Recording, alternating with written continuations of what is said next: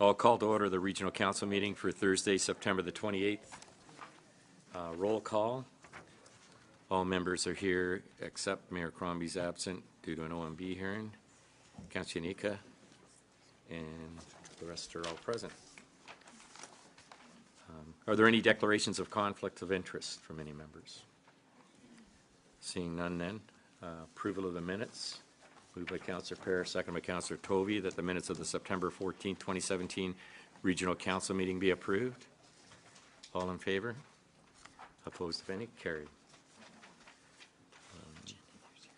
Now, on the approval of the agenda, I'm going to change the order of the delegations so that they move a little more smoothly and they're connected. We'll hear the items in the following order: 5.1, 5.2. Then we'll go to the delegate that's on 5.7, and we will bring forward at that time the corresponding report 11.1. And then we'll go to items 5.3, 4, 5, and 6 because they're all related. And then we'll finish up the delegations with 5.5, and at that time bring forward 13.6 at that time to deal with that. So is that clear with everybody? All right. I'll need them.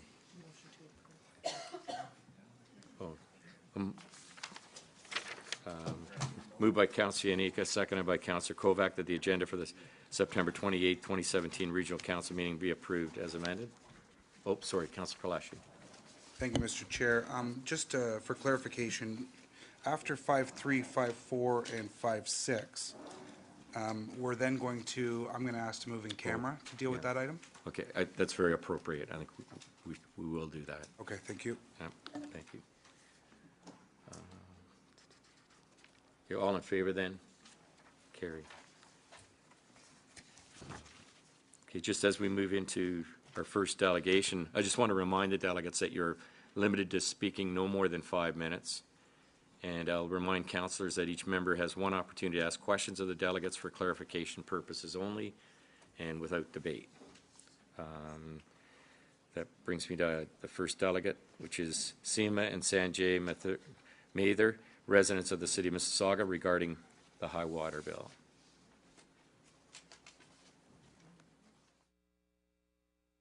Yeah, please come forward.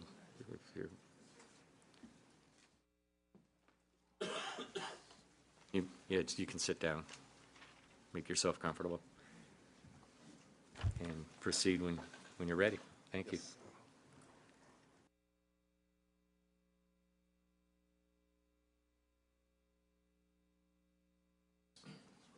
Go ahead, yeah. Good morning, ladies and gentlemen. Thank you very much for your time, for hearing me out. I just feel that the water bill that I had was unusually high for no apparent reason. I know certain steps had been taken to check the device and nothing was found, but then there can be times when things can happen which seem to have no apparent explanation. And I guess this is what has happened in my case. I didn't get anything done, and neither before or after the high water bill, and everything is just as normal. Did not get any leak fixed. There was no leak. So I don't understand what could have happened. All I can say is, to my logical mind, I don't see any explanation for that. So I can give you an analogy, and the analogy is, it's like you have a water stream and you have a water wheel, and as the water flows, the water wheel turns, and then you have the rainy season and the water flows faster, the water wheel turns faster, and then there's a boulder that comes crashing onto one of the paddles of the water wheel, and the water wheel is into a frenzied spin. The boulder moves on. So if you connect a sensitive device to the water wheel, you'll see the spike, but you will not be able to see the reason because the boulder has moved on. Everything is okay. So this is just an analogy that I can think of. The only way you can find out is if you have a camera attached to it, and that will show the reason why there was a spike, but otherwise it's all normal. It's exactly the case here. So I have already paid what I think is a reasonable amount, like every month, every time I get a water bill, the average amount that I've already paid. but it's just the balance amount of an extra $450 that I'm really questioning, because I actually did not do anything, and then there was no leak. That's all I have to say. Thank you. Okay. Did staff want to respond? Thank you, through you, Mr. Chair. Yes, as Mr. Sanjay says, he does have a balance owing on his bill. We did go out to his residence and we tested the meter. We took it away, we tested it. Yes. Everything came back that the meter was working fine. So we have no, we can't recommend that we waive the outstanding amount of the bill. We haven't been charging any interest or the fee to have the meter tested because we knew he was coming to council, and we certainly would feel comfortable waiving those.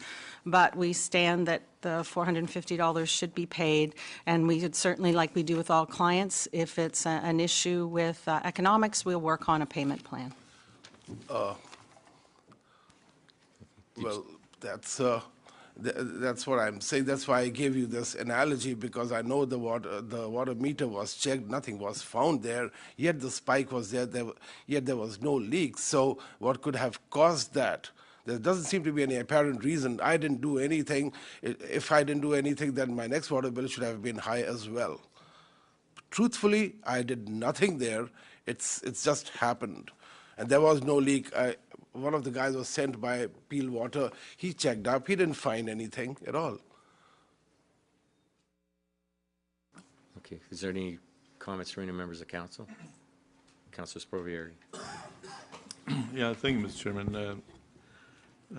Through you to Mr. Sanjay. Yes. We've had numerous people come before us with the same problem, claiming that they could not figure out what caused the spike.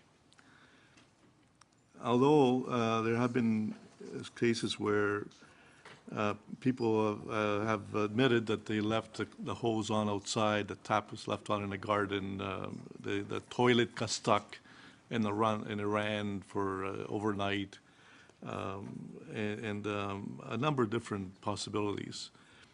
Are you? How can you assure us that none of these occurred? Yeah. Okay. Yes, sir. Well, first of all, very truthfully again, I did not get anything done. It's a matter of just $450. I wouldn't lie to you for that. And if the leakage had happened, I would pay it up front. Like if it's happened. Okay, too bad, but I would pay for it. But in this case, just because I did not do anything, so I feel that and also during that time frame, we were not in town. We were not in town during that time. And even when we came back, we didn't see any faucets running or any leaks. If there had been a leak, I would have known. And when I found the water bill, I checked up, I called up, and I found how to test the leak. And they said put color in the water tank, which I did, left it overnight. All of them checked everything, outside, inside, everything. There was just nothing. So through the chair, you're saying that while this happened, you were away from no one was at home? Yeah, no one was at home. We had gone out of the country for a couple of weeks. So that was the time frame that water bill was for. Well, normally the water bill covers a 3-month period. Yes, I yeah. believe. Yeah, so 15, 20 days we were not there at all. So in fact, it should have been lower. For the 3 months, it should have been lower than what the average is. Yeah. Well, it's a very difficult situation. I understand, for all of I us. understand. And some people have come here with a bill over $2,000, $3,000. Yes, I understand, And it's sir. even more difficult I understand, for us sir. to really make a Councilor Sprovieri, I'd decision. ask that you stick to questions. Yes. Yeah, certainly. Well, thank you very much. That's all the questions I have. Thank you. Okay, thank Thank you. you. Councilor Palashi. Thank you, Mr. Chair. I'm Oh, happy to you- move sir? receipt of, I'm happy to move receipt of the delegation. All right. Somebody second that? Okay. All in favor then of receipt? Thank you. Carried. Second delegation is Gary Glowacki, Executive Director, the Bridge Prison Ministry, and Ted Brown, Executive Director, Regeneration Outreach Community, to request support and advise of an event on October 13, 2017, in honor of World Homeless Day. Welcome, gentlemen. Thank you. Good morning. On behalf of Ted and I want to thank you for the opportunity to be here, but also, I think in your booklets you will have copies of this, which is a cookbook and living skills booklet that we've put together over the past year. And I also want to thank the region and region staff for helping us so much to get this thing done. We could not have done it without you, frankly. And I think it's a pretty good representation of the amount of caring and concern that everybody here has. I'm going to assume that, for poverty and homelessness. This book came about because I run a prison ministry. We integrate men coming back into the community from prison. So at this point, 74% of the men that we work with hands-on are out of the jail, out of the shelter system, are living in suitable housing, are relatively sober, and are working within 2 to 3 months. So it's a pretty good system we have. When we originally got the $65,000 we used to keep 24 men out of jail. $65,000 is the same amount of money it costs to keep one man in jail 6 months. So, although we did have one guy go back. We understand that this is about sustainability and self-sufficiency, so we were running money management programs and cooking classes, and we asked the men, where do you shop? And they said 7-Eleven. And we just gasped and said, no, we can do better than that. And so we've created this book with tips and things to do, and while recognizing the limited resources that some people have, including if you're a single mom and you have 3 kids, it's going to cost you $20 in bus fares just to get up to food basics. So, sometimes it's just as easy to go to McDonald's. So there are lots of alternatives in here, and we've got lots of supporters, people willing to give us crock pots and knapsacks and all that stuff to help people live their lives better. It's called LWL, Living Well on Less, and I think that, frankly, we all have to. I have to learn how to do that myself, right, because my money doesn't necessarily grow. So we're here on behalf of Ted and I to say thank you.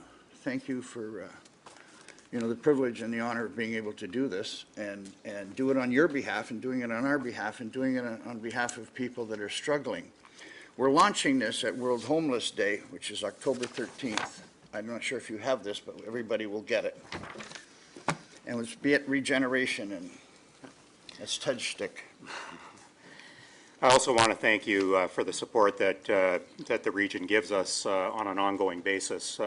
If it wasn't for council and the community investment program, we would have a hard time surviving.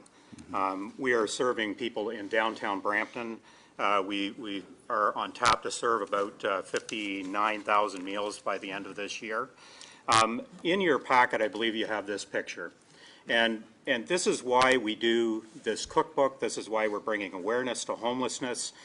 This is a guy by the name of Dale, and this is part of my staff in the picture. Dale arrived on our doorstep early summer. He was homeless. He didn't know where to go. He thought he could come in and sleep at our place. We don't do that. We pointed him to the shelter. We gave him a bus ticket to get there. He didn't arrive down at the shelter that day. But he's been back pretty well every day since that moment. And he's been sleeping outside. He's been sleeping on people's couches when he comes. The one that gets me is when he comes in with burrs on his back after sleeping outside in the woods. Dale is on Canada Pension. He's a man whose family fell apart. The thing that gets me is that Dale came in with some terrible foot illness. Community nurse with the outreach team of Peel Health came in and cared for his feet and sent them off to the hospital. He's been back to the hospital 3 times for his feet. He doesn't have the ability to care for himself. That's one of the things that the issues that we have. And one of the things that's been very frustrating for us as we continue to care for people is guys like Dale, is they get told at the hospital, and he was told at the hospital, go home, put your feet up, and let them rest that way. And so that's what we want to bring awareness to on World Homeless Day. So thank you. Thank you. Thank you very much. I have a couple of councillors that have questions. Councillor Moore. Well, thank you. I know you came here to say thank you to our amazing staff at the Region of Peel, but they couldn't do what they do if it wasn't for you folks. And I think all of us around this table know that if it was not for the faith community, if it was not for the community agencies, we wouldn't be able to do the kinds of things that we do. We know that you do the heavy lifting. And so I really, on behalf of council, want to thank you for all that you do to make our communities better. I think you've sent us the flyer electronically. I know we've, my office, I'm pretty sure has sent it out on social media. So if it's gone out to all members of council, I know we'd want to promote World Homeless Day for you and on, you know, for all the residents in the region of Peel. This cookbook is spectacular. You sent a copy of it to me, Gary, ahead of time, so I had a bit of a sneak preview. But this is really an excellent guide for people who contribute to the food banks and donate to the various agencies and the faith community, because it's a guide of what kinds of products we should be donating. A lot of folks, we had a presentation here a few years ago where they said a lot of people contribute to food banks, not recognizing that some of the recipients don't have refrigeration. They're not able to actually prepare the products, you know, that require milk or butter. So they're making them in a less healthy way. You know, we don't always think of things like chickpeas and products that are high in protein.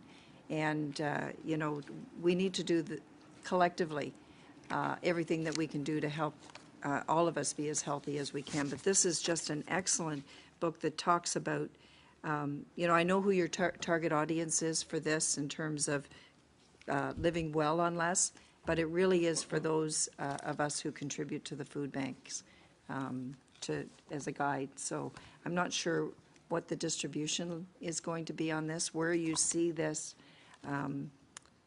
being distributed, or how many copies did we do? Well, we asked for 2,500. I think you're going to print 2,000. 2,500? Yeah, apparently you're going to print 2,000. That's fine, right? The church will cover the rest. But to the churches, because they help to sponsor this, and they have lots of, you know, out of the cold programs and cooking classes, and to the food banks and to other agencies that have community cooking classes, because those are so important. Not so much that you learn how to cook, but that too, but to at least feel you have some place to go, that you're not isolated, you're not lonely, you're not weird, you're weird, but you're with a bunch of other weirdos. But, yes, yeah, exactly. So, I didn't say that out loud, but I don't know. Anyway. They live among us, Gary. Yeah, they do. Yeah, they do. And they're our friends. But anyways, and we want people to realize, all the photos in here are of people we know. So it's very human. It's real people with real struggles and not giving up and coming out and swinging. And we, at the World Homeless Day, I hope everybody can attend. Well, yeah, I hope everybody can attend. We're going to have a photo gallery of a day in the life. We bought 30 disposable cameras and said, here, go out and take pictures of your life. And so we're going to frame them and get people to really see it. We're going to cook and have our staff and our clients cook a meal based on what you would get from the food bank, and how you can do it properly. And we'll even have a choir. And there probably won't be much time for me to talk, so that's a bonus too. Very good thing. Well, thank you for all you do. You make a difference. Thanks. Thank you. Thanks for letting us do it. Councilor Medeiros. Thank you, through the chair. Thanks for the presentation. Just in terms of what's the distribution of this, who are you going to be targeting, distributing it to, and how are you distributing it? To the various food banks, because they're all, you know, we're trying to create a community network, or just a community period. So anybody in the food bank business, people that are running soup kitchens, you know, Knight's Table, to the churches, because they're very interested and because they paid lots. But that's our initial distribution, right? Besides that, we're just looking at the numbers right now. I'm also trying to get more money to produce more, because I'm getting phone calls from people in Oshawa and Hamilton saying, wow, this was forwarded to me, I really like it, can I buy copies? I say, well, actually you can't, because we're not in the retail. So the original distribution will be with people who are active in this, but beyond that, I need it to go out to people who don't really understand that the people we're dealing with are people. And so that's not necessarily secondary. but it might determine how many get out. So City Hall here. Through the chair, and I guess this is where I'm going a little bit, because I think that you've raised an issue around food security. And, you know, we talk about what are some funding sources. You talk about community investment. My understanding, you know, and I guess this is a question to staff, community investment is one thing. One thing is to raise awareness, but the food security aspect, when you talk about, you know, the country we live in, and in a major region, which is, you know, certainly, you know, we're fortunate, yet we struggle with food security for individuals, and I know organizations like yourselves that you can be doing more. And certainly I hear that all the time, and I know, you know, our conversations. So I guess just through the staff, when we do these programs, I guess organizations that do provide, you know, do provide food offerings, or they provide meals, is there a specific line item, or is it just around capacity? Through the chair. So for organizations such as this, we support them through the Community Investment Program. In this particular case, we also provide funding through the Homelessness Partnering Strategy, which is federal dollars that flow through us right to the organization. Well, through the chair, I think this, you know, with the budget exercises coming up, I think we should really explore, this council really explore in terms of, you know, when I hear an organization, I know downtown Brampton, you know, one of the points that when I hear about the fact that you can provide a family that wants to go buy food, you know, and doesn't have mobility, and I know we're going to be talking about transportation coming up, but it does become costly, and it's a basic, you know, for you to get from point A to point B, to be able to get access to those fresh fruits and vegetables and those food offerings, you know, I think that it's a really multi-approach.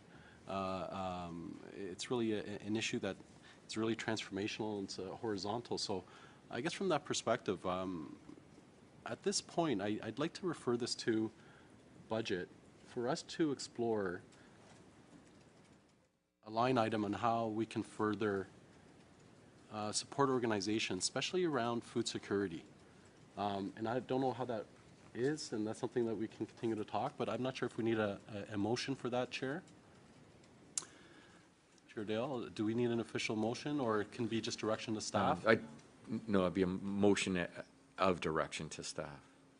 And that Okay, so would I'd be like to put a recorded. motion of direction to staff, because certainly when I hear organizations that can do more, and I know you're stretching it, and then after I know, especially with the city of Brampton downtown, we're going to be going through a lot of transformation, and the last thing I want to hear is also displacement.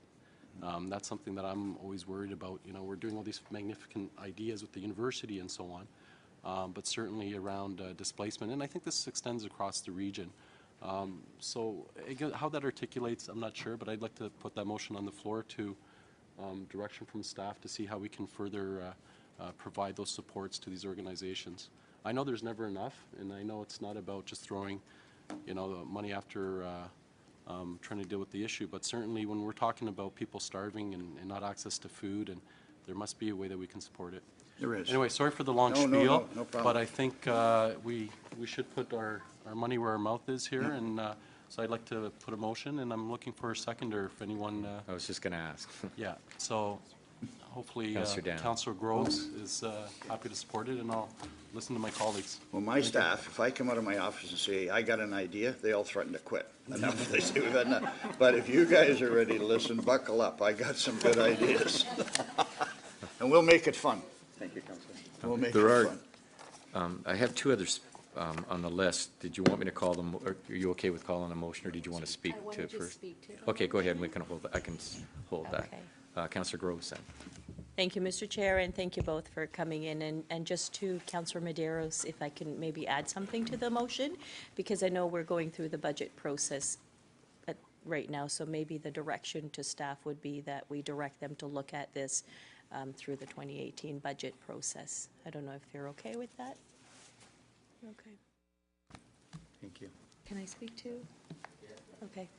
Thank you, and thank you both for the great work that you do. I represent a community in Caledon, Bolton. One of the, I think one of the misperceptions that we have is that we don't have poor people in Caledon. Well, in my ward, I will tell you, we've got people that are on the verge of homelessness.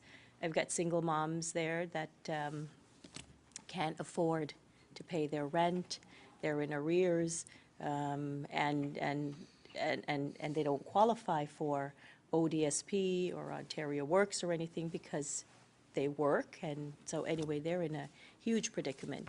So one of the things that I wanted to suggest to you, if you're okay with that, we do have Caledon Community Services in Caledon that serves the needs of many of these families. And this is a great book. This is a wonderful book, and I wondered if you could reach out to them, and maybe we have a food bank, the Exchange, and maybe you might want to reach out and share this book with them, because I think this is great, and there's some wonderful recipes in there. I mean, there are recipes for all of us that we can Yeah. use these recipes.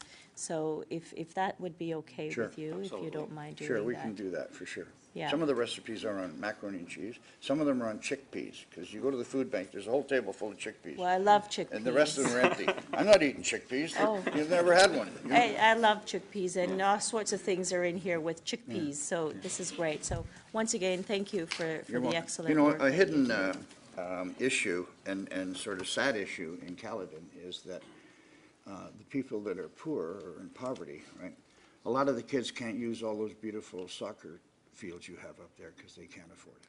They cannot. They couldn't even go to the fair this weekend, Right. this past weekend, because they just So, didn't have the money If we to can help go. them cook, they can maybe buy soccer shoes or go to a movie and Right. just have the kids feel like real people. Absolutely. Thank you. Hey, thank you very much. Oh, we're not finished yet. We still. We're not done? No. Mayor Thompson. So I see the exchanges in here on page 68, and it's good to see that you've included it. Two things. First of all, I agree with your motion to Councillor Medeiros, first of all, but I know the newcomer strategy has been working on that particular issue that you were asking about and on food security. So I think, yes, put it in the budget, but let's make sure we reach out so we're not duplicating, but how we can complement. I really think if we can do that, as direction, I don't think we need to amend the motion, but I think staff know about that, and I know you've been involved with that.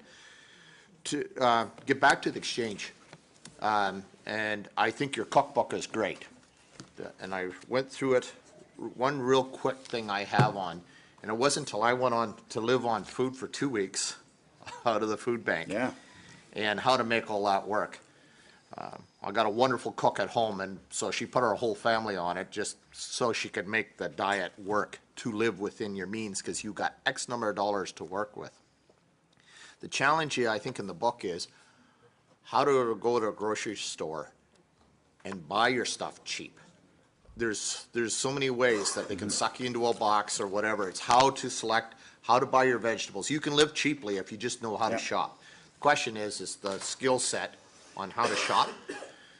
The one thing that was unique, and this is where I think the exchange is trying to go, where Councillor Groves and Councillor Downey that work with the Caledon Community Services is, you look at some of the recipes. You need some pineapple juice, or you need Worcester sauce, or you need... They can't afford to buy those bottles for the little bit they're going to use, but at the exchange they have it. You can come and make your dishes and leave. And the products are there for free to use. Yeah. And I'm just saying, those are some of the things that I think we need to emphasize. Wonderful book. Are you selling these to even if I wanted to bring them into the, if I have them in the office to hand out or anything like that? We're not in that position, because neither one of us are involved in retail, but we're both charities, so. Yeah, it's just to help cover costs, Sure, to allow you to move absolutely. forward. Have you considered that? Absolutely. We're waiting on the second production, so I'm going to see if I can bump it up to 2,500. We have 2,000 now. That's what the region agreed to, so. But even I'm if all- you ask for donations, maybe for Oh, yeah. donations, we get 10 We could do booklets to that. get I out have to some- move it. I have some I'm other just people. throwing that out there as an idea, and Sure. how we can help through Yeah. our offices. I think all of us would gladly have these on our counter. Perfect. We can do that. All right, can that's a make- challenge for you. Okay, well, I got a challenge for you. Council- See you the 13th. Councillor I'm in. Sato. Hi, don't leave yet. I'm so impressed with this book. This is really, really great. My area is covered by Eden Food for Change. Yes. And they have the teaching kitchen there where they Yeah. bring the clients in teach them how to cook with the food that they get at the food bank. 6 of us from council went there, I guess about 3 or 4 weeks ago in the summer, and we took the cooking class. Yep. And it was quite exciting because we prepared a meal, about 200 to 300 meals, that were then given to the clients that evening, and they were still warm when they came in that evening, and we got really, they were really good results. And we found out that one of our counselors on your right, Councillor Mahoney, is a secret chef and did an absolutely amazing job. But yeah, but I really, going through your book, that is what Eden Food for Change is all about: is helping people to learn how to cook and to make simple but nutritious meals. And they really push the fresh food aspect of it. I think, I think you mentioned at the beginning of your presentation that some of these would be given to the food banks. Yes. Well, we have a lot of food banks. Yep. And if you were to share them, you said 2,000 copies, they wouldn't each get very many copies. So Well, the intention is they'll get 50 each. yeah, and when they're serving 300 to 400 Oh, yeah, a no. month, Yes. 50 is a bit of a drop in the Yes. bucket. I'm going to ask regional staff, how much did we fund towards the production of this? Through the chair, we provided approximately $5,000 towards communications, editing, and printing costs. So it cost more than $5,000 to print 2,000. 2,000 of these? Okay. Well, I guess it is 78 pages. Okay, that's pretty good. I guess my feeling, and following what Councillor Madero said, is I would really like to see this distributed further.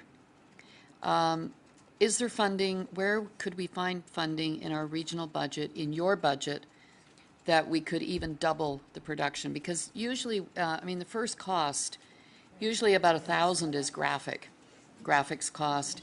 Once you start printing, it doesn't cost that much more. It's just paper. And paper, I just had a quote on a booklet. So, once you go over the 2,500, every 500 to 1,000 is so much less. And I think we could at least double the cost for, I don't know, maybe a couple of $1,000s more. And Councillor just Sato, I it's think that well would spent. be taken into consideration on the motion that was when we passed when the Okay. motion's passed. Did you have an amount in your motion? Because I missed that. Staff to come back. I guess what I would like to say is, instead of having staff come back, because, we're printing stuff, right? I'd like us to approve funding today and then direct them to go and print as many as they can for that amount, even if we add it to another $2,500 onto the 5,000. And I think you could probably print at least another 2,000 for that amount of money.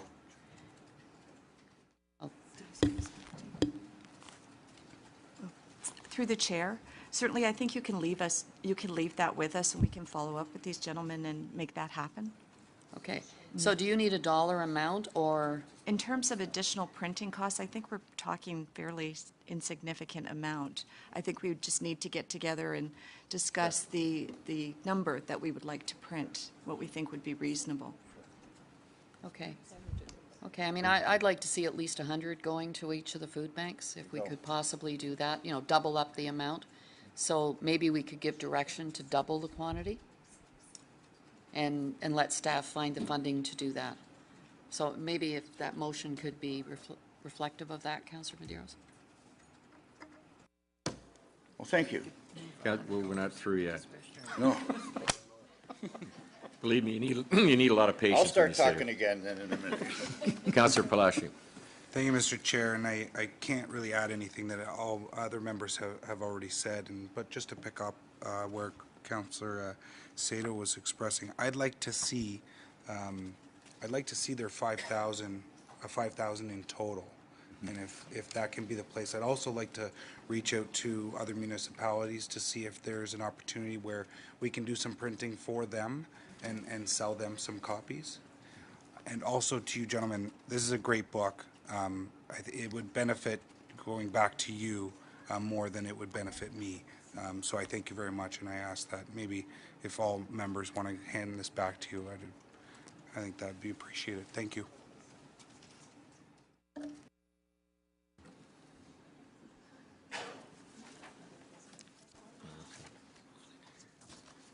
Okay.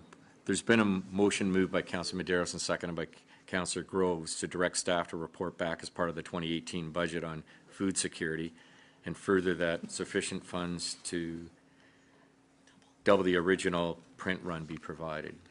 All right. All those, it's actually a recorded vote. A recorded votes, but yeah, I'd like that. So it's-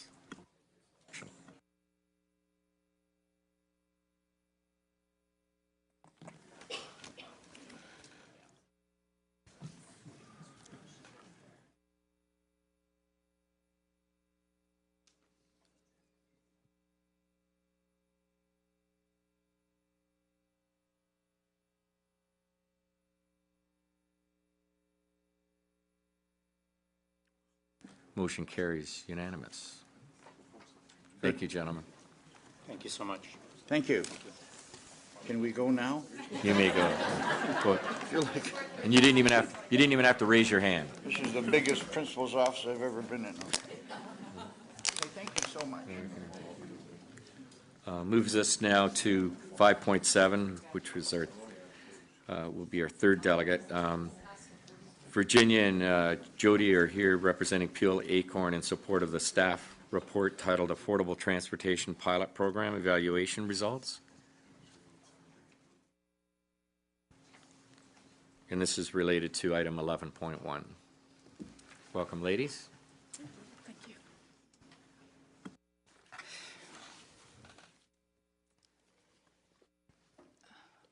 Hello, and thank you for letting us speak today on behalf of Peel Acorn members. My name is Virginia Vithalingam. I am the co-chair of the Mississauga chapter of Acorn. We are a community organization of 120,000 members across Canada. We advocate for low to moderate income families. Over the last 7 months, members and people of the community have made it clear that transit is no longer affordable. In Canada, transportation is considered a basic need.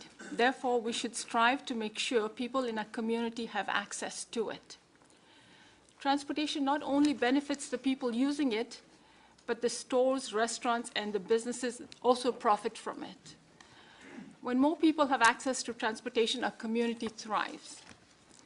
The way our system is set up now in Mississauga and Brampton, a person's income may be a barrier to this need.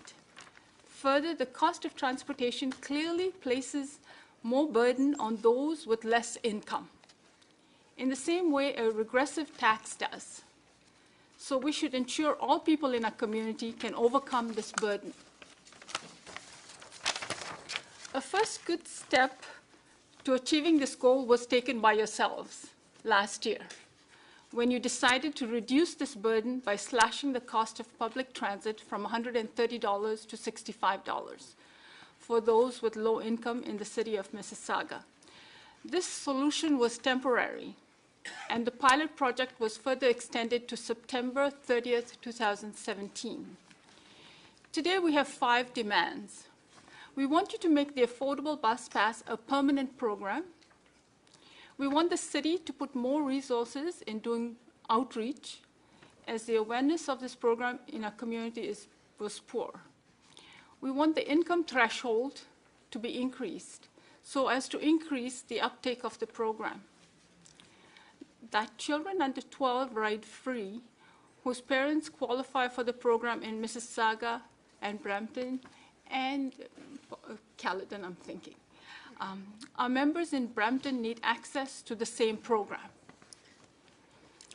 This is a serious savings for low-income people, particularly families with kids. It represents a significant safety net. We are here above all to make sure our politicians know of our needs to us. It seems that when the city has insufficient funds, They end programs that help poorest in our community. I just want to say one other thing is that we had a pilot project because all of you found that to be a need. We're asking that it be made permanent. Thank you. Thank you. Councillor Medeiros. Thank you through the chair. Thank you for the presentation. And certainly, it's interesting. We had two different delegations, but everything seems to be intertwined when we talk about food security and the importance of transportation. And I know, becoming more familiar with Acorn because of residents in my area, I've had the opportunity to listen to what they feel about it, and you know, I'm fully supportive, and I think what we're asking, and I know we have a staff report. I don't know, Chair, if this is appropriate for us to move the staff report at this time, and I'd maybe like to hand it over to our commissioner to maybe respond to, I guess, those items of ask, because I think this report speaks to a lot what they're requesting. So through the chair, just to address some of the items that were raised by the delegation. So yes, we are, of course, supportive of a permanent program. That's what the report states. In terms of outreach, we agree, and you will see that in the 2018 budget, we are requesting an FTE so that we have that capacity to go out and do more outreach and ensure that the uptake is increased. The income threshold levels are currently based on, for one person, approximately $22,000, and for two-person household, $31,000. And if council requests that we go back and take a look at those income thresholds and also take a look at children riding for free, under 12 for free, we would need to do the analysis. I just don't have that information with me. So through the chair, I'd like to move it then, that staff direction to go look at those two outstanding items as well.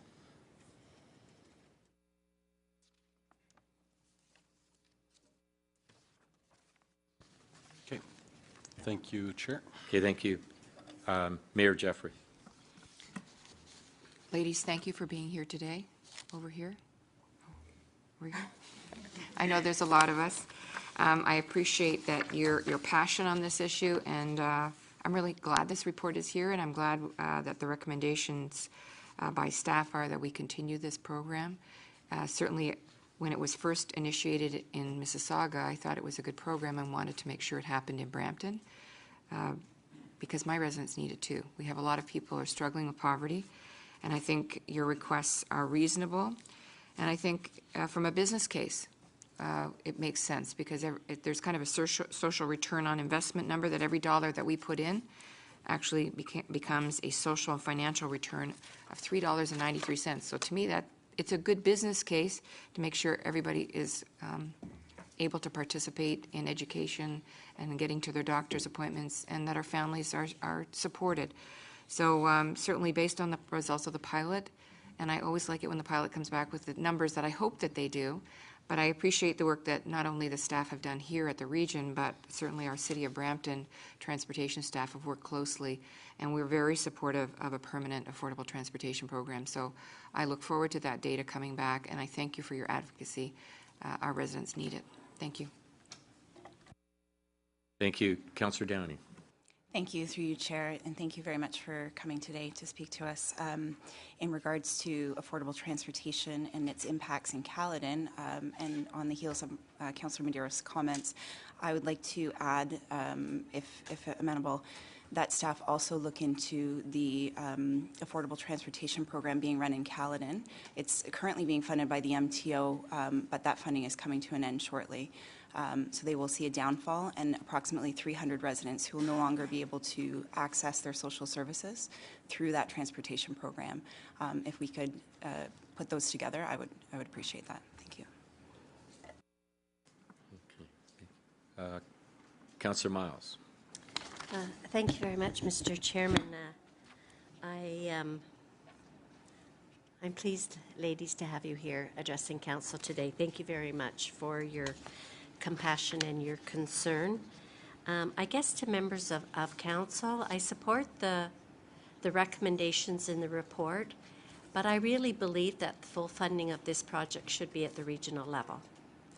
And So it is something that we are going to be discussing during the budget process, but I do think that this initiative should be fully funded at the regional level. This is the level of government where we deal with human services, where we deal with our vulnerable population, and where we deal with those living in poverty. The region is the only level of government that has the mechanisms to properly assess and manage this program. It may mean that the criteria needs further looked at, but I would like to, as part of the motion, have the region, or have the support of council to look at this being a fully funded regional program in the 2018 budget. And I would be interested in hearing how my colleagues in the city of Brampton and the other cities, or the city of Mississauga and Caledon, feel. But I do think this is where the program should be and should be funding. This is where we have the expertise. I'm going to ask the CEO to respond to that first.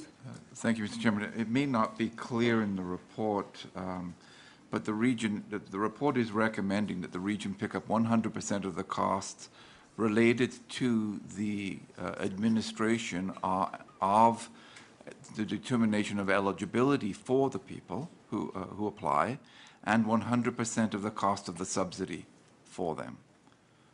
So we are picking up that, which was different from the pilot.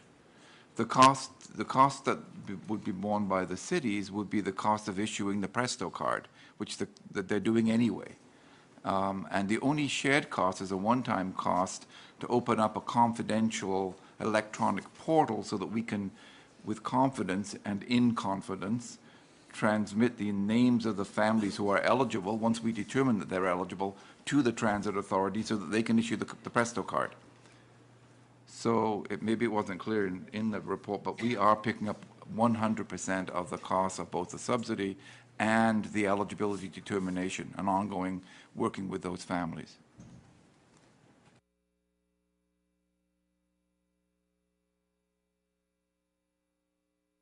So the 1/3 cost sharing that is indicated in the report,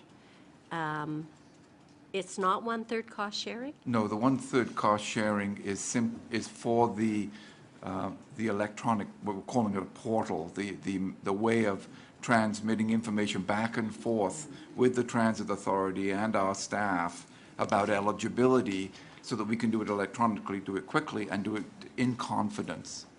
So we have to build that ability to do that. So that's the only shared cost. Perhaps, Mr. Swart, then we could, I guess as part of the budget process, take a closer look at the breakdown and the implications of costs, so that we, or even maybe prior to, so that we know at the municipal level, what is the impact going to be on our budgets there? Yes, we can do that. And staff is working with, we have a better idea in Mississauga where we ran the pilot, and we're now working with Harry and staff at the city to determine the level of service that you want to implement in Brampton, and that will determine the cost. Okay, thank you very much.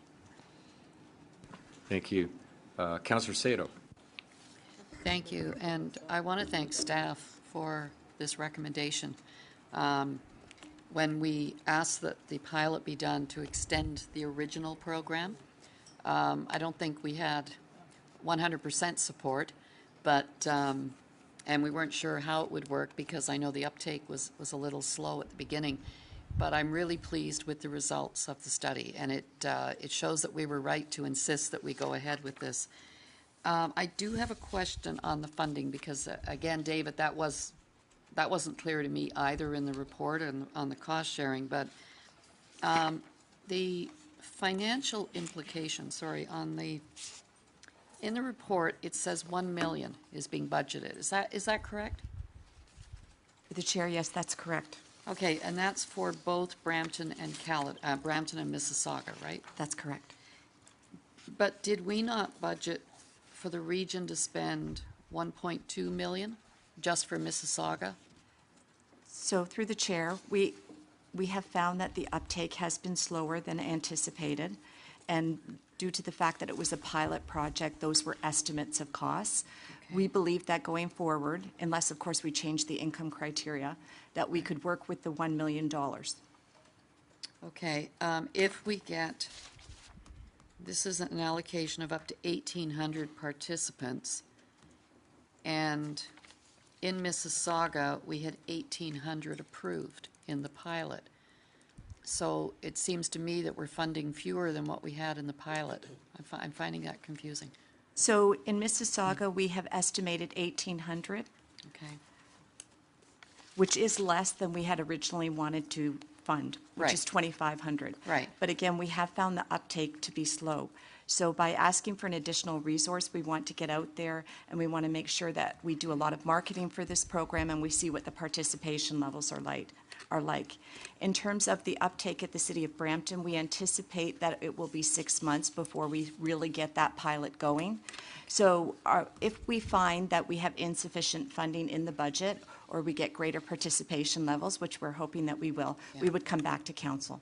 So we've used a conservative estimate. So how much did we actually spend? I'm sure it's in here, but I'm not finding it. So we haven't reconciled completely the costs yet with the City of Mississauga. We were going to do that at the end of the pilot. In terms of administration, we have spent about $240,000. And for subsidies, in 2016, we spent $225,000. And to date, in 2017, we spent $300,000. So we're well below $1 million. Yes, On there, that's okay, correct. so we're being now I estim- see why you're putting $1 million in. We're being very conservative with our estimates in Right. terms of what we need for budget. Okay.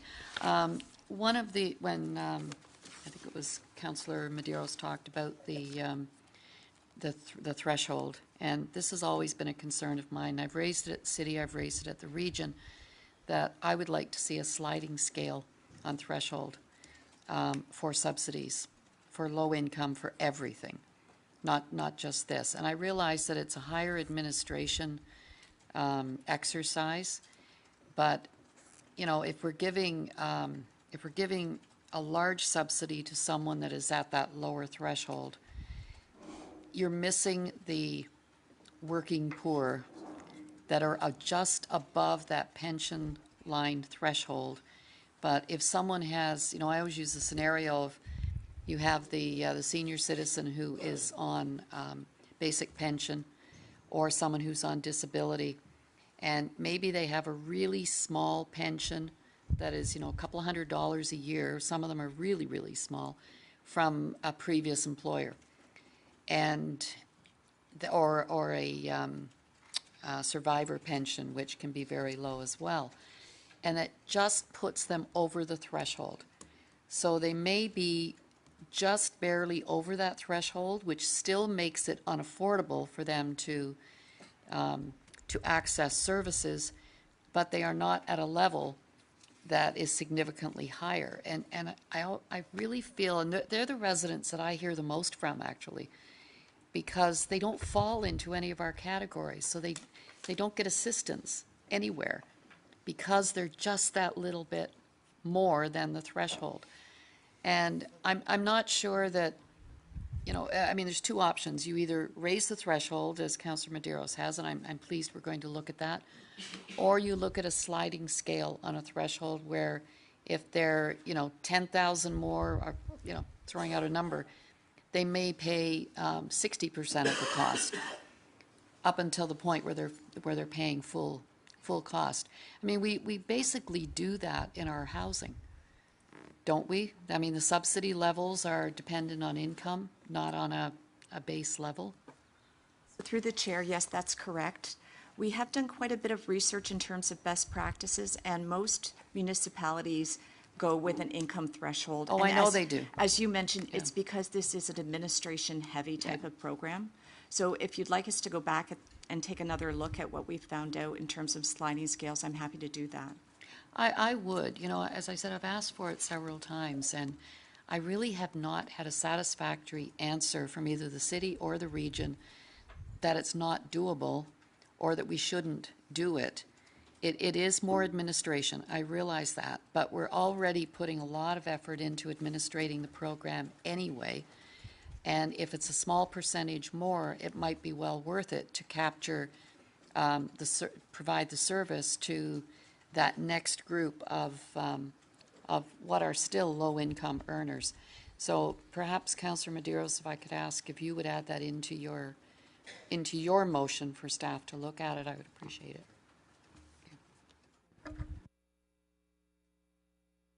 Thank you. Councillor Raz. Thank you, Mr. Chair, and thank you to the delegation for coming today. We've certainly support the work that the both region and the city has done. My question is to staff. So 2,500 people applied for the pilot program. 1,600 were given the Presto card, but only 1,300 activated. Have we ever touched base with those 300 people who went through the process of applying but never used their card? Chair, just a moment. I'm going to turn around to staff.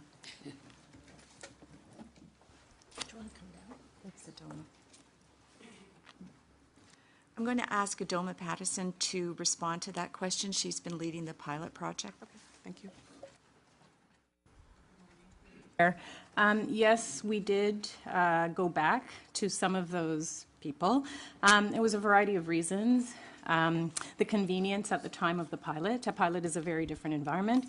They were required to come in, sign paperwork, agree to participating, providing monthly surveys, and sometimes that presented a bit of a barrier, or they decided that they didn't need it. The other thing is sometimes cost. So even at the 50%, some people can't afford it, and they don't need it every month. Okay, and will that kind of wrap up be included in the report that's going to come back to council? Through the chair, certainly we can go into more detail if you would like about what our surveying and our feedback from users, what we found. Okay, I think that would also help shape the future of the program if we need to tweak it. Thank you. Thank you very much. I have a motion I'm going to read. It's bringing forward 11.1. It's moved by Councilor Medeiros, seconded by Mayor Jeffrey.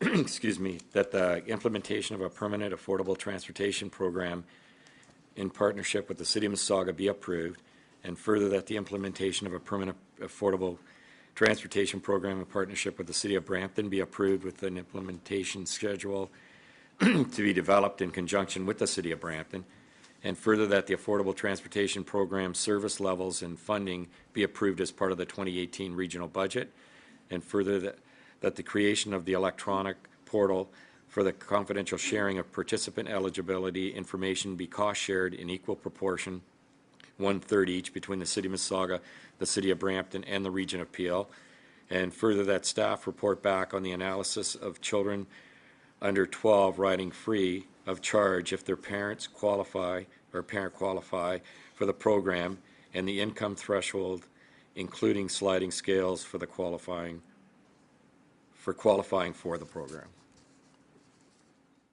Sorry, there's also mention of the town of Caledon, that we investigate expanding the program to Chattown. Okay, yeah, and to look at the feasibility of extending the program to the town of Caledon. You hear the motion? It's a recorded vote. So make your selections, please.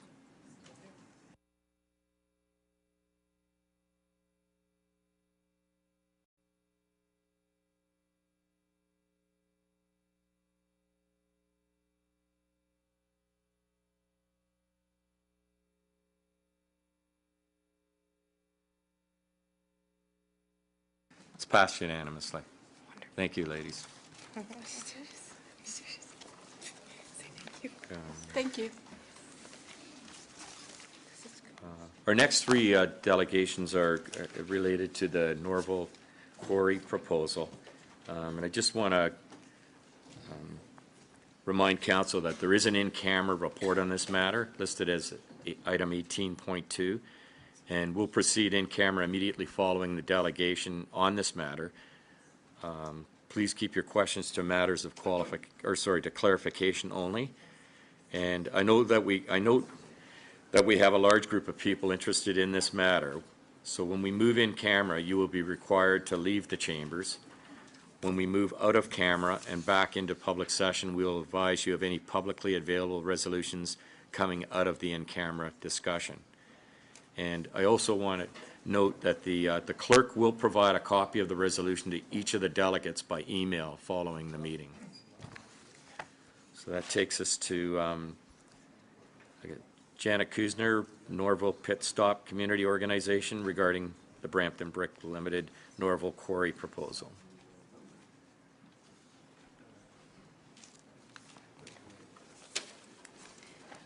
Thank you, Chair. Norville Pit Stop Community Organization is a group of local citizens concerned about the proposed Norville Quarry. Our supporters include residents of Norville, residents along the proposed truck routes, 5 local churches, local businesses, an array of fishermen, educators, environmentalists, biologists, and other concerned citizens. We've been meeting since 2007. Shortly after Brampton Brick began to make way for their quarry site by clear-cutting over 50 acres of trees on this site. We have real serious concerns about the impacts that the Norville Quarry would have on traffic, water, air quality, noise, the cultural landscape, fish habitat, and natural heritage features. The Norville Quarry site is surrounded by an existing residential community, with homes abutting the proposed dusty and noisy quarry operations. These homes are all dependent on their own private wells for water. There is no plan to supply us with municipal services. Even though we pay Brampton's residential tax rate, being in the Greenbelt excludes us from the water and sewer services planned for the urban expansion in the area. There's no disputing that a quarry causes loss of groundwater levels. How that will affect residential water supplies as well as fish habitat is a real and serious concern. The Region of Peel has rigorously peer-reviewed Brampton Brick's reports and has found that the Norville Quarry does not pass the policy test. It's important that the region support these peer reviewers at the OMB hearing. Not included, though, was any study of the health effects of chronic exposure to particulate in the air, especially crystalline silica, a defined carcinogen in the Health Act. Brampton Brick's proposed truck route, Winston Churchill Boulevard, has steep variable topography where it crosses tributaries of the Credit River, creating poor visibility of traffic, especially for the several residential driveways just meters away from Brampton Brick's proposed truck turning lanes. This is a residential road with school buses picking up children, pedestrians walking to their mailbox, curbside garbage pickup, bedroom windows, and is not a suitable gravel truck route. It would be more appropriate to designate this section of Winston Churchill Boulevard as a protected heritage road, given the large number of wildlife that moves across this road and the cultural heritage features along the way.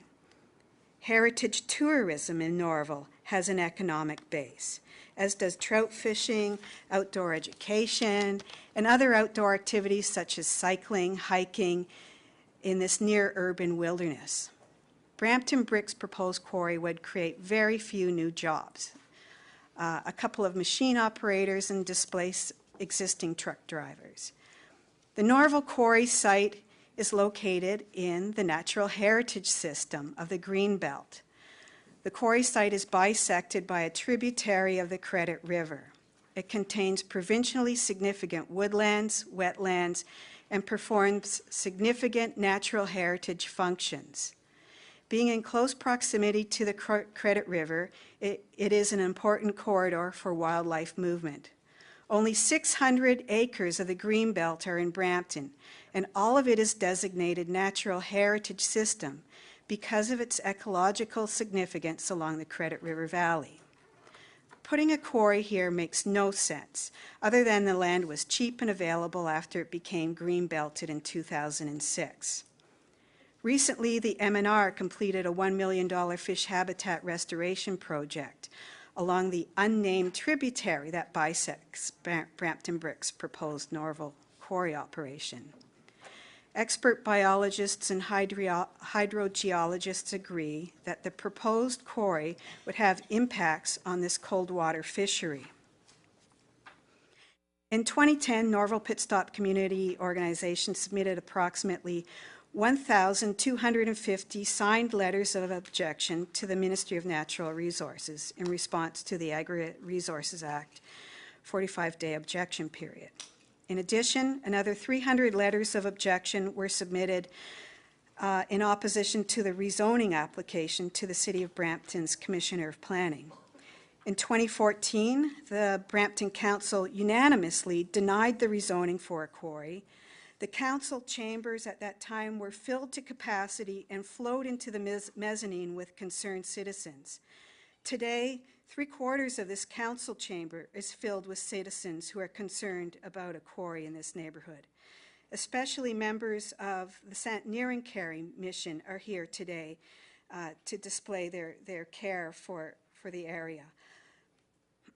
The following organizations continue to oppose the quarry: the City of Brampton, Region of Halton, Credit Valley Conservation, Upper Canada College Outdoor School, Sierra Club of Canada Peel Region Group, Centenarian Carry Mission, Northwest Brampton Landowners Group, Norval Community Association, Norval Pit Stop Community Organization. Hopefully the region of Peel will also remain in strong opposition to the Norval Quarry proposal. Okay, Thank you, Chair. Thank you very much. Seeing that there's no one on the board here, motion of receipt of the delegation. Moved by Council. Sorry? Oh, we can do that? Okay. Thank you very much for your presentation.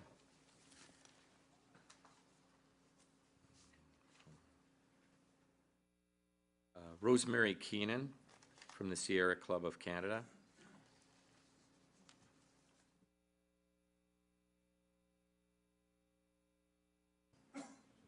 Welcome. Good morning, Mr. Chair and Council. Thank you for this opportunity. I'm here as chairperson of the Sierra Club, the Peel Region Group, in respect to the proposed Norval Quarry. Sierra Peel has a long-standing reputation for working with local stakeholders to protect our natural environment and water resources. We have grave concerns regarding the Norval Quarry and the impacts it would have on the Credit River tributary and natural heritage at this site. It's clear that detrimental impacts of the quarry on water quality and quantity cannot be avoided. Water is our most precious natural resource. Every living creature depends on clean drinking water to survive. The Clean Water Act promises protection for water at its source. The law promises to prevent problems before they can happen. Protection of our groundwater and surface water must be a priority and take precedence over a proposed quarry.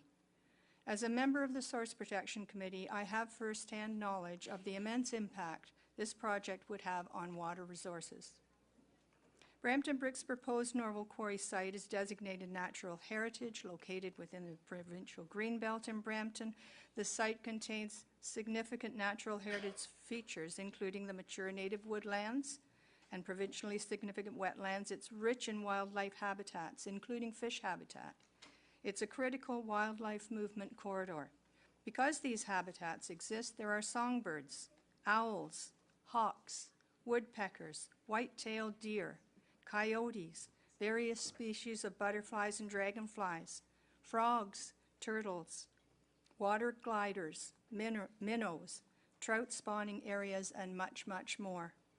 The site's biodiversity includes the butternut tree, a rare and endangered species. This natural heritage area is linked to the Credit River below, to the Upper Canada College Outdoor School campus across the road, and to a vast network of natural heritage areas along the Credit River to the north and the west. This is not vacant land. It is teeming with life and is an ecological jewel in Brampton's natural heritage. Sierra Club Peel spent over $50,000 in 2005 at the OMB to get accommodations on preserving our natural heritage in Northwest Brampton Greenbelt area. Excuse me. We were assured in the decision that this greenbelt would be preserved, protecting the numerous wildlife habitats and their connectivity. The loss of natural connectivity or linkages in the landscape puts the health and integrity of the natural environment at risk, precisely at a time when we need to support and nurture our diminishing wildlife and biodiversity. Recent restoration in the unnamed tributary under Bavard Drive has improved water quality and quantity and will eventually restore cold water spawning habitat for rainbow trout. Bobolink and other songbirds nested there until Brampton Brick denuded much of the site of maturing trees and naturalized vegetation. It's well known that a large herd of deer frequently inhabits the Norval Quarry site. The Sierra Club has been vigilant in protecting natural spaces since 1892. In 2006, when the Brampton official plan was at the OMB, the Sierra Club of Canada, Peel Region Group, successfully limited the urban expansion boundaries in northwest Brampton. Sierra Club Peel Group remains committed to protecting our valleyland watercourses and natural heritage areas, yet we are dependent on the City of Brampton and the Region of Peel to oppose Norval Quarry at the OMB with the utmost rigor. Planning for the protection of natural heritage features and areas and their ecological functions for the long term is fundamental to the natural heritage policy of the provincial policy statement. Please don't sacrifice the application of good, sustainable, long-term planning and protective policy. Stop the Norval Quarry. Thank you. Thank you. Are there any questions for clarification at all? Seeing none, then thank you very much for your deputation. That brings us to our third delegate with respect to this issue, Bruce Reed, resident of the City of Brampton. Welcome, Bruce.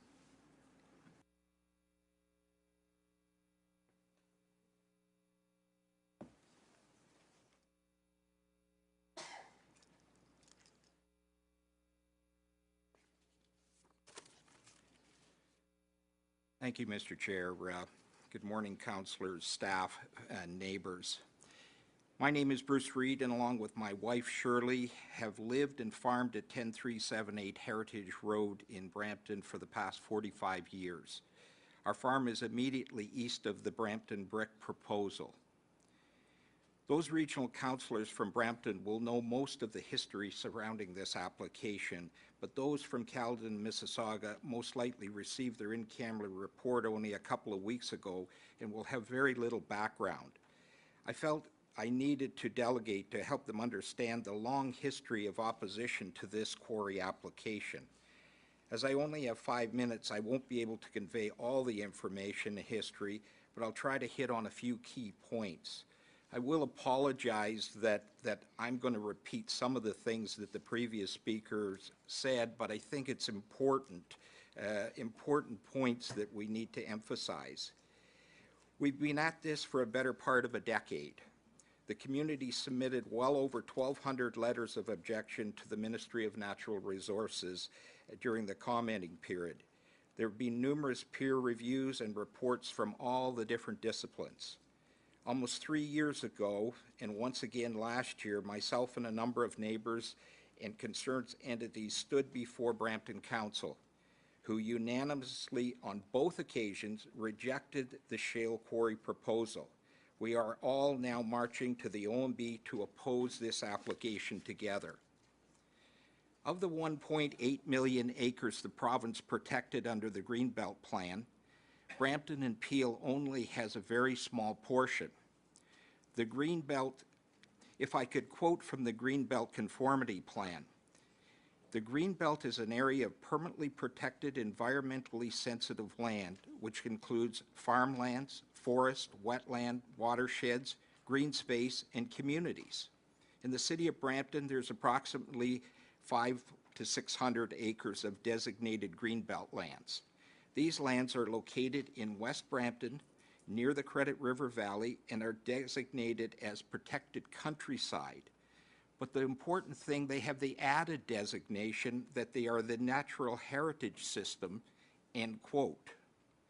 So all of Brampton Greenbelt land have the most stringent protection due to the significant woodlots, significant wildlife habitat, and provincially significant wetlands. Brampton Brick's lands have all these features that we strive to protect.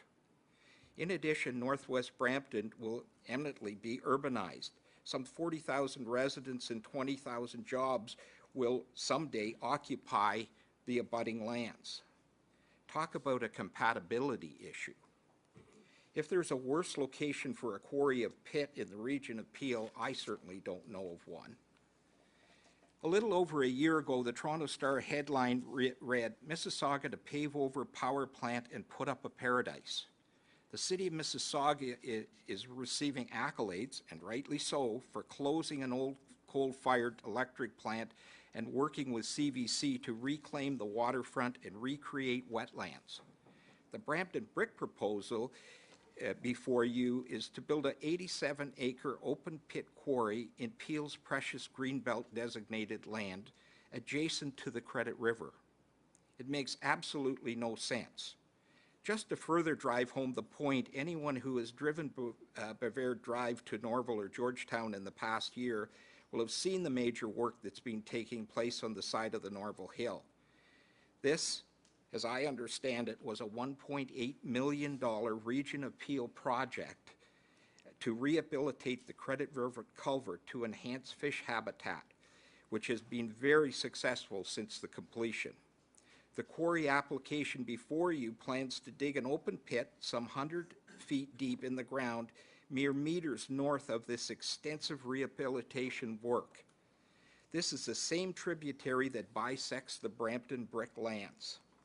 As we sit here today, the city of Brampton is in opposition. The region of Halton, the town of Halton Hills is in opposition. Credit Valley Conservation is in opposition. Upper Canada College is in opposition. St. Mary Carey Mission is in opposition.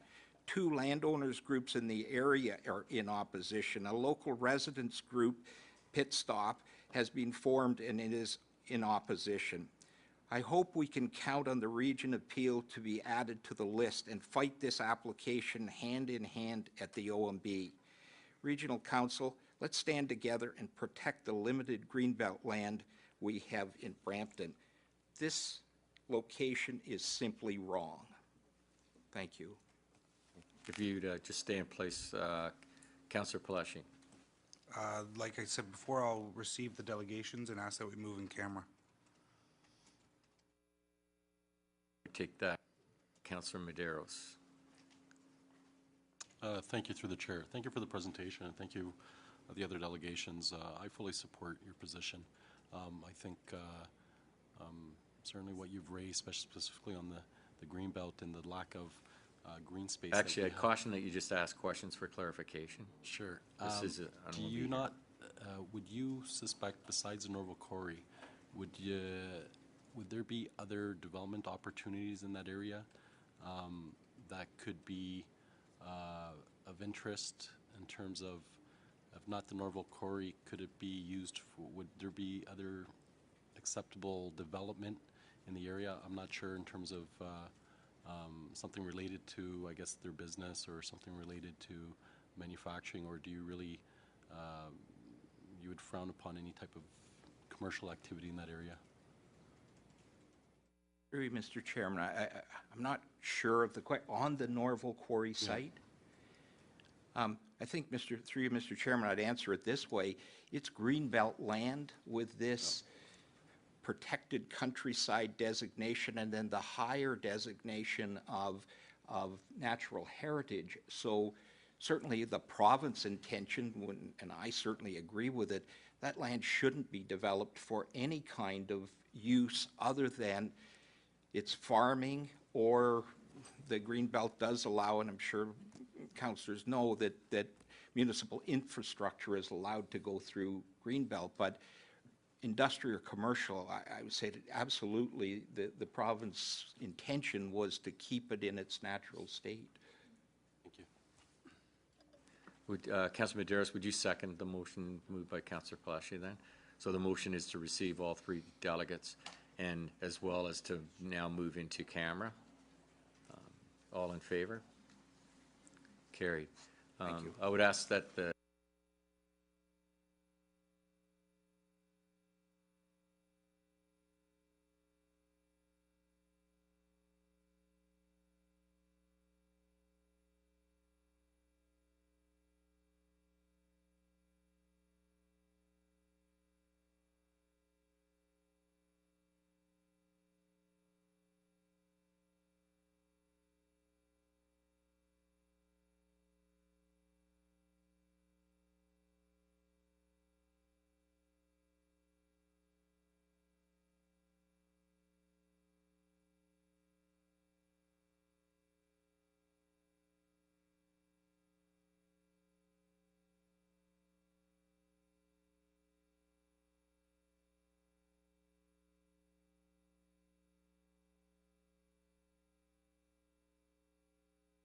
Regional Council closed session report be received, and further that the in-camera report titled Brampton Brick Limited Norval Quarry Proposal, City of Brampton, Ward 6, litigation or potential litigation, including matters before administrative tribunals affecting the municipality or local board, listed as item 18.2 on September 28, 2017 Regional Council agenda, be approved and become public upon adoption. And let's a recorded vote on that, please.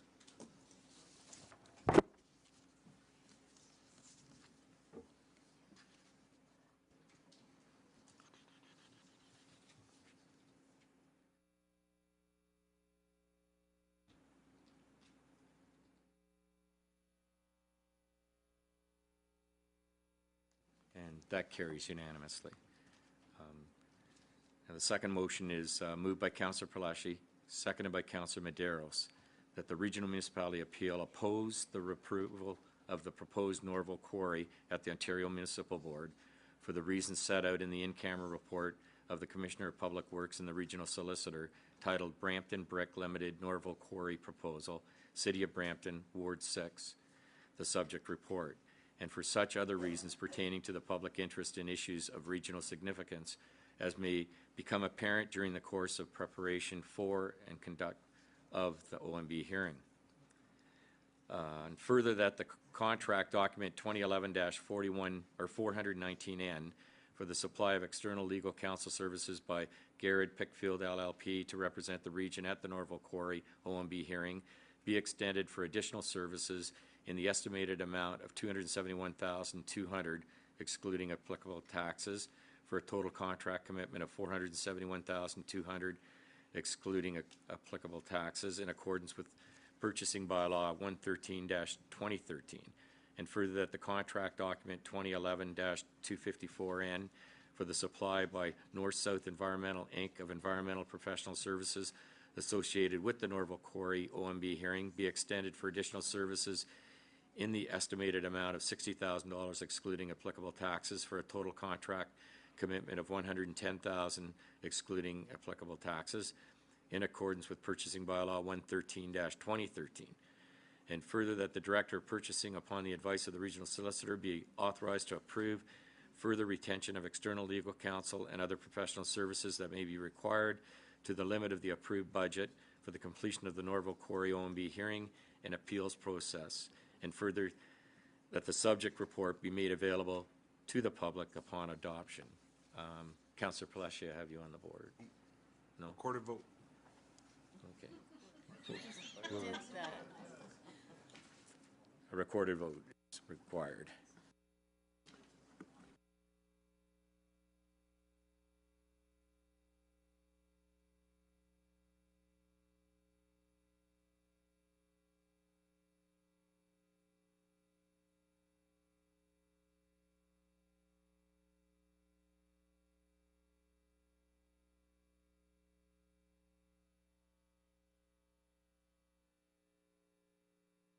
It carries unanimously.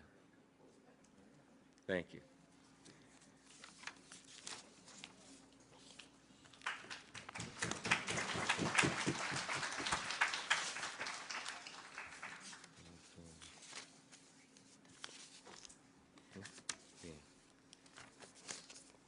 Our next delegate actually is here. She's the Diane Sachs, Environmental Commissioner of Ontario, providing information on the state of climate change in Ontario on the significant role of municipalities in addressing climate change. I'm going to ask and suggest, because of the importance of this issue, that I'll move that the time limit for this delegation be extended. And I'm going to suggest that 20 minutes would be more appropriate for this presentation. I would ask for a recorded vote, and a simple majority is required to extend it. So if you'd make your selection, please.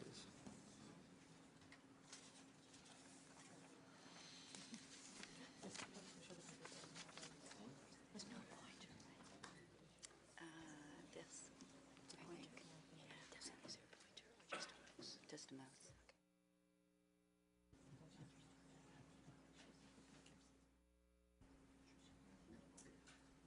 All right, your time has been extended.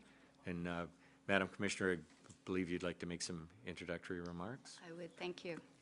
Regional Chair and members of Council, I'm pleased to introduce Dr. Diane Sachs, the Environmental Commissioner for Ontario, who will present to you this morning on the evidence related to climate change.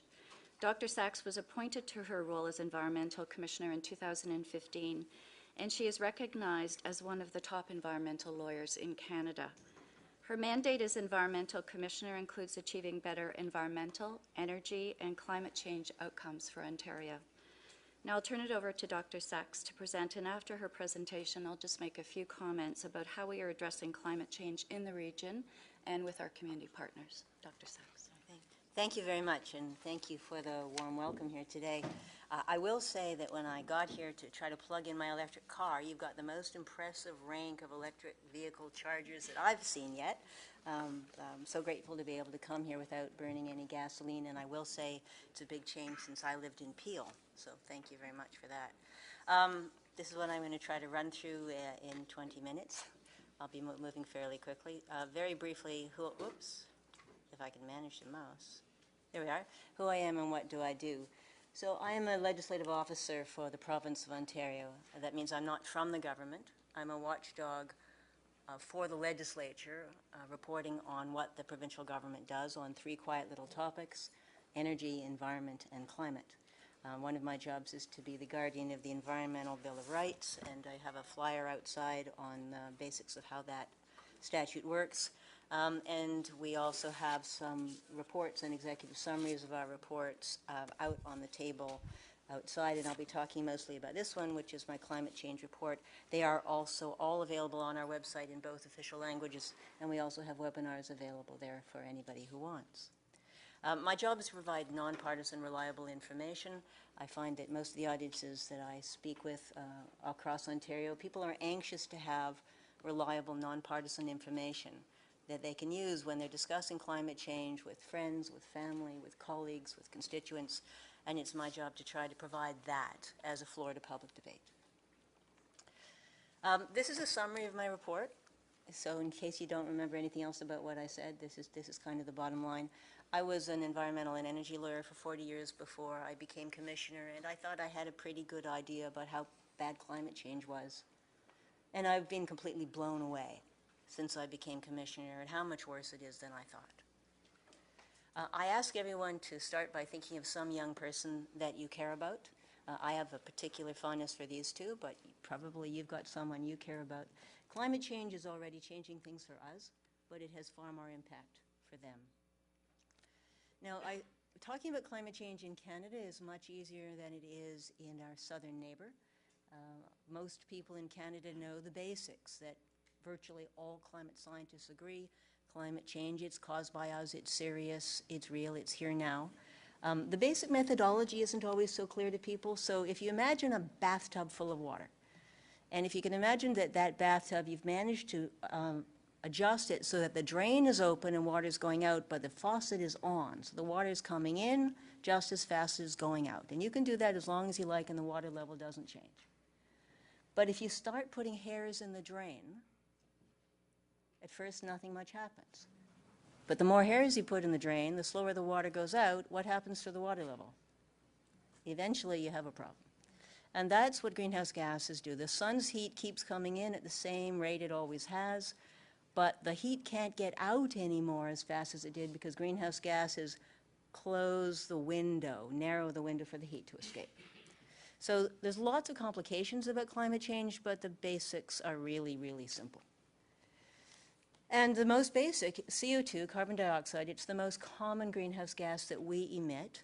And you can see on the bottom of the chart, in 1992, when I went to the Earth Summit, and all the countries of the world agreed, even OPEC, even Russia, that carbon dioxide greenhouse gases were an enormous problem for the world, for human health, for the environment, for the economy, and we urgently had to do something about them, and you can see what we have done about them during my lifetime. So we now have the highest level of CO2 emissions ever going into the atmosphere every year, going into the world system every year. Now the good news is you can see it's not growing up as fast as it used to, and that's mostly due to China. China's coal use has peaked, leveled off. And so the rate at which CO2 is increasing has leveled off, but we are still year after year after year pumping into the atmosphere about 63% more CO2 than we did in 1990 every single year.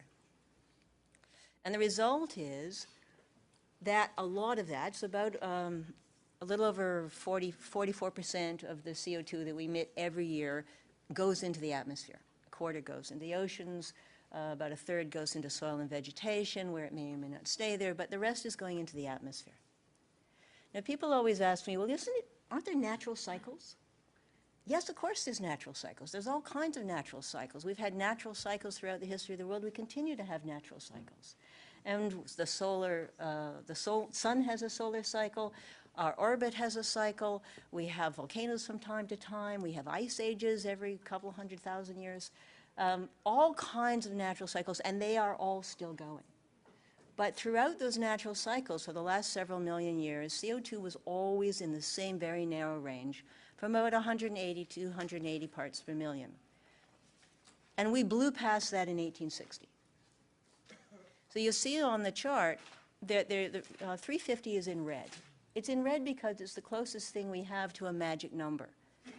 It's the best estimate we have as the highest level of CO2 that we could have in the atmosphere for long and have the kind of world that existed when I grew up, with coral reefs and mountain glaciers and fairly predictable weather, the kind of weather for which our crops are designed, the kind of weather for which our infrastructure is designed.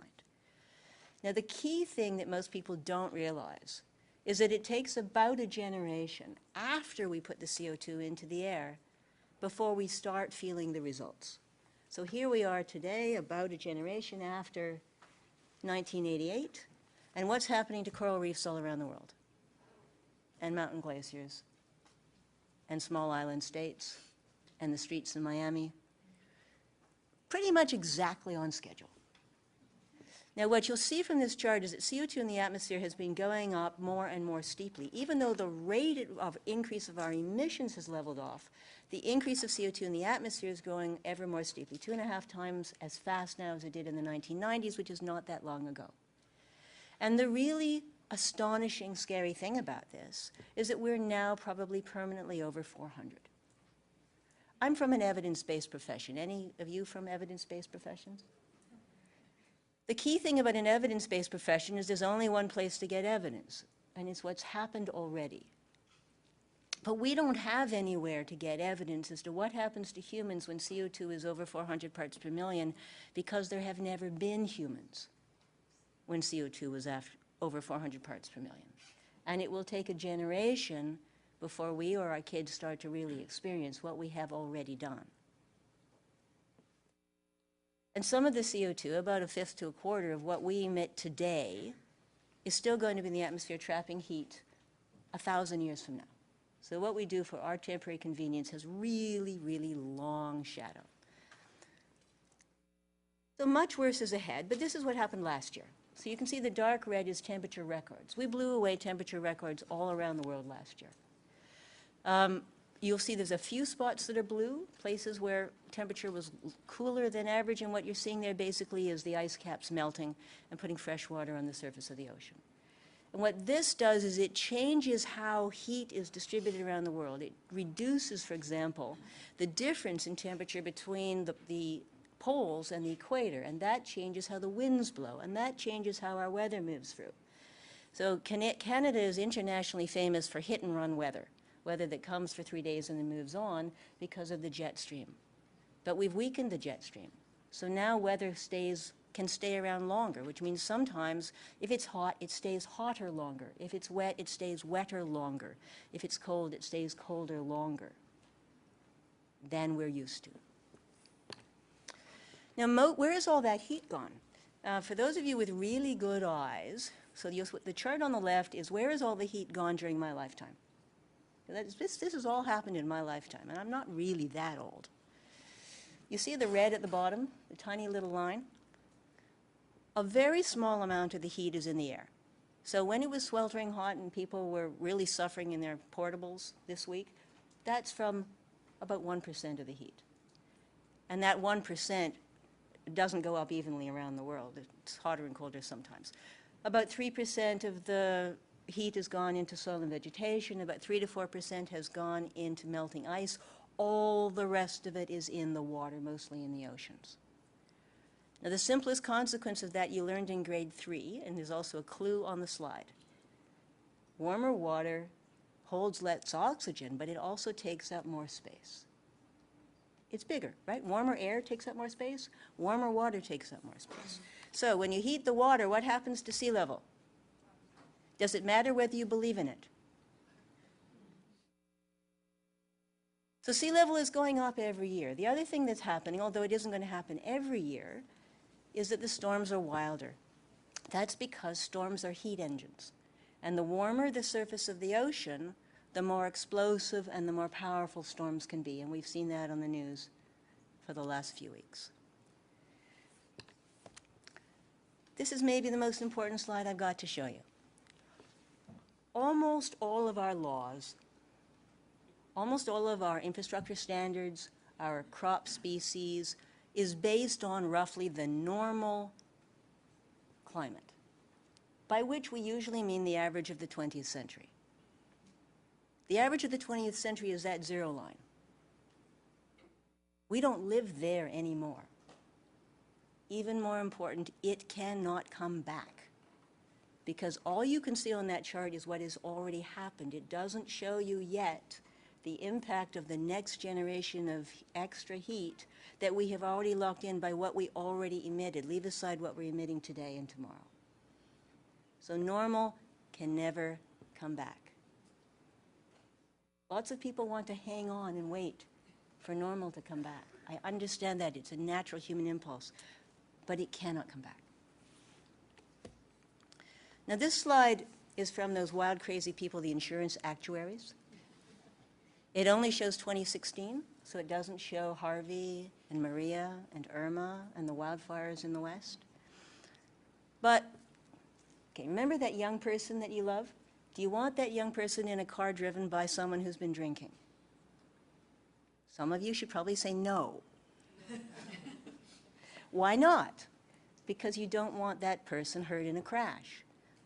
So, accidents can happen without alcohol. Lots of people get hurt in car accidents without alcohol, but alcohol increases the risk. At 0.08, the legal limit, you've got roughly 3 to 4 times the risk of a crash. We have already tripled the frequency of extreme events in Canada and the United States, and we're the luckiest people in the world, from climate change, and our children are locked in that car and cannot get out. And there's much more ahead. This is dollars. Lots of people like to see dollars. Again, this is just to 2016, doesn't include any 2017 data yet. This is just insured losses. It's constant 2015 dollars, so there's no inflation in this figure. And the insurance companies tell me you have to assume that actual losses are about double what you see in this chart, because on average, only half of losses are covered by insurance. And meanwhile, the ability of the world to continue to absorb the carbon that we're pumping out every year is disappearing. Best evidence we have is that if we wanted a 2/3 chance of staying below 2 degrees, most of the proven fossil fuel reserves that are trading on the stock market today can never be burned. 2 degrees, we're not okay, but we have a manageable kind of world. And meanwhile, all of that is just about our own emissions, and that's not the only thing that's happening. If we had done what we said we were going to do in 1992, it would have been enough. But in the meantime, we have unleashed other changes in the natural world. Now, throughout my entire career, which is 40 years, every policymaker I have ever known has always had a desk full of emergencies. Has been working as hard as they can on the emergencies they've got right now. And so climate change has always been something that someone would get to soon when we have dealt with the emergency that's on our desk right now. And that's been true every year. So I have to say, all right, at what point will we all look at each other and say, you know, the biggest emergency we have is this one? How would we know when we're there? Well, I think that one of the things is to look at tipping points. When do things really start? You know, a tipping point is when a change reaches the point where we can't reverse it anymore. There's a lot of natural systems that have tipping points. But one of them is sea ice. Now, sea ice is really important because when sun falls on ice, it's reflected, right? Most of it's reflected. When sunlight falls on water, what happens to it? Most of it gets absorbed as heat. So the more ice there is, the less heat is absorbed in the oceans. The less ice there is, the more heat is absorbed. The more heat that's absorbed, the more ice we melt. The more ice we melt, the more heat is absorbed. Now, so what's happened to global sea ice in the last year? What you're seeing here is a summary of all of the global sea ice measurements ever taken since it became possible to take photos from satellites. And you can see there's a swing as this is Arctic and Antarctic, put them together, so there's 2 peaks a year. And the total amount of ice, thickness has gone down much faster than this, but sea ice coverage has gone down slowly over the decades, but the pattern didn't break. That red line is 2012. The pattern broke 1 year ago.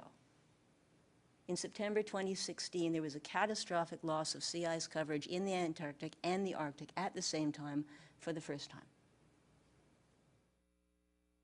How will we know when this has become the most important thing we have to do? If this doesn't do it for you, I don't know what will. So in that context, I then have to come back to, all right, so what's Ontario doing? Well, Ontario is doing a lot right. Closing the coal plants, enormously important.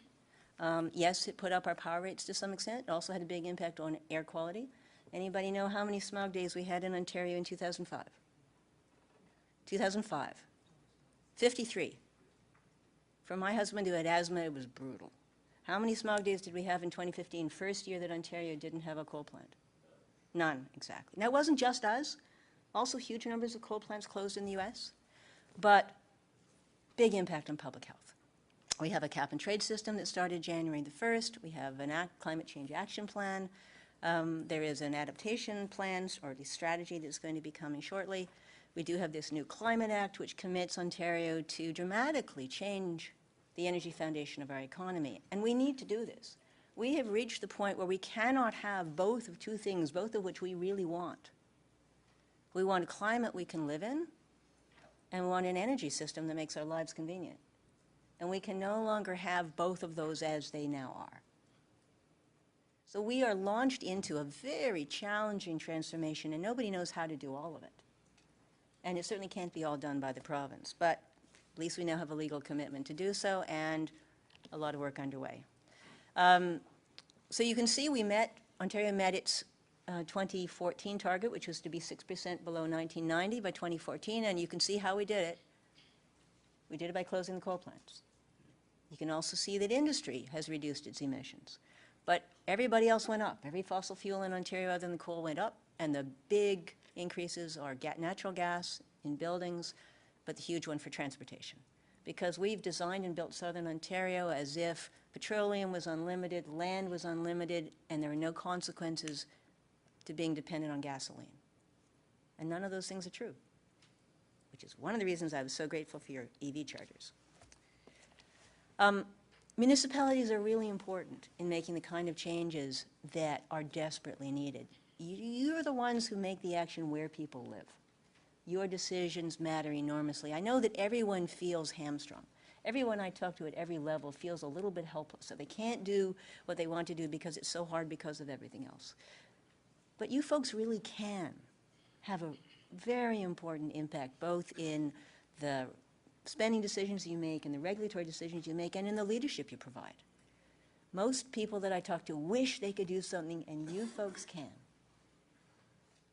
And this has all happened in our lifetime. And our kids have the right to look at us and say, okay, you made this problem, what are you doing to fix it? One of the exercises that I was challenged to do, and I challenge you to do, is write a letter to that young person you care about. Tell them what you are doing about climate change. And I hope that you don't just say, sorry, I tried, because that's not a very good letter. Lots of opportunities in municipal operations. We did a special report in the spring about municipal water and wastewater systems. Tremendous opportunities to be climate leaders. Generally, they've been climate laggards. Huge opportunities in public buildings. As you can see, there is enormous variation in the energy efficiency of buildings in the broader public sector. We estimated that municipalities and hospitals and so on could save about $450 million a year by making their buildings as efficient as the top quarter. There's also lots of opportunities for yes, okay. There are no toilets on the bus, right? That's not what this is. But we do have a huge opportunity to use food waste and poop as an energy source. Sewage, okay, sewage as an energy source. And we have one municipality in Ontario that is actually running its public buses in part with biogas from human sewage. Anybody know where it is? It's Hamilton, but they are too polite to paint it on the bus. So I use the British picture because they are not as prudish about it. But we all have sewage. We all have organic waste. It is a tremendous source of greenhouse gas pollutants, and it's also an energy source that we're wasting. You have the new powers under the Municipal Act to adopt bylaws on climate change and green building bylaws. There's a new recognition of climate change as a provincial interest in the Planning Act. So are you going to use these powers? Someone has to stand up and lead. You know, on cosmetic pesticides, it was the little town of Hudson, the little tiny town of Hudson who said, you know what, we are tired of our kids being exposed to these pesticides for no reason other than people don't like dandelions. And that has changed the culture and the law right across Canada. Somebody has to do it now on climate change. It could be you guys. You got lots of things you could do. Most fundamentally, three things I ask everybody, as individuals and as an organization. Figure out your GHG footprint, publish it, and reduce it 5% every year and tell people how you're doing it. Number two, get ready for what's coming. The old normal is gone. We all have to be ready for a hotter, wilder, weirder, less predictable weather. And the third thing is speak up.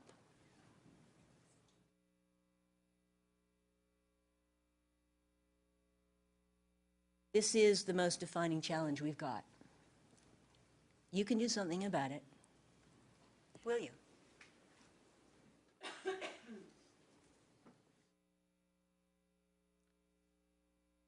Thank you, Dr. Sachs. I think it's an understatement to say that the evidence you've presented today is very compelling, and it reinforces that the time to act on climate change is now. You'll note, members of council, in the report on today's agenda, that there have been many achievements to date within the region in relation to our term of council priority to adapt to and mitigate the effects of climate change. There's also been considerable progress in relation to the Peel Climate Change Partnership, which includes the local municipalities, the conservation authorities, and the region. In terms of next steps within the region, you'll see a couple of significant items come forward to council over the next few months. First, a climate change policy, which will be a means to convey council's commitment to addressing climate change and the importance of council's role in corporate governance and community partnership to address this important global issue. Secondly, a climate change master plan that will be presented to council in the spring, which will map out concrete mitigation and adaptation actions over the next 10 years to address climate change across the range of regional programs and services. And this is all in addition to the action to date. And finally, in the late fall and winter, a climate change partnership action plan, which will target areas where together with the local municipalities, conservation authorities, we can make a significant impact through collective action. So there's been considerable progress to date and lots more to do for sure. And we look forward to future action as a region and with our partners to create a low carbon and resilient community. Thank you. Thank you, and if you'd stay in place, I have a number of councillors. Councillor Groves. Thank you, Mr. Chair. Thank you, Dr. Sachs and Lorraine, for your presentation. I agree with, sorry. I certainly support what you've got here in your presentation. I know we just had a presentation made to our council by the Toronto Region and Conservation Authority and a consultant we hired to look at. My community, downtown Bolton, is in a floodplain, and one of the things that they're concerned about is implementing policies and putting policies in place because of this climate change. I think we're dealing with 500-year storms now as opposed to 50-year storms way back when, and we saw what Hurricane Hazel did to us. So, and Anyway, we have concerns as well. We've got a river running through our community, and certainly water levels are rising. We saw that this year. We've got issues with our stormwater system where they're overflowing. In fact, we've got a report on our agenda today under Public Works, and it is speaking to climate change, and it's very costly. This report's asking for $19 million to do some work to fix some of our sewer system because of inflow and infiltration. So really I'm not an expert, but from what I read in there, because we've had such heavy rainfalls, water is getting into that system and there's a surcharge. And that's creating a whole lot of issues where the water is going through the cracks inside that sewer pipe there and costing us a whole lot of money. So it's really expensive to fix that. I attended a conference where the former... Councillor Gross, if you Yeah. could ask your question. Okay, so I'm my giving you a lot of question liberty. is, we would love to have you in Caledon. I'm not sure the mayor is on the board. I'm not sure if Caledon's been in touch with you, but certainly we would love it if you would come to Caledon and you'd make a presentation, because we do have some concerns there, so. Well, I'm delighted to come to municipal councils and present. If we're invited, we'll do our best to schedule something. So I'm going to put it there, and I'm inviting you, and certainly I hope that the mayor will speak to that when he gets on the list and agree with having you speaking to our council as well. Thank you. Thank you. Councillor Yanika. Thank you. I appreciate your conversation. Some have been around a long while as well. And with regards to the concern that I have, over here, dear. Thank you. The concern that I have is, this is my first question, don't you feel you're preaching to the converted when you talk to local governments, the ones that create the stormwater ponds, the ones that have implemented the stormwater surcharge, the ones that are beating lids, while the President of the United States doesn't know where Namibia is? So I'd like your comments on that first. What is the role of the local council versus the national and provincial governments that build the Up Express and then slap diesel engines on it? How much of your criticism is sent to us, and how much do you give to the other levels of government? I can assure you that I'm speaking strongly to the provincial government. I've been to the senior management table of each of the key ministries. I wrote a email blast last night to a couple of them. Am I preaching to converted municipal governments? No, not always. You know, certainly Mississauga has been leading on stormwater charging. We feature you in the stormwater fees, but look at Toronto, which just turned its back on proper stormwater charging, and we do know that across Ontario there's a $6.8 billion deficit in stormwater charging. And as Councillor Groves just indicated, the costs for municipalities are just staggering if stormwater is considered to be a public problem to be paid for by public money on public land. It simply cannot be properly managed that way. And we know that as we're trying to increase the population of Southern Ontario 50%, which means even more intensification at the same time as climate change and at the same time as the aging of the infrastructure, if we keep trying to do things the way we're doing it now, we'll fail. So there are tremendous opportunities for municipalities to do more, much more. I mean, again, one of the things we documented in this report was that municipal governments on water and wastewater have been improving their energy efficiency only 1/10 as fast as the average consumer in Ontario, even though they have much higher potential to do things. So even though, when I spoke to the regional works commissioners, for example, there is a lot of awareness, there hasn't been as much action to go with the awareness. And so the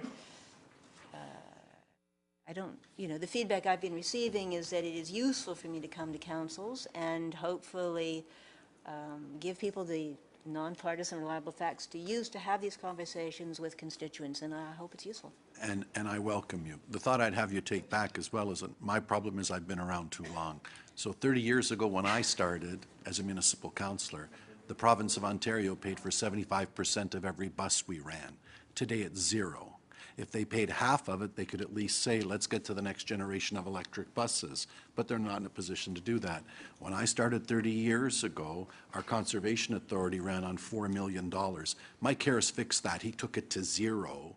and now we're the ones that fund it through ourselves, and we've gotten back to 25 million. So I don't want to shoot the messenger. but- Councillor, I can assure you that my influence on financial decisions of the government is zero. And there's the problem. I welcome you, I thank you for being here, but I welcome the discussion because I've said this many times, we're the little ones with all our fingers and everything else we've got in the dike, and everybody creating it at the provincial and federal level don't seem to know. That's true, but I mean, these are both really good examples of opportunities the municipalities have to lead Agreed. that they have not taken. And Fair so point. We can do better there's as well. lots of things that the provinces to make your life more difficult, and I'm doing what I can about them. And I take a lot of pride in the amendments this spring, so that in terms of municipal bylaw powers on climate change. Sometimes I can help open the door, but you've got to walk through it. Agreed. Thank you very much. Thank you. Councillor Sporvieri. Thank you, Mr. Chairman. Thank you, Dr. Sachs, for the presentation. It's a sad situation we're in, and I think we all recognize that, and you know, and a lot of us feel powerless in trying to do something about it. I have a question, a couple of questions for you. First of all, there have been global warming occurred in the past, from my understanding. Was that caused also by too much carbon in the atmosphere, the previous global warmings? Would you know? So absolutely, climate has always changed, and I mentioned the range of 180 to 280 parts per million of carbon dioxide in the atmosphere, and those big shifts were from ice ages, which were affected in part by changes in carbon dioxide. So absolutely, there have always been changes, but it was always within that range. And so again, if you think about the impact of alcohol on driving, we know that there are crashes with driving. And that's the same as the impacts of normal swings. If you add climate change on top of that, you get much greater risks. So you get, on average, higher temperatures, and you get wilder extremes. So that's what the climate change, what we have done adds, is there are still the normal springs, but now we're having this. And so, yes, that's happening. And this is happening. Okay. The other question, you mentioned that the U.S. has shut down a lot of its coal power plants. Yes. Are they bringing them back now with the new government, with a new president? No. It's increasingly expensive to run coal plants. So if you think about the 9 Northeast American states from which we get most of our air pollution, or half of our air pollution comes from the U.S. So the 9 northern states, they got together, gosh, I can't remember how many years ago now, 10 years or so, in what's called RGGI, the Regional Greenhouse Gas Initiative, to reduce coal and reduce emissions in power generation in those 9 states.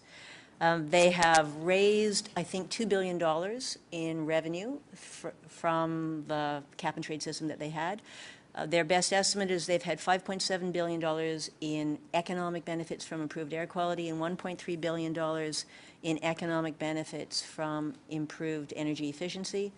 And they have this is Republican and Democratic states, and they've just agreed that it makes sense to cut their emissions another 30%. So they do it because there's a lot of benefits to getting rid of coal. Coal looks cheap if you don't count health, don't count air quality, don't count any of the problems that come with that, don't count poisoning the water, don't count putting mercury in the fish. And if you start counting those things, coal isn't cheap anymore. And in addition, we have the fact that natural gas has dropped in cost by an order of magnitude in the last decade. So, and we've got solar has dropped in cost 70 to 80%. Wind has dropped in cost 70 to 80%. So increasingly, coal doesn't make economic sense anymore. Even the Kentucky Coal Museum was running out of money, and so they put solar on the roof. That's good to hear. The other question I have is traffic congestion is probably one of the biggest contributor in the urban areas. So you go any highway 400 series, morning and afternoon, it's everywhere, not only here in the Toronto area, GTA, but other cities in the U.S. Congestion is everywhere. You mentioned you drive a electric car.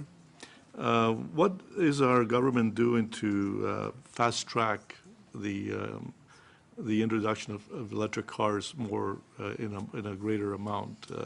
I understand India has moved towards in a few years to converting to electric cars. So what's our government doing to make that happen here? Well, China is by far and away the world leader on electric cars. I will point out, of course, that electric cars don't help with congestion. They help with air quality, they help with noise pollution, but they don't do a damn thing for congestion because they take up just as much space. Of course. The things that make a difference for congestion are better planning for complete communities, bike lanes, letting people travel on bikes. Electric bikes, for example, can transport people.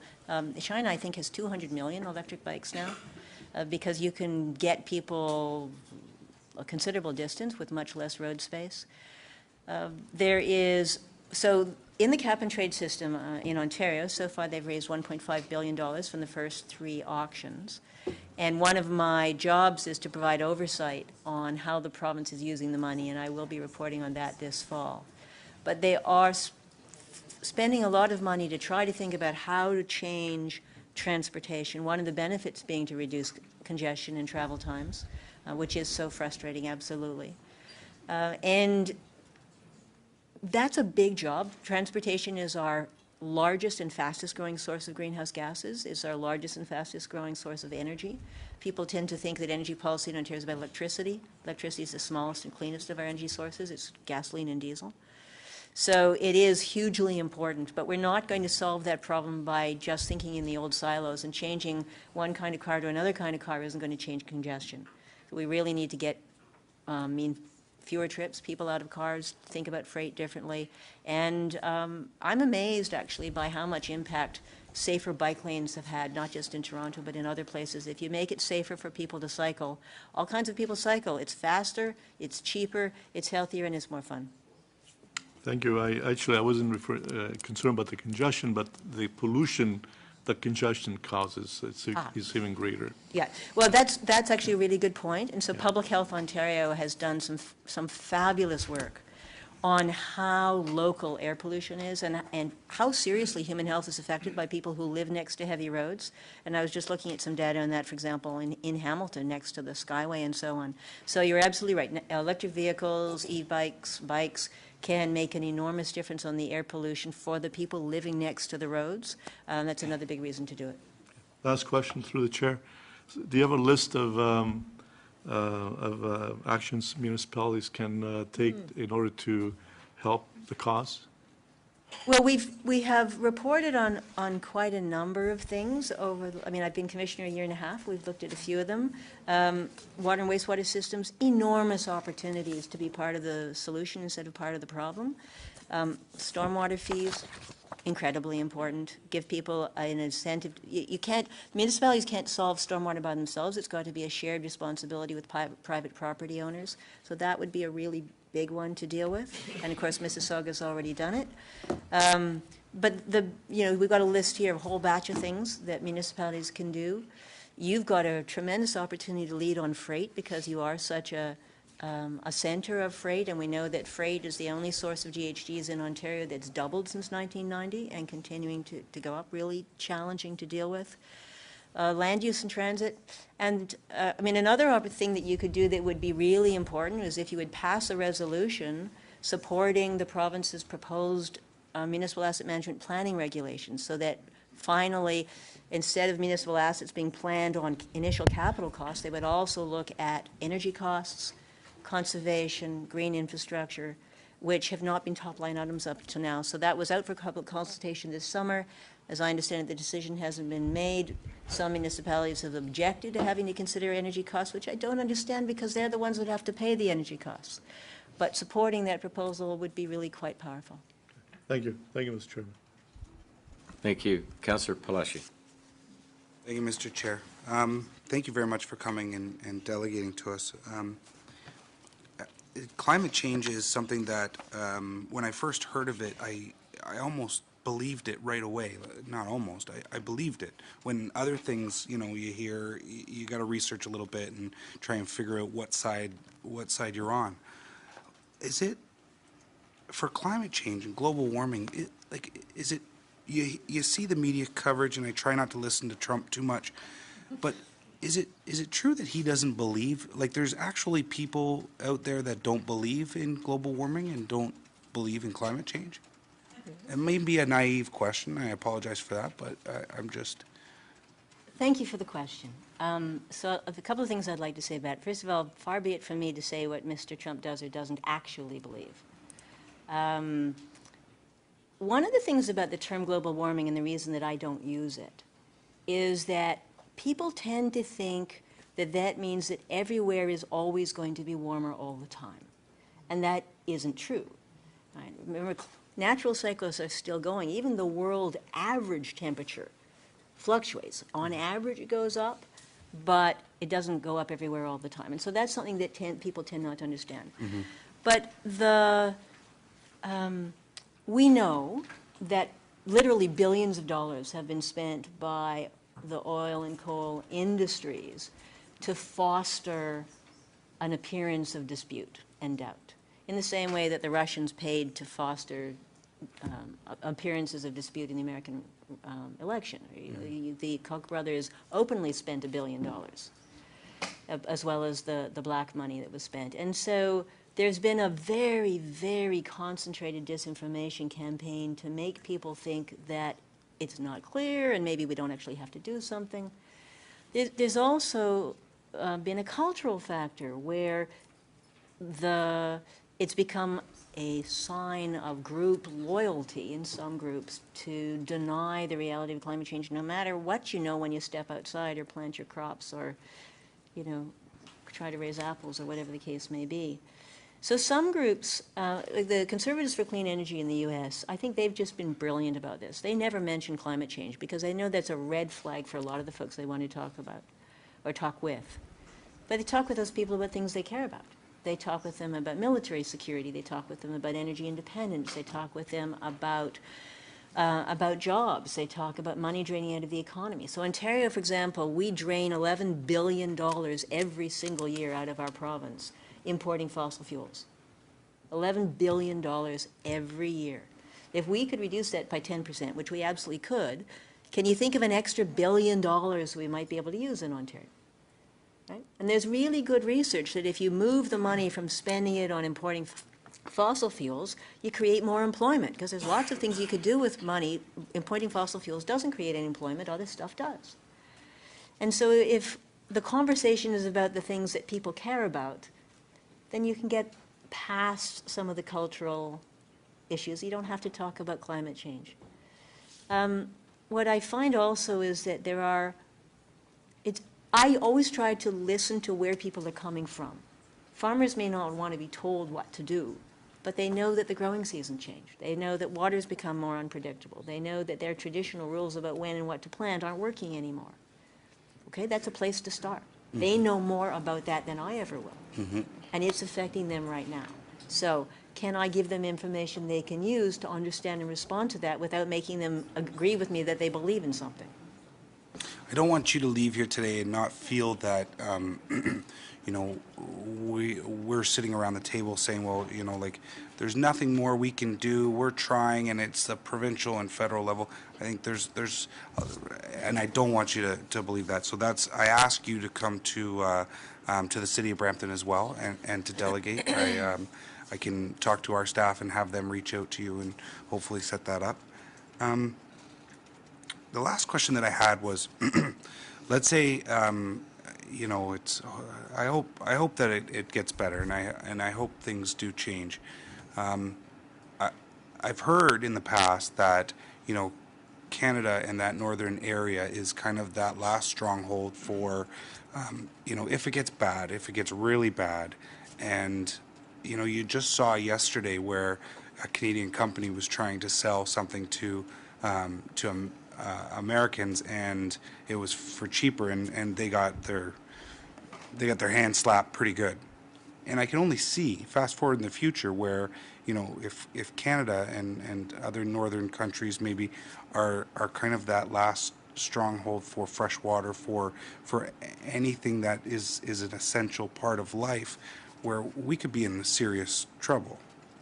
I think everyone's going to be in serious trouble. But you're right, Councillor. I certainly agree that when people in India, if they can't grow food, or Bangladesh, when the floods become intolerable, are they going to just sit there politely and drown and starve and leave us in our plenty?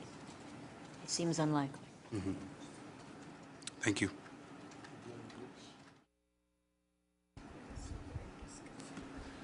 Councillor Toby.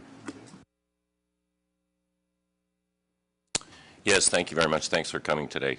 Actually, I could sit and listen to you like for probably about 4 or 5 weeks. I'm a big fan of yours, and I was a big fan of your dad's actually too. So you've done an amazing job. I'll try and be brief because I have a few questions. I have some suggestions for how you can help us, which you can take back. You said you were doing an adaptation paper. Not me, at least not yet. So Is that the provincial government? Yeah, the province, we've been nudging at them that they need to get on with something about adaptation. And so we got a briefing yesterday, I think, or the day before. So they're coming out with an adaptation strategy, hopefully in the next few weeks. It'll be out for public consultation. It's bloody well about time, but at least they're getting on it. Yes, and I wanted to speak to that. Some of the mayors and chairs, and I was very fortunate to fill in for Mayor Crombie. We met with the Premier and some of the ministers, and we talked about the GHG Challenge pot, which doesn't include any funding whatsoever for adaptation. It can't by law. Yeah, I understand that. We actually have a report on today to your speaking about using water and wastewater far more efficiently. I have a huge water plant in my ward. It's probably, if not the most advanced water plant in the world, one of the most advanced water plants in the world, and we're very proud of it.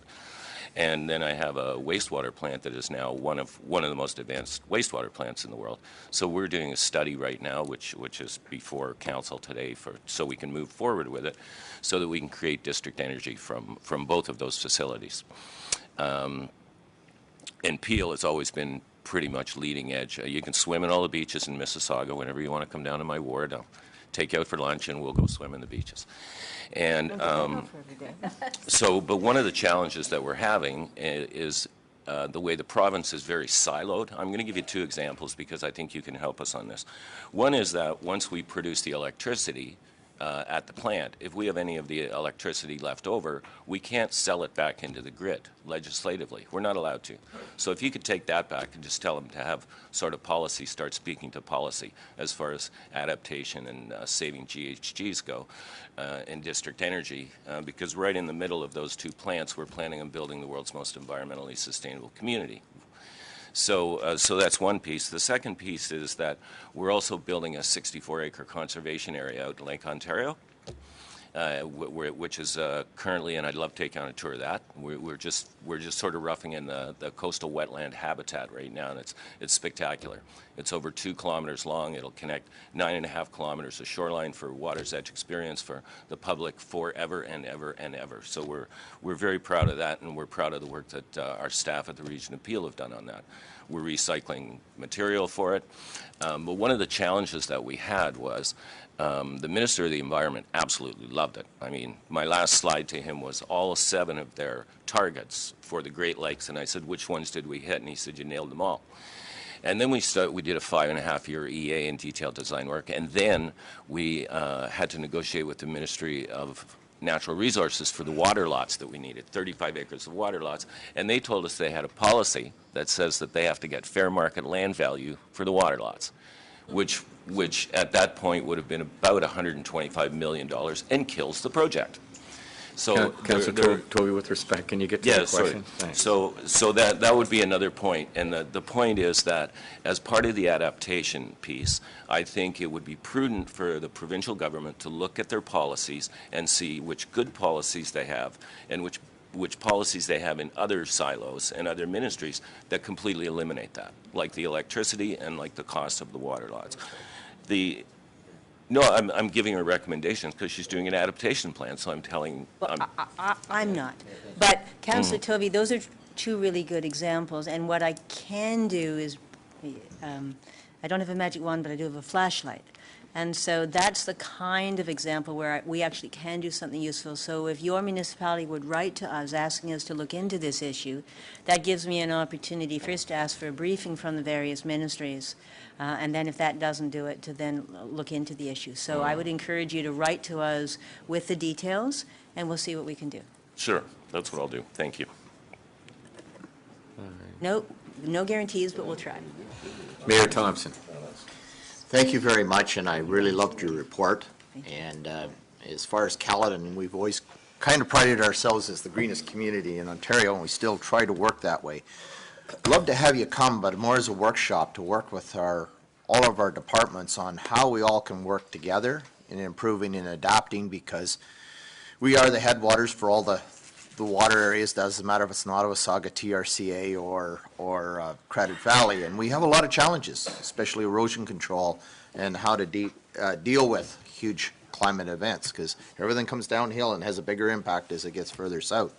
So some challenges, and as a farmer, I've from Guelph, they've always told us, back in the late 70s, early 80s, I'm dating myself, but it's just basically, it's always changing. Climate's always changing to how to adapt. And, even the crops growing now to what we're growing now, we've had to change and had to adapt to what we have, and especially with no-till and conservation till to utilize everything. And now implementing sulfur to our, I think it's about $8 an acre for corn this year because we're not getting the acid rain anymore, right? So that was a freebie. But the reality is, it goes to show that it's working. Having said that, I think it would be great to work with this. I also represent here at AMO and the rural municipalities of Ontario. 440 municipalities, 43% of them are 18,000 people or less. The challenge is they're so small that they're not resisting what the government's asking, is they do not have the resources or the tools or could afford to use the tools out of the tax base to implement what's asked. And I think that's what's asking the province is, you got to come up and you got to help us with your expertise, develop a group that will help us get where we need to go. So it isn't the resistance against it, it's just they can't afford it because they already got the change of the policing costs and everything else. They got huge challenges, and the highest property taxes are in those small municipalities. So we got to figure out that's where that's coming from. Get back to where we're going. I agree with everything you're saying, and I think it's wonderful, but there's one issue that's really bothering me, and it's the cap and trade. I do not think it's the right thing, and here's why. To me, it gives the big rich companies the get out of free card like you have in Monopoly out of jail. The challenge is they can buy their way out.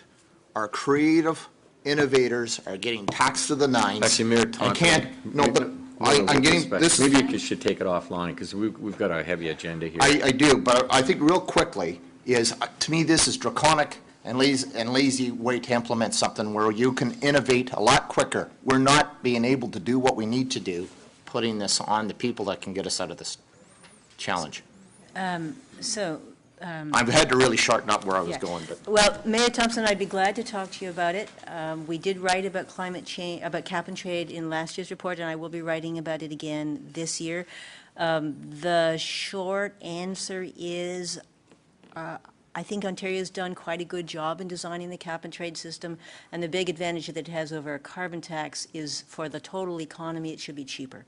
But it's complicated and it'll take time, but I'd be delighted to talk about it. Thank you. Councillor Fonseca.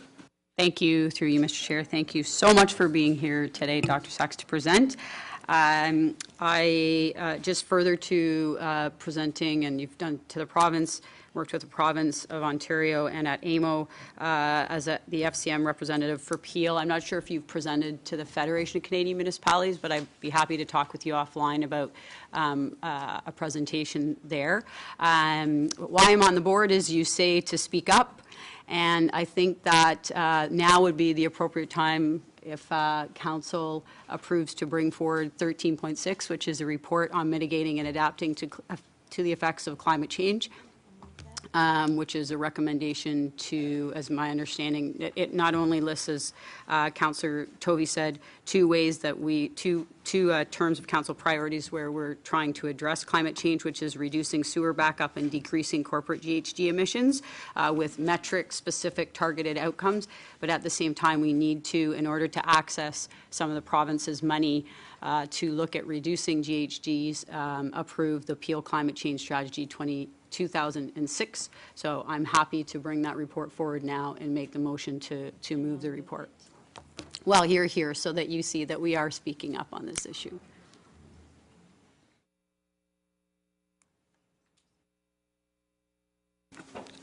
Okay, I'll bring that forward then, 13.6. I'll read the recommendation. It's been moved by Councillor Fonseca and seconded by Councillor Groves, that the Peel Climate Change Strategy 2006 Community Greenhouse Gas and Criteria for Air Contaminant Inventory for the Geographic Region of Peel, as outlined in Appendix 1 of the report from the Commissioner of Corporate Services, titled Mitigating and Adapting to the Effects of the Climate Change, be approved. All those in favor? Or is a recorded vote, sorry. Oh.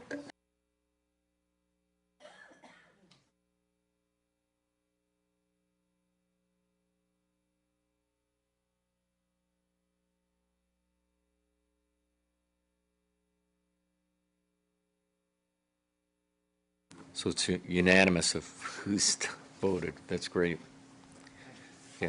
Thank you so much for your presentation today. All right, we're back in session now. Order, please. Order. Okay, this brings us to the consent agenda. And I'm just going to ask the clerk, she has some information on how the consent agenda will be presented. At the September 14th, 2017 Regional Council meeting, Council approved the use of consent agendas for Regional Council meetings on a trial basis from September 28th, 2017 to March 29th, 2018. For the September 28th to December 21st trial period, members of Council will determine the items to be considered under the consent agenda, as is the practice at the City of Mississauga. After Regional Council has heard the delegations, staff will broadcast the remainder of the agenda on your screens, as it is now. The Regional Chair will go through each item, announcing the item number. If a councillor would like to discuss the particular matter or ask questions relating to that matter, we request that the councillor utilize the Request to Speak button, and once recognized, the matter will not be added to the consent motion and will be raised at the appropriate time as listed on the agenda. Staff will indicate the items identified by members for the consent agenda by highlighting them in yellow. So if it's in yellow, it'll be on the consent agenda. All of the highlighted items will be moved in one motion. The remaining items will be dealt with in the order of the agenda. Members are requested to follow the screen to see the items that have been identified for consent. There will be no separate discussion on these highlighted consent items. Once all items for the consent agenda have been identified, a recorded vote will be taken to approve the items on the consent agenda. Once the consent resolution has been approved, items can only be moved from the consent agenda to its normal sequence on the agenda by a majority vote of council. So if a council member requests it during a meeting, an item that was included as a consent item may be removed from the consent motion upon a majority vote of council, and then the item will be considered separately, allowing the opportunity to ask questions or debate the matter in its normal sequence on the agenda. Staff will provide each council section chair and vice chair with a copy of the highlighted agenda to assist them while presiding over the remaining items on the agenda. Thank you. Councillor Palashi. Thank you, Mr. Chair. I guess for members of the Brampton Council around the table, you've kind of just, for me anyways, you've just made this very confusing. And you do it all the time, right? And Mississauga, I believe Mississauga just started this consent agenda, when Brampton's been doing it for a long time. So I'm just saying, just go with the way Brampton does it. And it's very, for me, it's very simple. You're asking us to pick which ones we want in consent, and at the City of Brampton staff picks those. And then we determine which ones we want to withdraw. And as long as they're non-confrontational, then they go into the controversial. We did have the procedure bylaw committee review this, and council did approve that we would do the trial for 6 months, 3 months one way and 3 months the other way. So we're going to try the 3 months this way as per council's approval, and then the next 3 months after that, so starting in the new year for January, February, March, we will be doing it the Brampton way, shall we say. So Brampton second. And I'm fine with Brampton being second in this case. Can we reduce it to a month? That would be a decision contrary to the already existing decision, would require a 2/3 vote. We'll go slow.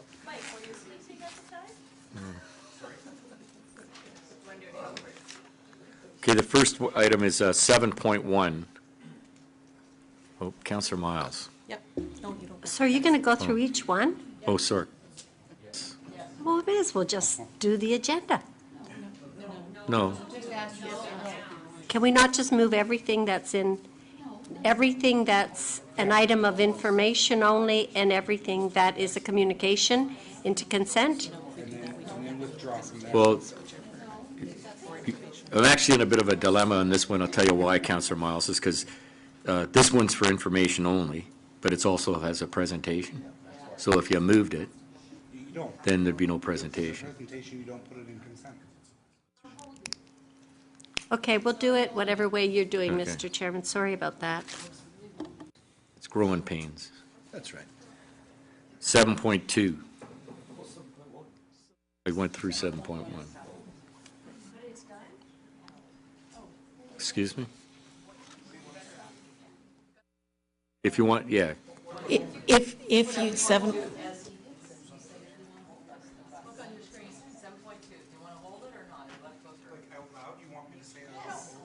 no, push your request to speak button, your RTS, if you'd like to have a debate or questions on 7.2. So you, Councillor Groves, is that on 7.2 or 7? You were on 7.1. Okay. So 7.2 is on the consent then, right? So 7.2 is consent? I believe so. 7.3. 8.1. 9.1. Presentation. Yeah, okay. 9.2. 10.1. And 11.1 we've dealt with. 12.1. 12.2. 13.1. 13.2. Oops.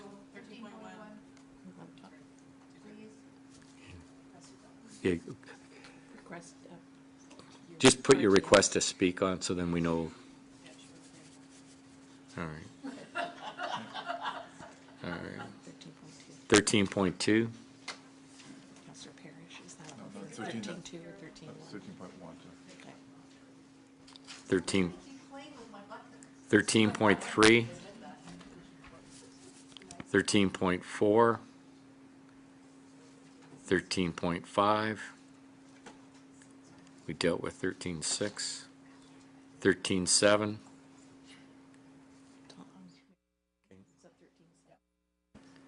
13.8. There's a presentation with that. Okay. 13.9. Okay. Councillor Gibson. Yep.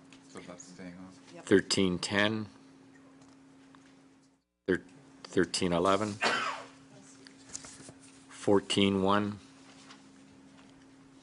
14.2. 14.3 requires direction, so I would say that's not the consent. And same with 15.1 and 15.2. What, 14? Oh, 14.4, sorry. Okay, it's on consent. And then 15.1, 15.2 wouldn't be on the consent because direction's required. 14.4 is consent? Yes. Yeah. It's not on here as consent. There was a couple that were marked as consent that councils have put their name in front of. Hold on, keep going down. Well, we're at the end. We'll just get a copy. Okay.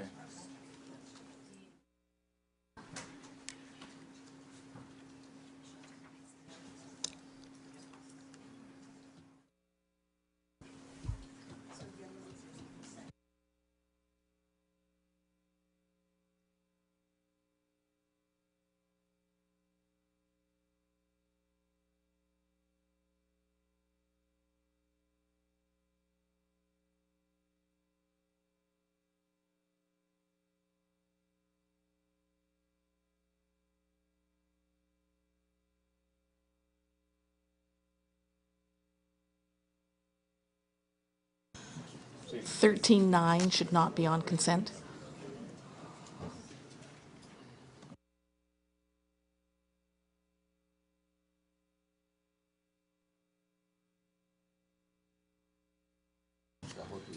It's 13.7 should not be on the list. So the highlight is consent.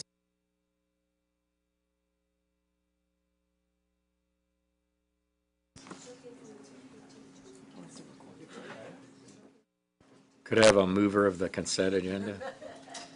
Mayor Thompson, seconded by Councillor Palashi, and it's a recorded vote. Please make your selection.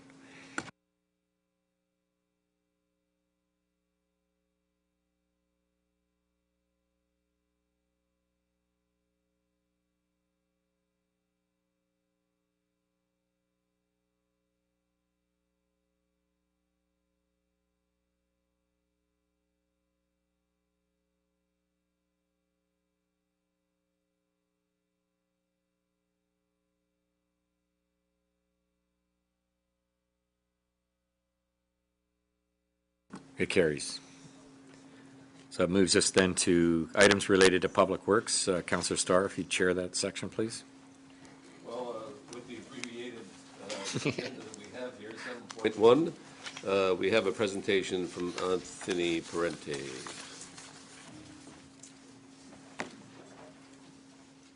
Very important. Very good report, by the way. Oh, thank you. So, good afternoon, Mr. Chairman, members of Regional Council. I'm here today to give you a bit of an update on our inflow and infiltration strategy and our program works to date. A little bit of explanation on what inflow and infiltration is. Then we'll get into a little bit, so we'll talk a little bit about the problem. Then we'll introduce what our action plan is, what our strategy is. And then we'll finish up, so we'll try to expedite through this as quick as possible. So really what inflow and infiltration is any source of, this is into the sanitary system, just to back up and clarify here. So we're speaking today only about the wastewater system, wastewater green. So, so any sources, any non-sanitary sources that enter the sanitary system, we consider sources of inflow or infiltration. And by inflow, we mean direct connection. So that's typically through downspout connections, through manholes, and then infiltration, I'd be referring to anything related to through defects in our sanitary sewer system, cracks in manholes, pipes, or otherwise. So when I say those two words, it means a little bit of different thing, but subsequently to that, it's really anything getting into the sanitary system. So why is it a problem? Well, in one clear and easy statement, sanitary sewers are really only designed to convey wastewater flows. Any sources of flow other than sanitary systems are considered II and will result in sewer surcharging, backups, basement flooding, and/or environmental discharge. This is a great picture showing you what can happen when sewers build up, and eventually when they exceed their capacity, they will pop manhole covers and you will have sanitary discharge right into the environment. Not pretty. But gets the effect across. So why is it a problem? More pretty pictures for you here. Well, fundamentally, beyond the reputational environmental impact to the region of Peel, it costs money. We have to treat all additional sources at the treatment plants because all that inflow and infiltration makes its way, if it's able to make its way through those pipes, down to our two main treatment plants, and we have to pay to treat that. We also lose capacity in our sewers. And with that lost capacity, we lose the ability to service capacity for future development and growth. So it also results in significant insurance claims costs and then internal administration costs. If we didn't have II, I wouldn't need to be here today. So, and beyond the money, the more important aspect for all of us to consider is our reputational risk and the environmental impact that we have that II contributes to our environment, and the impact to our business and residents who have to deal with these not pretty pictures of wastewater flowing into their basements and contaminating their beaches. So just a little bit of a graphic to explain the difference. We thought this might be a good idea to show to council here the difference between the two systems. Here we have your typical sanitary system. So all your floor drains, bathrooms, lavatories, laundry systems are all connected to the sanitary system. All your street catch basins and the likes are typically connected to your storm system. Sometimes downspouts are connected to storm. Oftentimes they're connected to sanitary systems. So what happens when it rains? When it rains, if we have significant rainfall, this type of event can occur. If we have defects, reverse slopes on homes or reverse sloping driveways, cracks or the likes in foundation walls, storm sewers will surcharge. And storm sewers can result in inflow into people's basement. We had a specific incidence of this in Mississauga this year. Yes, very big issue on that. This was a storm sewer surcharge issue. You can see in this graphic, let's go back. Where am I going here?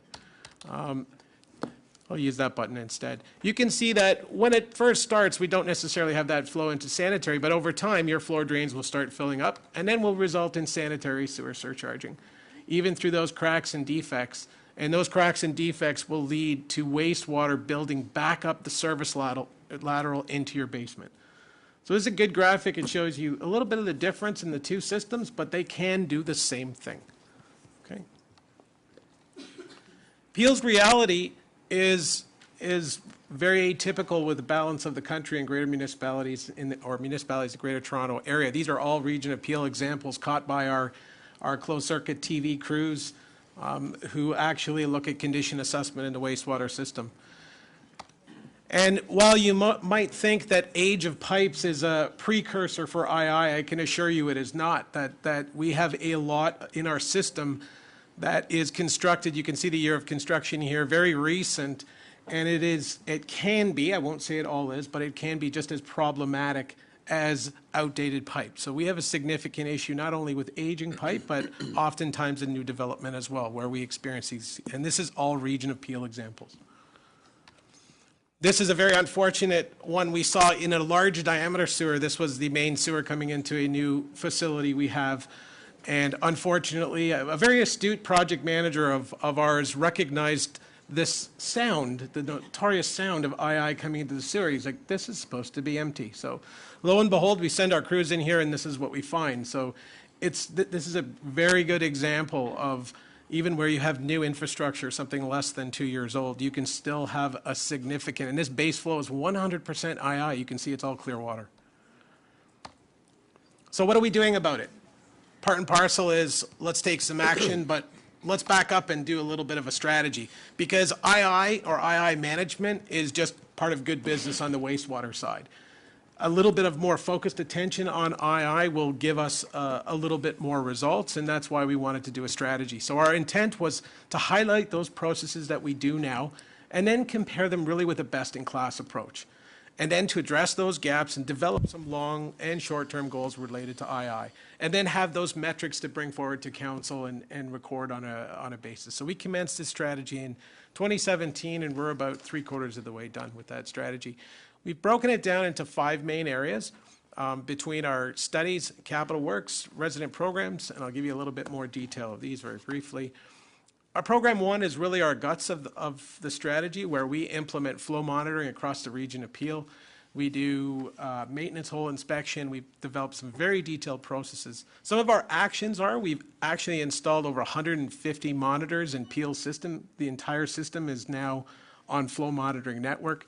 The easel's out front, and you have this picture in your binder shows the areas that we have, and I'll give you a bit more detail on that as well. So Program Area 1 is definitely the action plan where we go out and do that investigation in the community. Strategy 2, our Program Area 2, is related around best in class, developing new capital construction standards, new rehabilitation standards, working with our development community to minimize that IIUC, and reprioritize the way we do inspection and repairs in our system. Where we are unable to deal with II, sometimes it's just not manageable. If we have weeper connections all over the place, it's very difficult for us to rip up all those weeper connections. Sometimes it's easier for us to store or divert that. So part of this strategy includes a detailed look at some diversion projects, and we have a number of those in the books. Councillor Fonseca is familiar with the Cothra project. Councillor Tovey is familiar with a number of projects we're doing down in Ward 1 as well. So Program Area 3 is where we interact with our residents, because as you saw in the graphic, a significant portion of the problem originates from downspouts directly connected to our system, and we need to get those off. To date, we've had a voluntary program, and while we've had some moderate success on that, we want to attack it on a region-supported basis. We want to develop some specific standards here and then have contractors support this in our target areas to begin with, and not just across the entire region. So we want to get the best bang for the buck that we have is our intent. And then, of course, working with our local municipalities is key here, because we recognize there's a lot of them that do outreach programs related to stormwater. So we've already done some work on that. Program 4 is where we monitor, of course. No project is complete without a continuous improvement wheel, and we have one on this one too, and that includes more specific monitoring so we can target the project, the data management, and then, of course, the reiteration of our process. Program Area 5 is where we do a little bit more of communication, working with our other stakeholders here, conservation authorities and the like, and improving education around II. Things like reverse sloping driveways, grading issues around homes, how you successfully disconnect a downspout without causing trips and falls and the likes. We have a significant education and component that we have to, of course, integrate into our program. So where are we? Well, we've completed our work to date looking at best in class, and we're starting to apply that best in class approach to some of our target areas here. We've referred to them as our top 17. In essence, we had top 10 inflow, top 10 infiltration. We merged them together. We had 3 overlaps. We now have 17 areas. So we're in the process of drilling down information into those top 17. And then, of course, developing those outcomes. So some components, just to show you some of our action plan, just so you know that staff here are really taking a very aggressive approach on this strategy. In the Program Area 1 on flow monitoring, flow monitoring is our key metric, of course. And this is what a sanitary sewer flow looks like in a typical residential area. In the middle of the night here, as you can see, this is a graph from midnight to midnight across one full day. You have very low flows in the system. Everyone typically gets up in the morning, has showers, uses the washroom, and you get this flow spike. You have it again in the afternoon when you all come home, and then it peters back out into the middle of the night when we're all asleep. We are able to actually graph that with rainfall. Each of these bars represents rainfall. And we graph the two together. This is the type of information you get. And this is an example, this is an actual Peel example in a new subdivision that we've able to flow monitor. And you can see here, sometimes the rainfall doesn't have a detrimental effect, but when that rainfall increases and spikes, the response in our sanitary sewer system is dramatic. In essence, it's raining in the sewer. And we just don't want that. And you can see that the impact can be significant. This graph represents 100% of the capacity of that sewer. We almost surcharge the sewer. This is new development.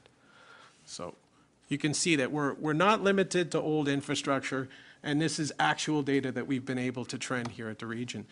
So the 2 easels outside, and you have this information in your folder, are a great summary of where we're at just with our top 17 areas. Peel is a huge area. Just for us to be able to focus in on these top 17 is a bit of a challenge. The chart on the right is a little bit unique because what you see in the purpley pink is our areas that still exceed our minimum criteria for what we would deem acceptable II. So you can see beyond the top 17 that we have in Peel, we still have very significant issues in outlying areas. Very quick example on program area 2. Internal staff, this is something we've done directly internal, have developed comprehensive new capital construction standards, adopting a best-in-class approach. We've worked very closely with suppliers, manufacturers, contractors within the GTA, all the associations, and we're in the process of working with builders and developers. This is a great 2 examples. You can see this manhole on the right. All the joints in the precast are now being sealed externally. You can see the boot design showing where we're going to minimize II getting into those manholes here. So this has been great. They've really come to the table and they're willing to work with us on making a better product. So a little bit of our action plan and new development.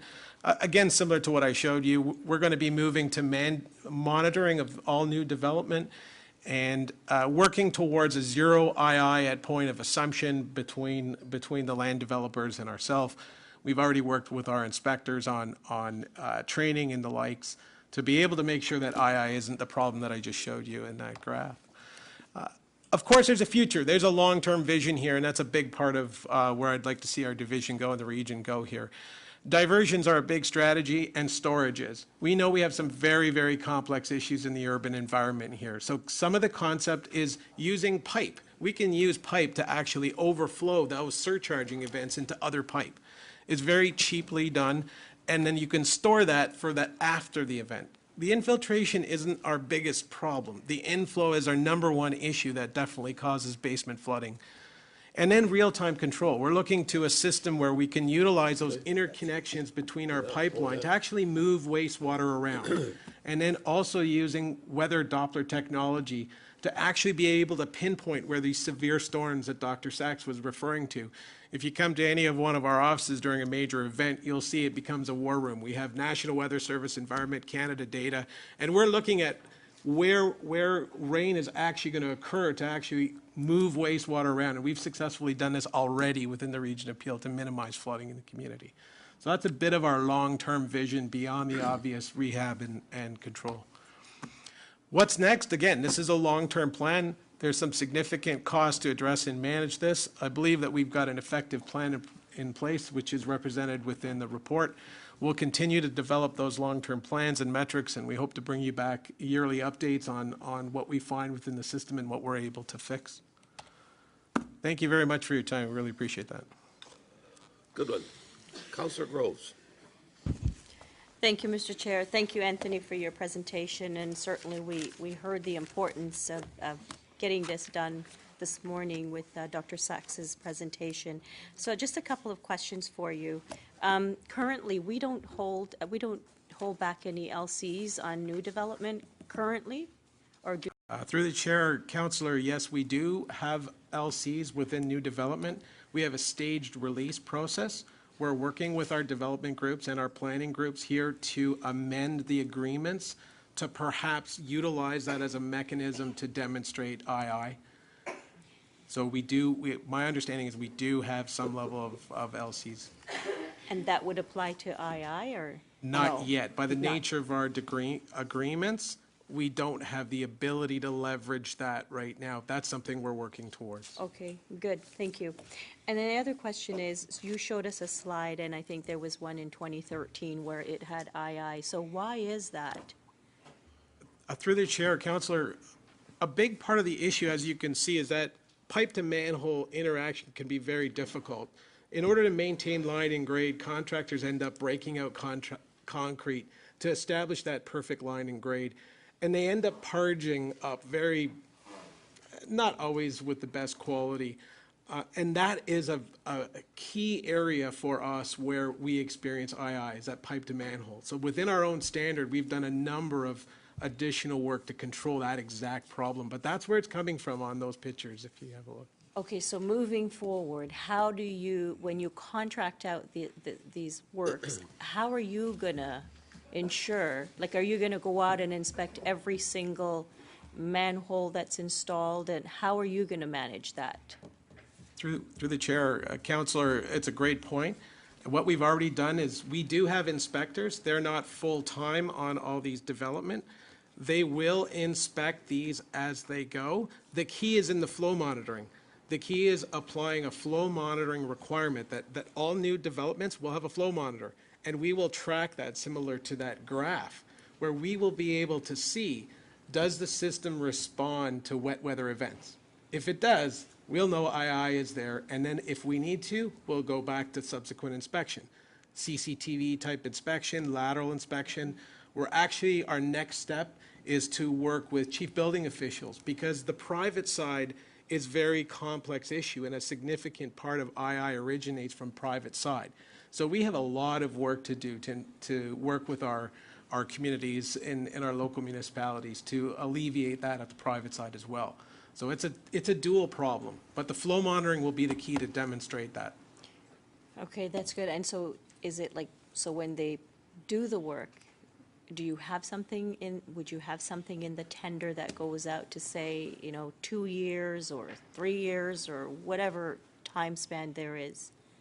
Through the chair, Councillor, yes, our intent is we have a staged release program where we have preliminary acceptance, and we will do testing at that point of our infrastructure, and then we have another process by which we can continue to monitor and then hold additional funds. That's what we're proposing ongoing. So in conjunction with testing of the infrastructure, something we're not doing enough of right now, testing the infrastructure at construction completion. Perfect, that's good. Thank you very much. And Mr. Chair, I'm happy to move the report because I do think it's important. So just finally, a last question I forgot to ask. Have we ever done anything like this before where we actually go in and inspect, or is this the first time? Through the chair, Council, we do a significant amount of inspection.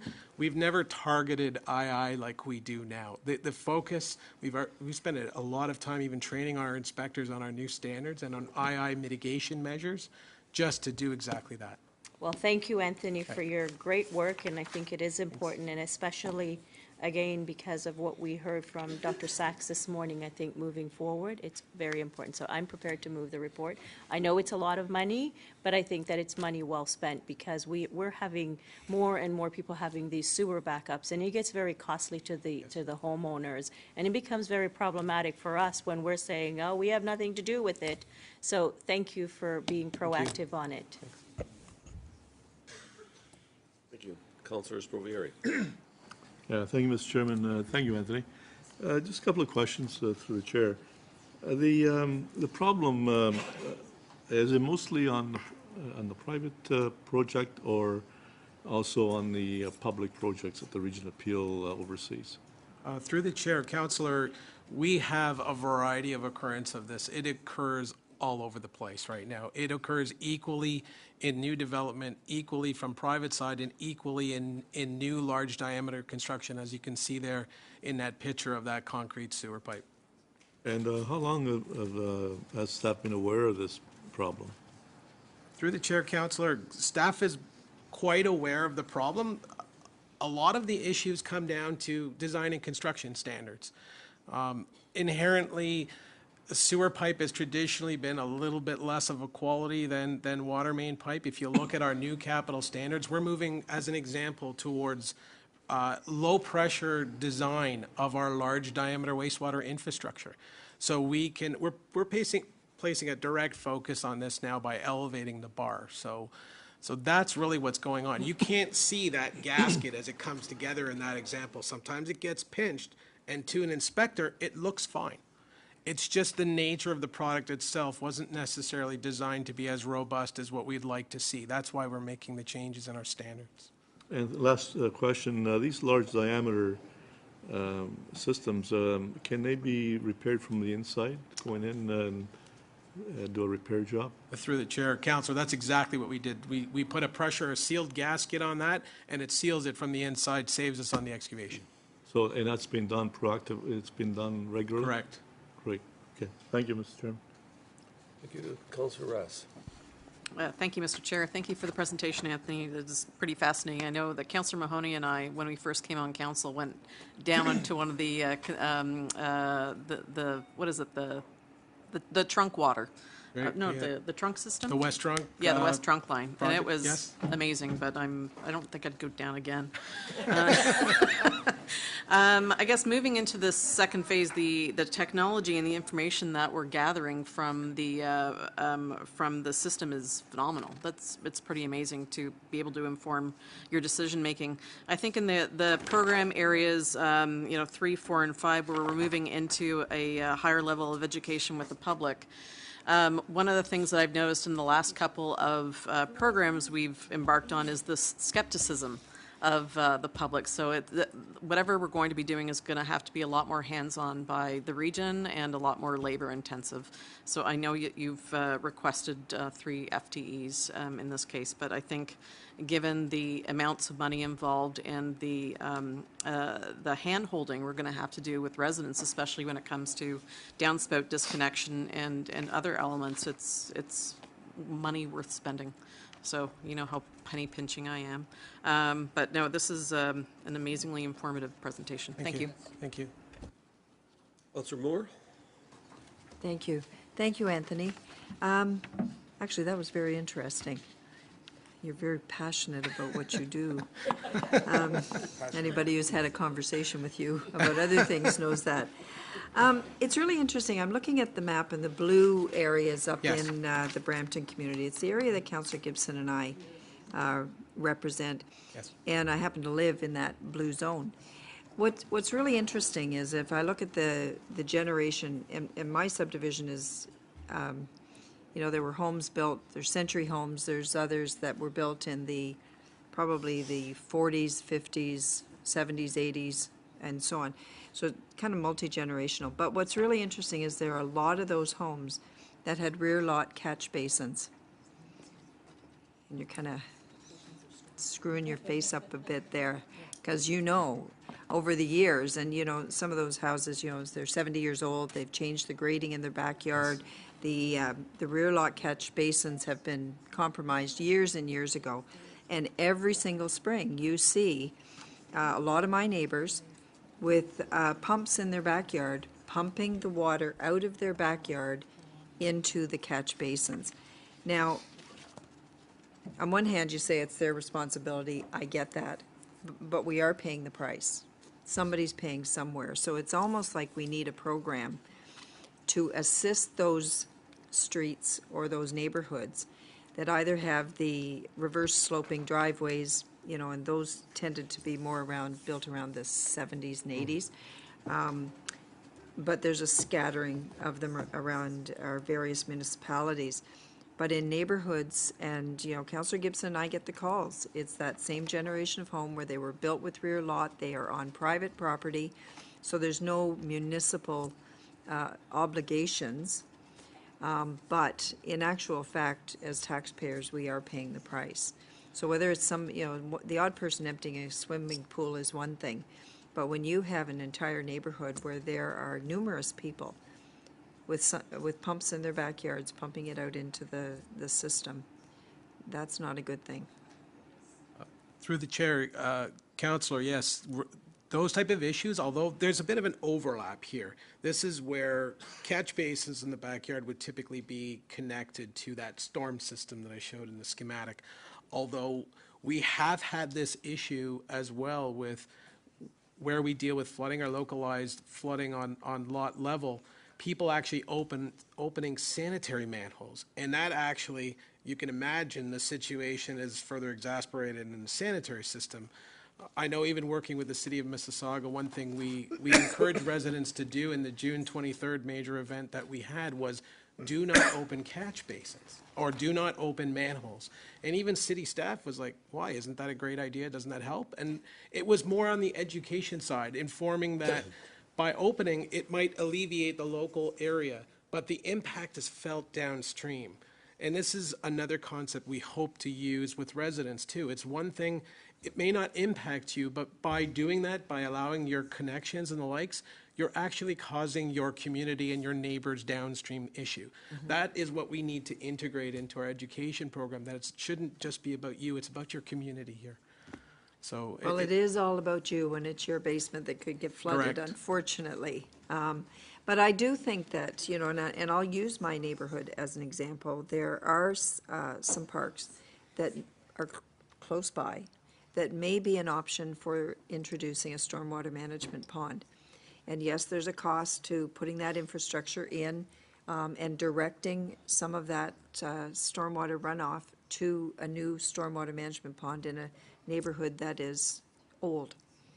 But it may be something that we have to do a cost-benefit analysis, and maybe, there's some locations that could be identified for a potential pilot so that we can start gathering data on whether or not it is a potential solution that may not work everywhere, but may, given certain circumstances, might work somewhere. So I'll Take that into just leave that with you. consideration. Great, thank you.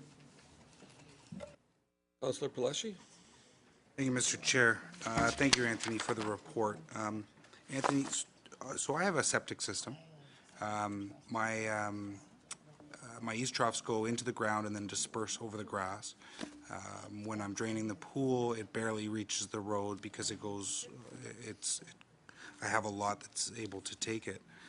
Have we ever looked at or thought a little bit about outside of the box where, we have a lot of communities still to build in Brampton and in Caledon, and, the majority of Caledon, I would say, is probably on septic systems. Have we ever thought of a community that, you have your big community park and putting a septic system there to gather all of that, so we don't have that infrastructure coming out of the community that we have to, because any communities we're building now, the pipes are great. Fast forward 60, 75, 100 years from now, though, we're going to have some investments to put in. Have we ever looked at communities like that we would be we'd be open to building? Well, through the chair, Councillor, if you do have a septic system or you have a community on septics, of course, groundwater contamination becomes, and source water protection become significant issues. Where we have a lot of that type of development, I think the preferred treatment would be connect you to a sewer. And let's bring you to the treatment plant where the cost to treat and the capital cost to deal with that incremental capacity is significantly lower than doing communal-based septic facilities. And I'm with you, I agree, but we did hear a delegation earlier today that we can take all that black water and we can drive it. We can run a bus off of it. So instead of treating it, we can turn it into fuel. Through the chair, Councillor, I'd love to go on about our energy issues that we have at the plant and our energy strategy that we have there as well. I'm not sure Council would like to hear that now.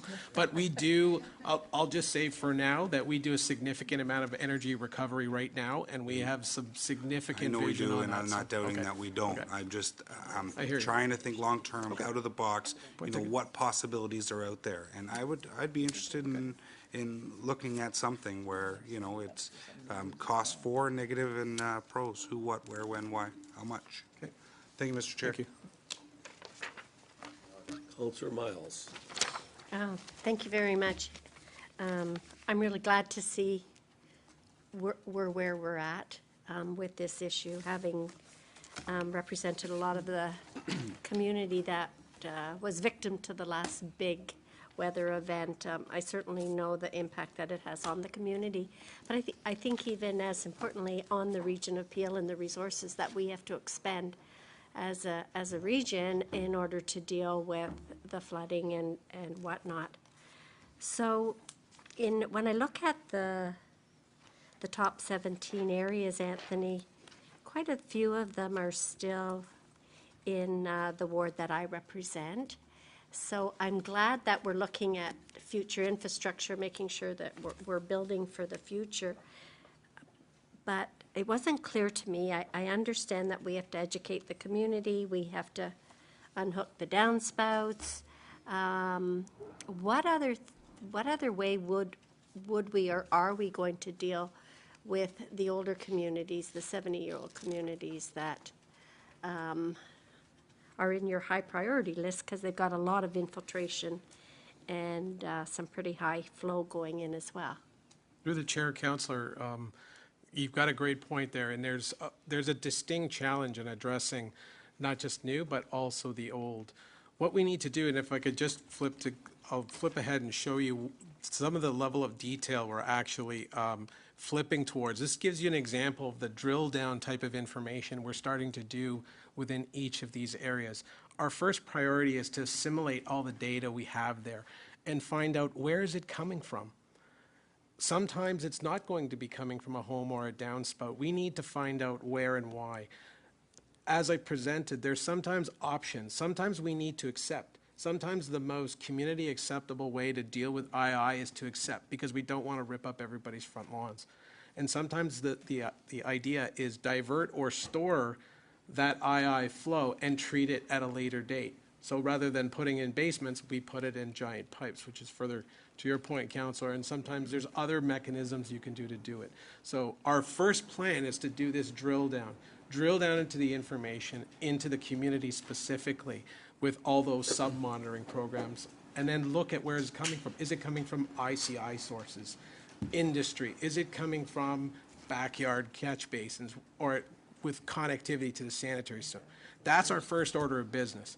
Once we know where it is, then we'll propose some strategies and work with each of you to show you what the plan might be in that specific area. Okay. Thank you. I just wanted to offer if there are some communities that you need my assistance with, whether holding a neighborhood meeting or what have you, I'd be happy to help with that. We'd be welcome to attend. We'd be great. We'd love to. Okay, good. Okay. Thank you. Councilor Rass. Thank you, Mr. Chair. And Anthony, just quickly, that's my area. Can I get a copy of that, because it wasn't in the presentation? No, sorry. We just kept it as some supplemental just in case we got asked, but happy to do that. Thank you. Okay. Okay, seeing no further questions or comments, moved by Councillor Groves, seconded by Councillor McFadden. All in favor? Opposed? Carried. And I think we've done everything else through the consent. Back to you, Mr. Chair. Thank you. Items related to health. Councillor Moore, if you chair this section, please. Thank you very much, Mr. Chairman. There is one item left under health. It is a presentation that's going to be made by Commissioner Nancy Polsinelli and our Medical Officer of Health, Dr. Jessica Hopkins. And the report is 9.1. It's in your agenda package. Welcome.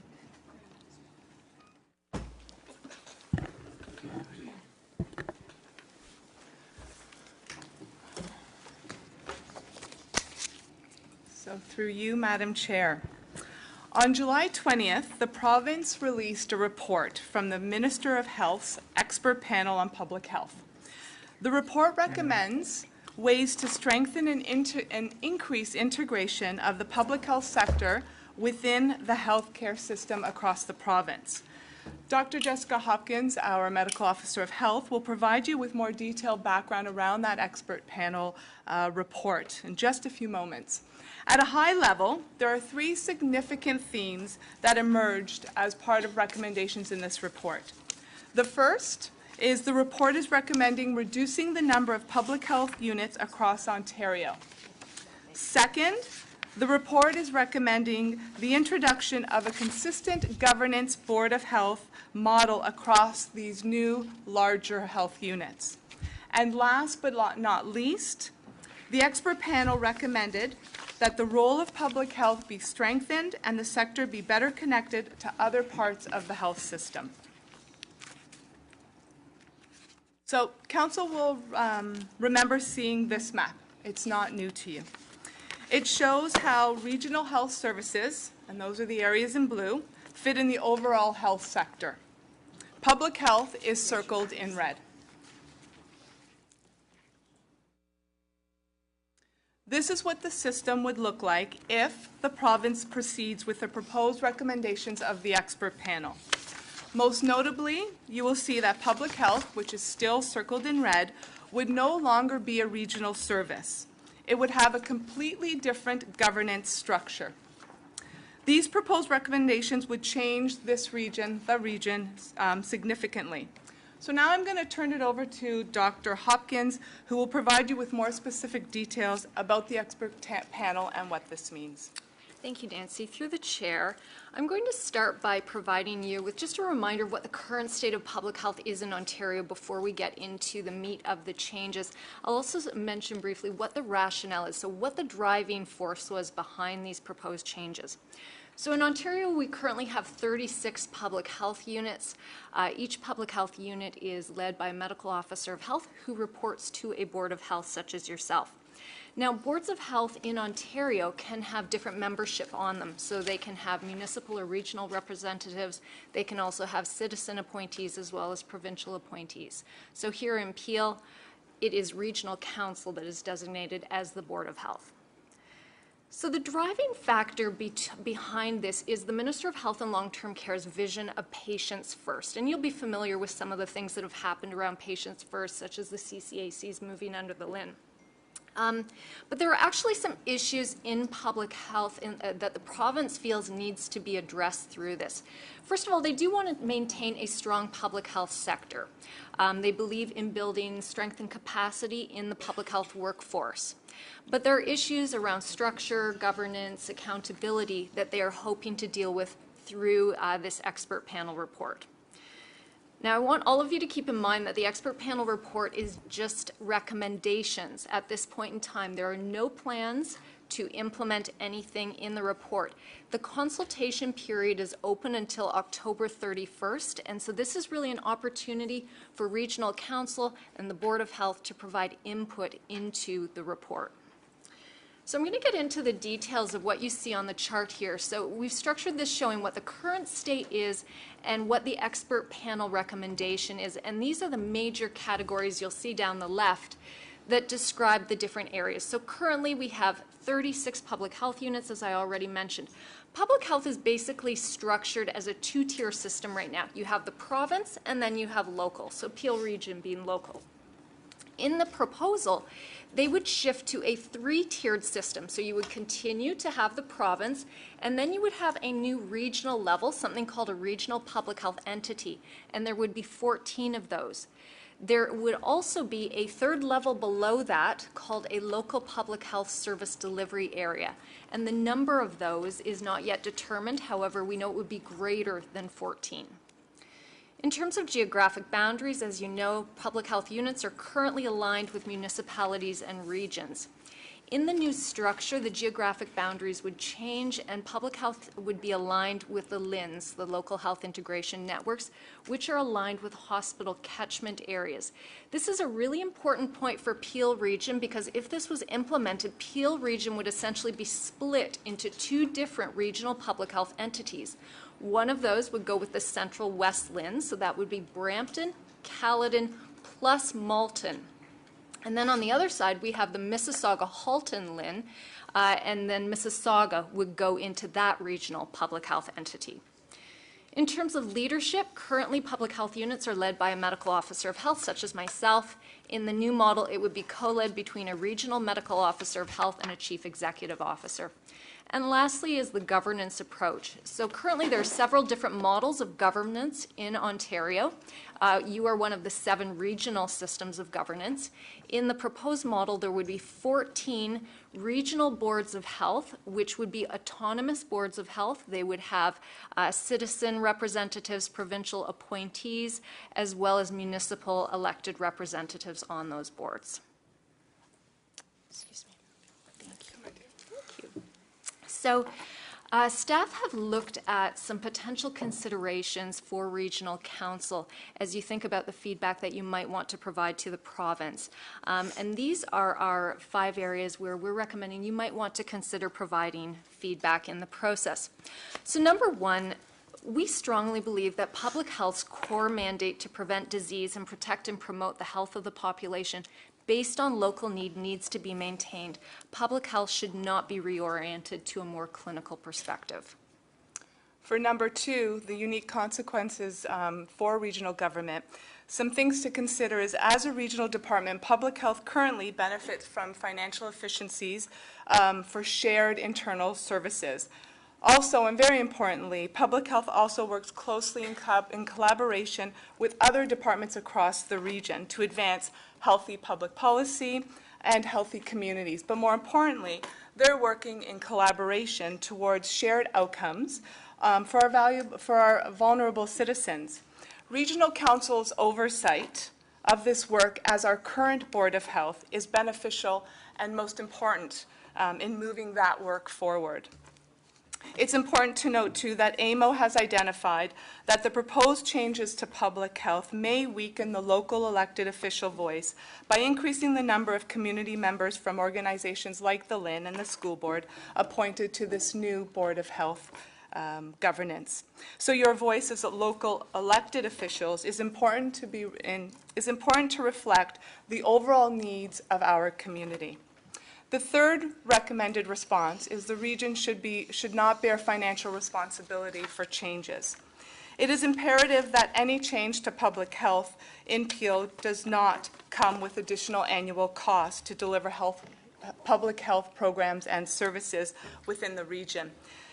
The expert panel report has been quiet on how the new regional health entities would be funded, other than to say it is an important discussion that needs to occur if the ministry is to accept the recommendations within this report. In addition, it is important that the province and not the region pay for any costs of implementing these proposed changes. So number 4, public health boundaries should be aligned with municipal boundaries in order to achieve population health outcomes. I know that that has been a long-standing belief of this council.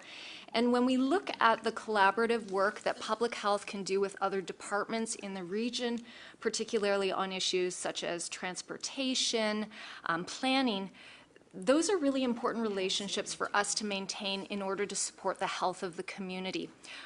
We can continue to do other work with folks in the healthcare sector without necessarily being aligned to the LINs.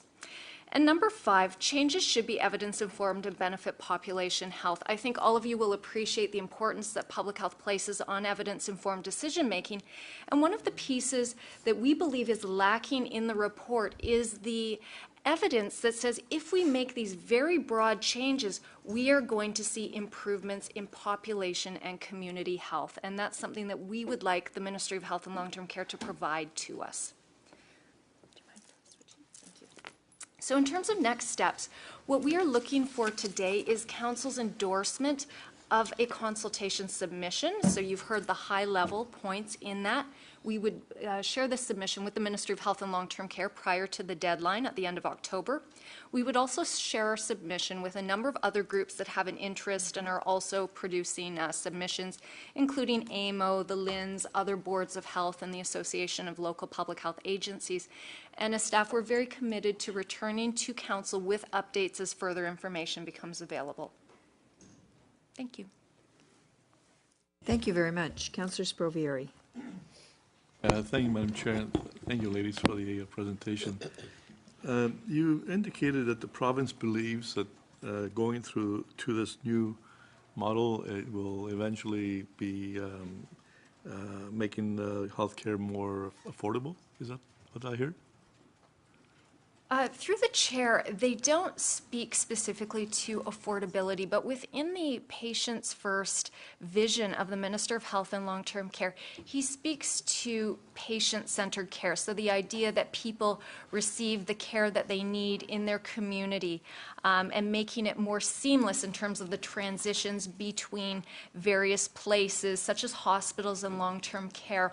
And I think the challenge that I see with this particular proposal is that Patients First is very much talking about health care as opposed to the upstream kind of work around promoting health, preventing disease that public health does. No, I'm aware of a number of cases where people have gone to, today, presently, people with different hospitals for various types of care. And some hospitals specialize in like St. Michael's and so on. And if this model is implemented, would that prevent people from still accessing specialists that they may prefer? Through the chair, so the particular report that is in front of you does not get into healthcare. So the expert panel recommendations are specific to what public health as a sector would look like within an integrated healthcare system. So it does not speak to those healthcare specific issues that you are questioning. Okay. So does this new model that's proposed, well, that, obviously, there's another layer that's being added. So obviously, it's going to increase the cost of operating the healthcare system. Is that what you see? So through the chair, this report essentially presents a model. What it doesn't do is speak to any of the implementation considerations, including funding and cost, that would be very important to consider as part of that. So they don't speak to how much the cost would actually be. It was out of scope in the mandate of the expert panel. Mm-hmm. And the last question is that you are recommending that this should be borne by the province and not by the region. Is that something that is up in the air right now? So through the chair, because no implementation details were shared and no decision has been made, there's been no discussion with the Ministry of Health and Long-Term Care with respect to who would fund any changes. So our recommendation to Regional Council is that as part of your submission, that any changes, the cost be borne by the province and not the municipalities. Okay, that's great. Thank you very much.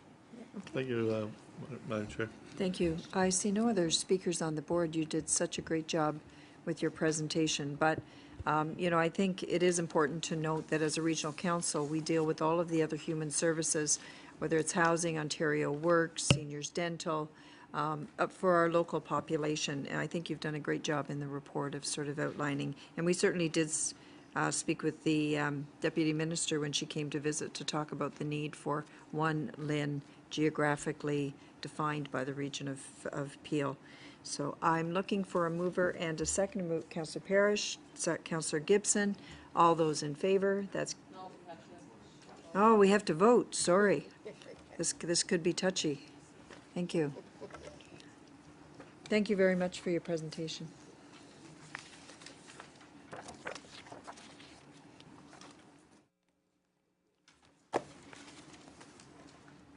Mr. Chairman, I'll turn it back to you.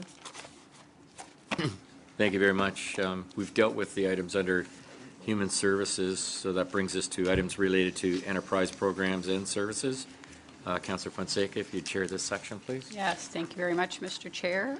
Item 13.1, analysis of property taxes for multi-residential properties in comparison to residential was held. Councillor Parrish. Thank you. Thank you for the report. The conclusion is it's up to the individual municipalities to change the tax if we're going to do it. And the question I have, would all three municipalities have to make the change, or could one do it and the others not? Through Madam Chair, yeah. that would be up to each local council to make that determination. The only way that would be different is if Regional Council took back that delegated authority, and I don't think that's what we're proposing. The region is making giant steps on affordable housing. Might not be a bad idea for you to take that back. I'd support that, but I might be the only one here. The other concern I have is we've had 1,000 units that were about to be built of rental housing, and the developers have backed off and said they're not doing it with the changes in regulations from the province. And we only have just slightly over 1% vacancies in Mississauga. I don't know what Brampton's like, but similar. We've got a problem out there with rental units. So I'm asking our staff to do a 5-year phase-in on making rental tax the same rate as single-family houses. So I'm going to take this report to them and see what they come up with, and then I'll bring both of them back here and try and browbeat you into making it a regional mandate. But the numbers don't scare me in this. It's a very good report. Thank you very much. I'll move receipt of it. So you're moving the recommendation, Councillor Parrish? Moved by Councillor Parrish, seconded by Councillor McFadden, and we have a recorded vote.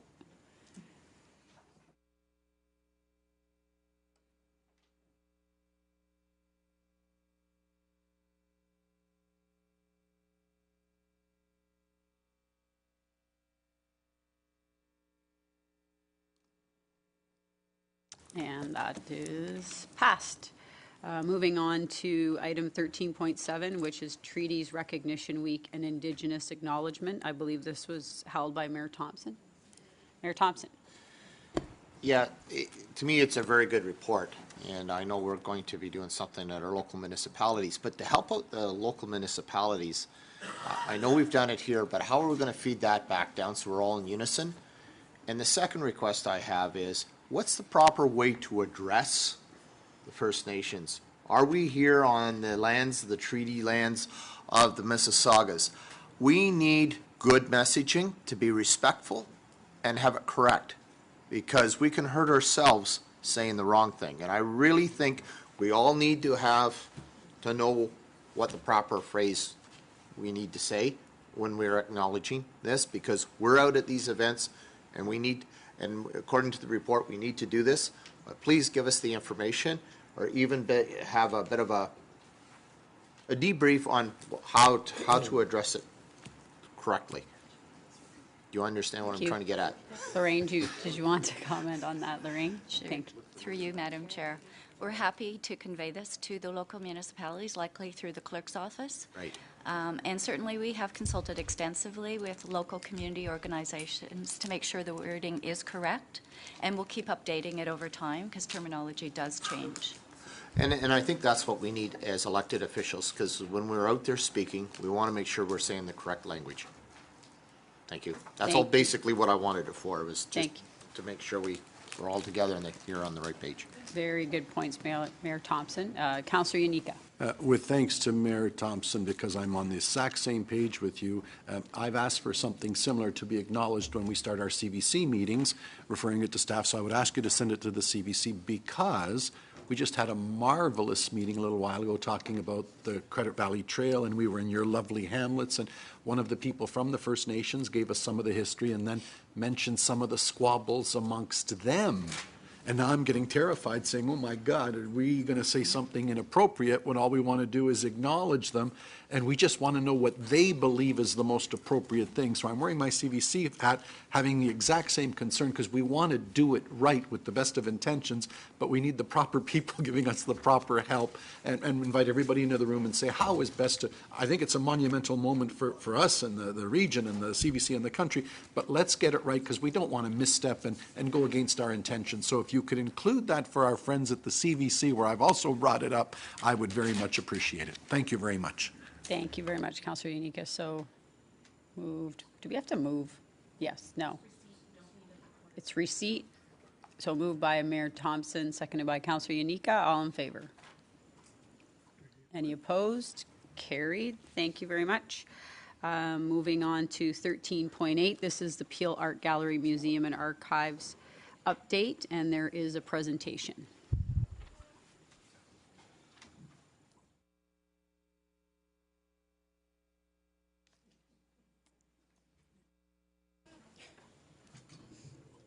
Good afternoon. Good afternoon. I'm Marty Brand. Thank you for the opportunity to update you on the progress of Peel Art Gallery, Museum and Archive. This past January at Council, PAMA presented our plans for the Peel 150 and Canada 150 program for the year. This year has proven as an exceptional platform for engaging, inspiring, and connecting residents across the region. My slides today will show the kind of 5-year transformation that PAMA has been involved with from 2012 to 2017, which is outlined in your report. Over 5 years, PAMA has advanced as a culture sector leader, offering compelling exhibitions and quality visitor services in an environment that fosters inclusivity, connectivity, and promotes open dialogue.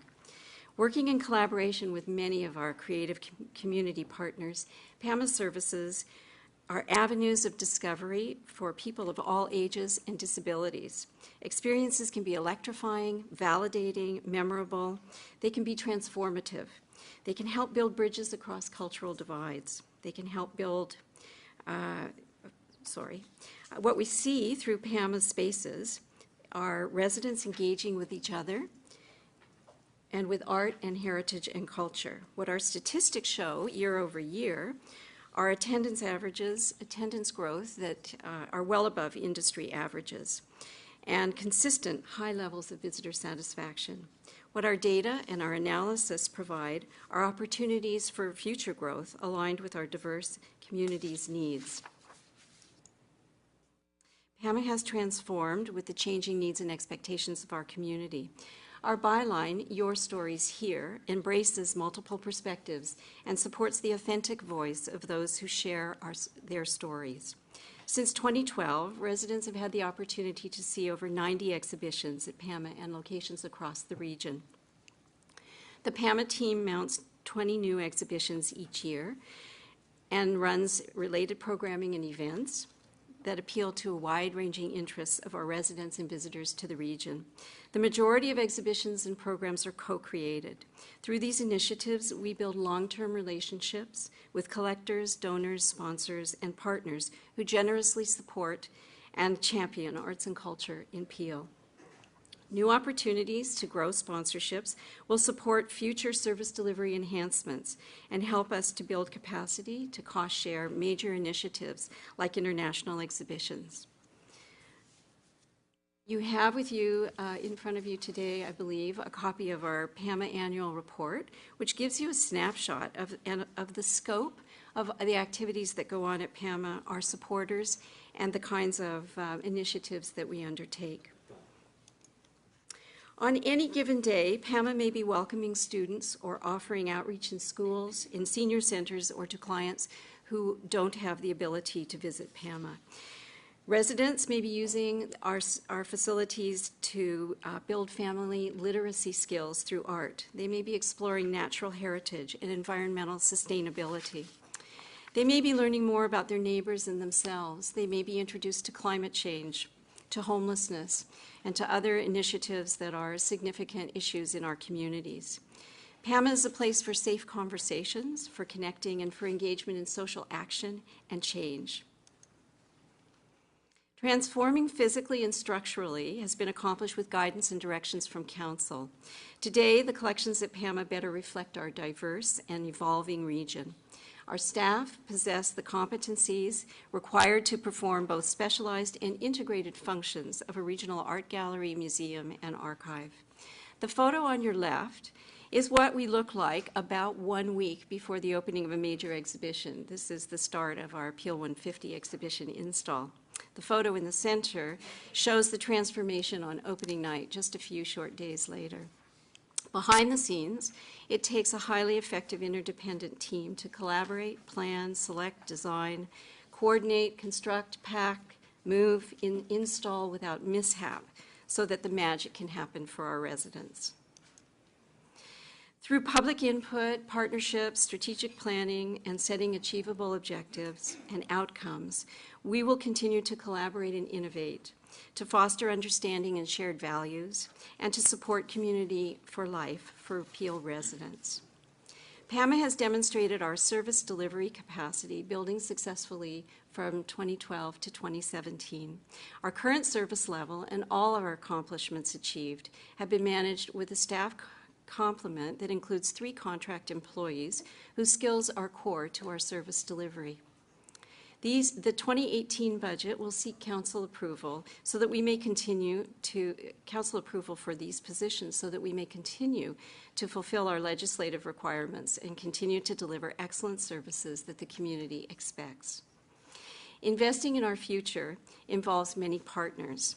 Among these are one of our most supportive partners, the Friends of PAMA Advisory Board. And I'm sorry our chair of the advisory board, Michelle Moore, was unable to stay this afternoon. She's on a plane headed out of the country, but she asked me to share her comments.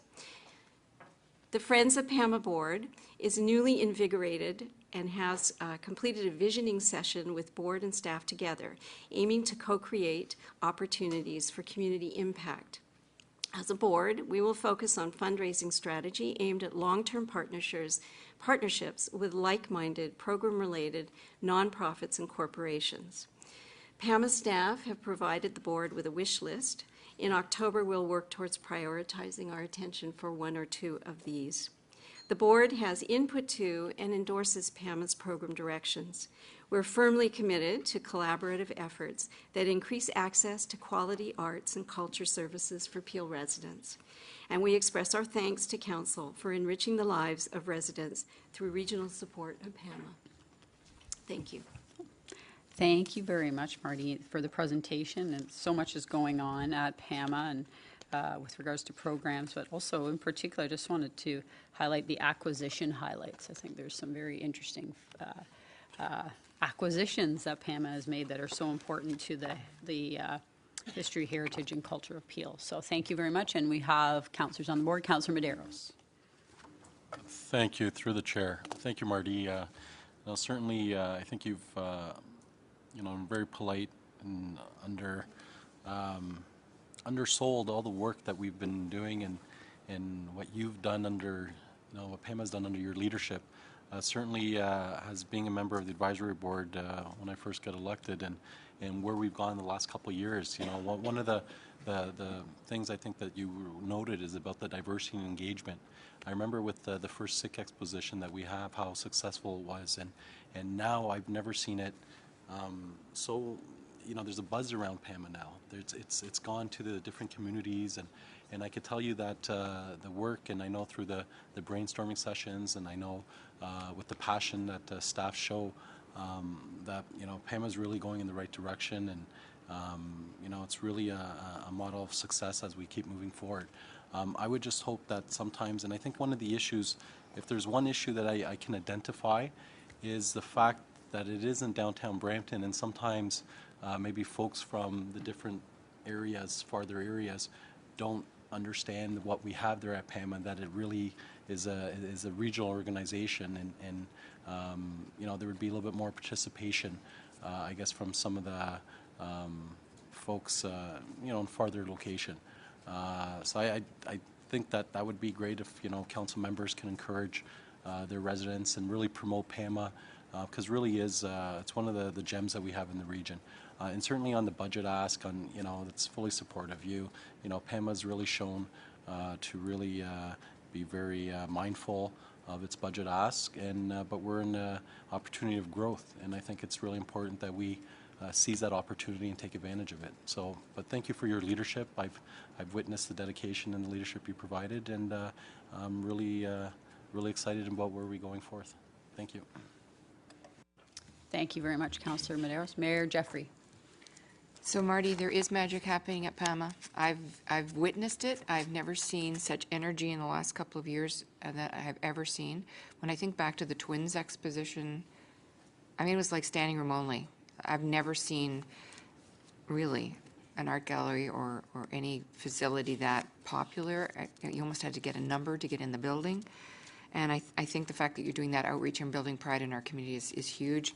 When I look back and I look at some of your visitor engagement, the fact that when Pokemon Go was a phenomenon, you engaged in that. This is just smart, clever, thoughtful marketing of a facility that people may not step foot in, but once you get them in the door, they want to come back. So I want to thank you, and I want to thank the Friends for their leadership. Adding the fun factor, I like going, and other people like going, and you make us proud. Thank you. Well done. Thank you very much, Mayor Jeffrey. Councillor Parrish. Well, I just wanted to congratulate you. Mississauga has PAMA envy, even though we are part of it. You've got the best building. You've got a lovely location. I've been to several events there. It's a fantastic facility, and I just want you to know I envy it, because I think the Art Gallery in Mississauga might fit into this room if we're really lucky. We're in the process of having a developer build one into a new complex that's going into City Centre, but you'll never duplicate this building anywhere, and that's what contributes to it. It's truly beautiful. It's Mississauga's too. I know. Okay. I recognize that. We take it over every once in a while. Through the chair, I just want to, underscore the fact that we work very closely with the Museums of Mississauga and the Art Gallery of Mississauga and other cultural institutions in the region of Peel. And community groups, particularly in Caledon, where we We want to make sure that although we recognize not everyone can come centrally to our home location, we have the opportunity to share our expertise, program activities, collections, and we do that with enthusiasm. Thank you, thank you. And the partners, when you do look at the list on page 15, there is a quite diverse number of partners from across Peel. Thank you very much. Councillor Yanika. Just briefly to your point, I was there brought my staff out as well, that marvelous photographic exhibit you had of Highway 10 over the years. And so I've got a lot of photos, I've seen a lot of photos over the years, but you had some photos I'd never seen, and it was in that connecting underground tunnel that you had, and you very cleverly linked them all sort of linearly. It was magnificently done. And the history of the evolution of the hamlets that existed and the region of Peel today, just a marvel. My staff and I just loved it. So, yeah, we know you're very cognizant of us down at the south, and we're very proud to be a part of it as well. Thank you.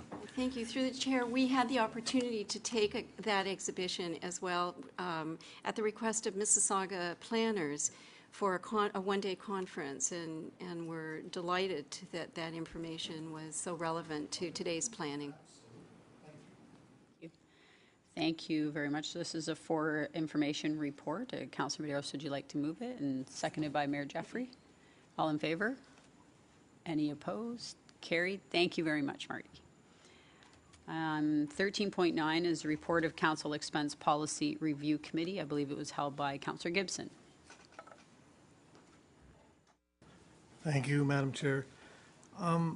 I realize that this is just the minutes of the meeting and there's no direction being given here, but one of the things I want to either give direction for to the committee or get some assurance that they will be looking at is that if a council member like myself uses regional resources or property, that's attributed to the account of the council member. I think it should be. And I don't know whether I don't think there's any policies around certain things like that. One of the things that I've recently noticed is a lot of the regional black signs that are out there being used by council members. And I guess naively, Councillor Moore and I used one, not this term of council, but the last time, and went to a private company and paid for the cost of using one of those things. To me, I'm not saying it's right or wrong. Personally, I don't like these signs. I think we should look at a permanent type of use for these signs, and maybe a partnership between cities and the school boards to get permanent signs, because I just think they look junky, but they do get a message across, and I understand they get a message across. But if I had a brief conversation with the commissioner just before this meeting, and I guess if we all started using them, then there wouldn't be any room for waste management to be using them and things like that. But and I'm not saying it's right or wrong, we do use them, but if we are using them, I think the cost of those should be attributed to our accounts and not be free of charge. And I just wanted some assurance that it's going to be looked at. Otherwise, if it hasn't been thought of, maybe we'll give direction that it does be looked at.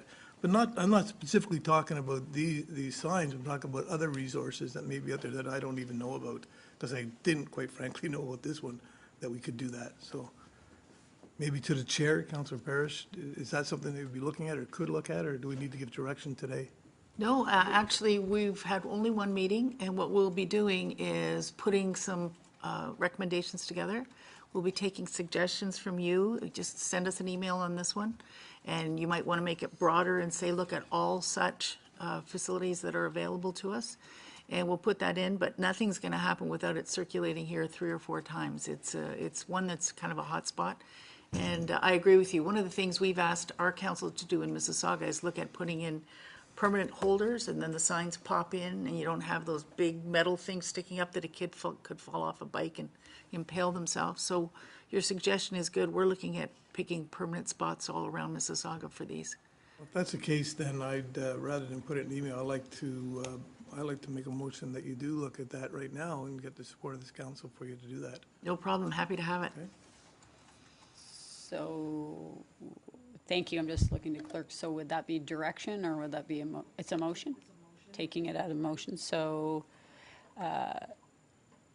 motion on the floor by Councillor Gibson. Then we need a seconder by Councillor Paleshi.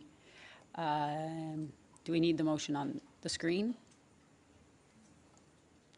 Or just read it, can you read that out again? Read out your motion that, Can't read out something I didn't write sorry, down, but not I'll say read, it again if you like. say it again, please. I guess it's to the, for the, thank you, for the committee to look at the use of regional resources and property. And I don't want to say whether it's appropriate or not, but if it is going to be, we are going to use it, it should be That it attributed be to our allocated account. to our accounts, okay. That's what I wanted them to look at. Okay, thank you. Is that clear enough for clerks? Okay, so moved by Councillor Gibson, seconded by Councillor Paleshi, and this would be a recorded vote. So press your buttons.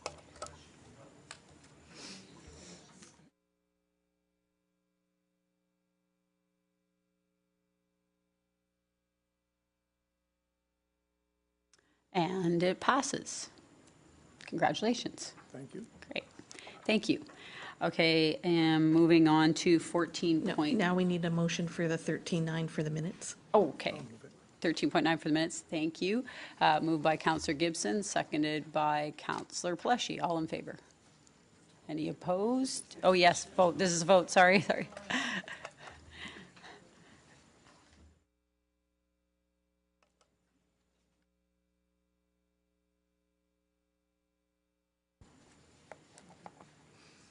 And this also carries. Okay, thank you. And now moving on to 14.3. So this is a communication item with direction attached.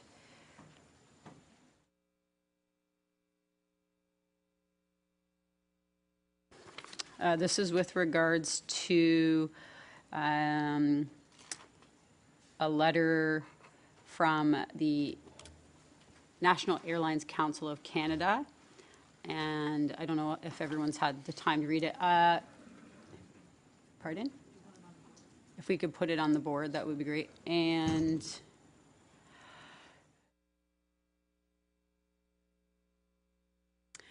so I have a question to clerks. So I think it's permission to pass the chair to Vice Chair Miles. I just wanted to speak to the last part of the motion because I sit on FCM. Okay. So permission to pass the chair. Do I need a vote for that? Okay, so I'm speaking to your now chair. Okay. So just with regards to the last line of the proposed or the template motion here, this did come up at the Federation of Canadian Municipalities on the Infrastructure Committee and also at Committee of Whole at FCM, Federation of Canadian Municipalities.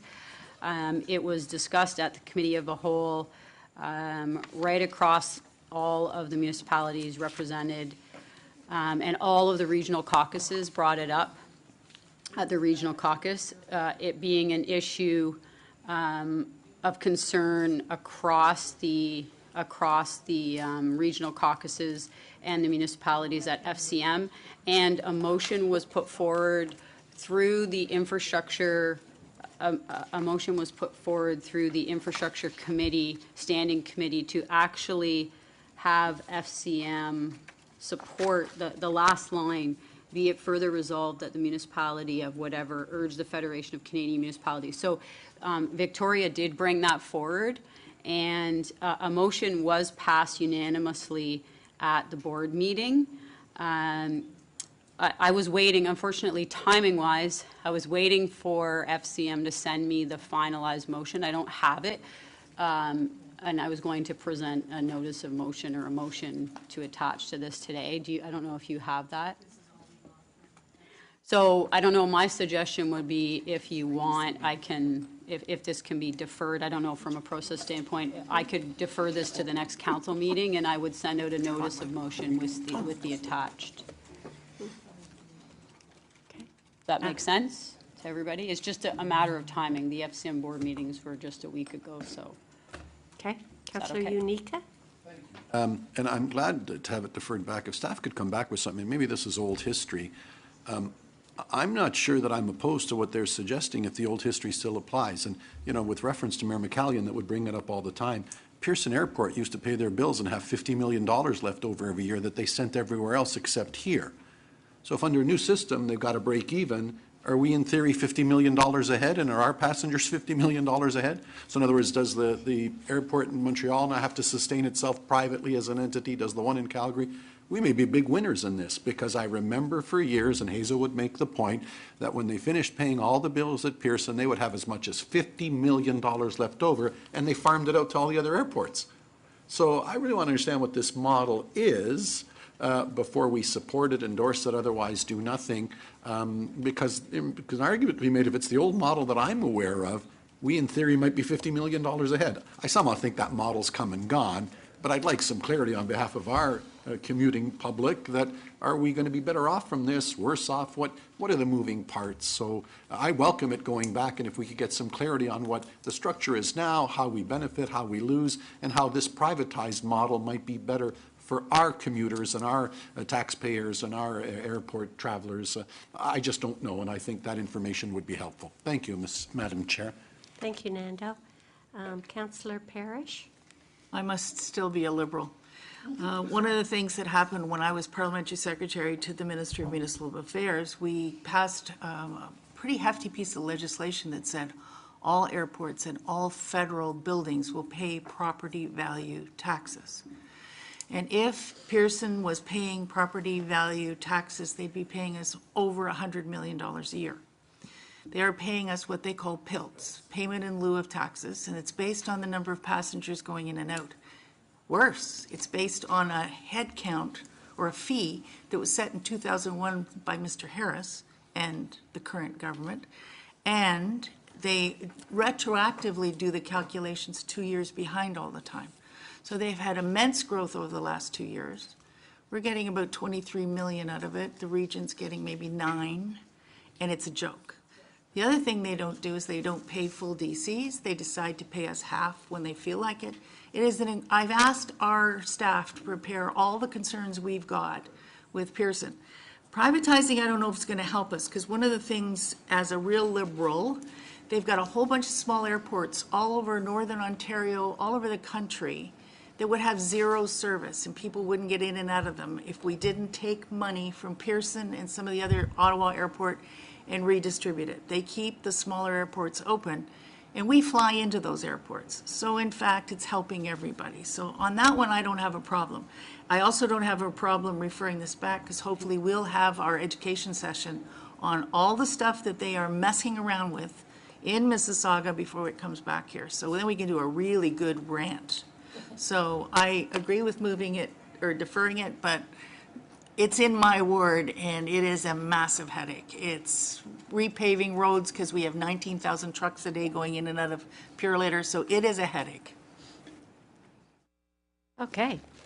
Mayor Thompson? Well, I think one thing, I agree that maybe send it back and have it looked at. To me, airports and ports should never be privatized, because you can get foreign ownership taken over running our thing, and I got to tell you, it's security issues. Do we need to cut a better deal? I don't disagree. I think Councillor Parrish is quite correct on that, but I think that we always need to relook at, even a 5-year term and saying, how is it working and what we need to do. I do believe in fairness, but privatization, I think, is a very dangerous thing to open. Okay, Councillor Fonseca. Thank you, Madam Chair. So yes, all of these topics, all of this discussion did come up at the Federation of Canadian Municipalities, and the motion made there was more around the fact that there's too many unknowns, and the federal government and the airports have not addressed these unknowns in communities. And no matter what happens moving forwards, there are impacts on communities, and that whatever happens, the municipalities, the communities need to be part of the conversation prior to any decisions being made. But I just don't have the exact wording of the FCM motion to be able to add to this. So I guess process-wise, if I have to make the motion to refer it back to staff and then bring a further motion forward. You could do that if you like. Okay, that's what I will do then. Okay, so it's moved by Councillor Fonseca to refer back to staff for further information. All in favor of the referral? That's carried. I'll hand it back to you, Councillor Fonseca. You have to push a button. Oh, yeah, okay. All in favor?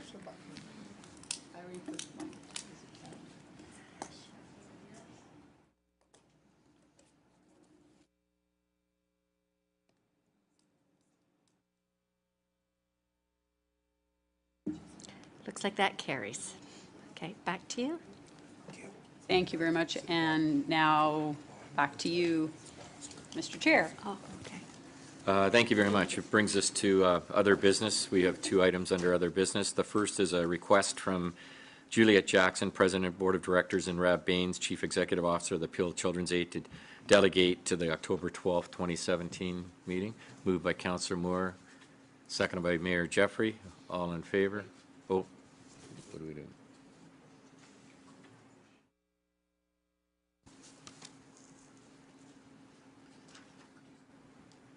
Councillor Mahoney?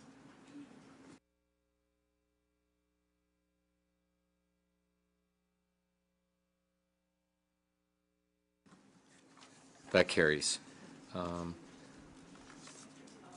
second item under other business is a motion from Councillor Sprovieri regarding the Ciancino legal action. So the motion, I believe, is on the screen. No. Councillor Sprovieri. Thank you, Mr. Chairman. I have a slide presentation that I'd like to go through. Sorry, Councillor Sprovieri, what is it? What's your request? I have a slide presentation that the staff is going to be showing on the screen as part of this notice of motion. I'd have to ask for a council vote. Yeah. You didn't. Yeah. I was just thinking you didn't bring that up at the time we approved the agenda. So I have no problem if you want to speak to the motion, but unless it's council's wish. Well, Mr. Chairman, I have some comments to make about the motion, and also I believe the clerk's aware that I was going to do a presentation as part of the motion. Is there a problem with that? We're going to hold you to the 5 minutes then. Well, that's fine, but we just went through over a minute just talking about it. No, you haven't started yet. Yeah. You got 4 minutes. Go ahead. Do you have it available, Madam Clerk? Okay. So before we go into the slideshow, I just have a few comments. As included with the notice of motion, there is the Safe Drinking Water Act statutory standard of care that we councillors are required to do. And as a member of the committee, of the Fluoridation Committee, I don't believe the council has done its due diligence as required by the standard statutory of care. I believe that just by sending a resolution to the province requesting them to take responsibility for water fluoridation and do the toxicology studies, have not we have not done our due diligence, and I believe that the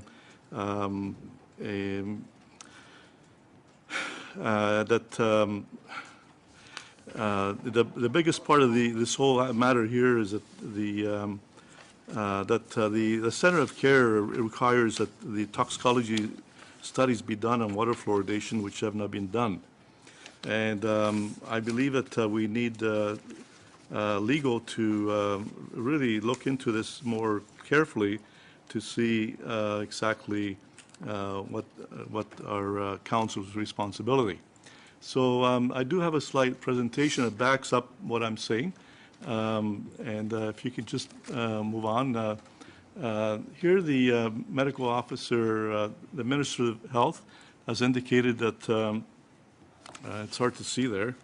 It's very, but you can read it on top and it states that the provincial minister has stated that tooth decay is the single most common chronic disease amongst Canadian children, and that fluoridation prevents tooth decay. So it's stating that this water fluoridation is that tooth decay is a disease.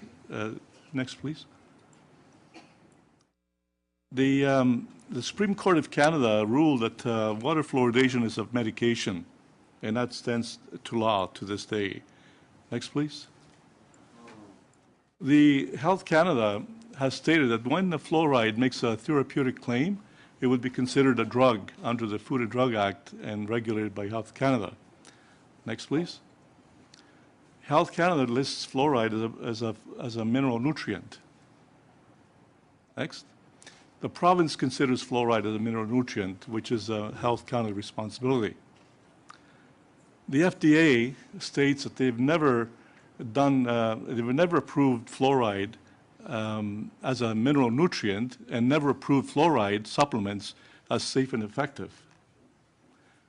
The US EPA lists fluoride as a chemical with substantial evidence of developmental neurotoxicity similar to arsenic and lead. There's a graph that shows the different toxicities of lead, arsenic, and fluoride. As you can see, fluoride is even more toxic than lead.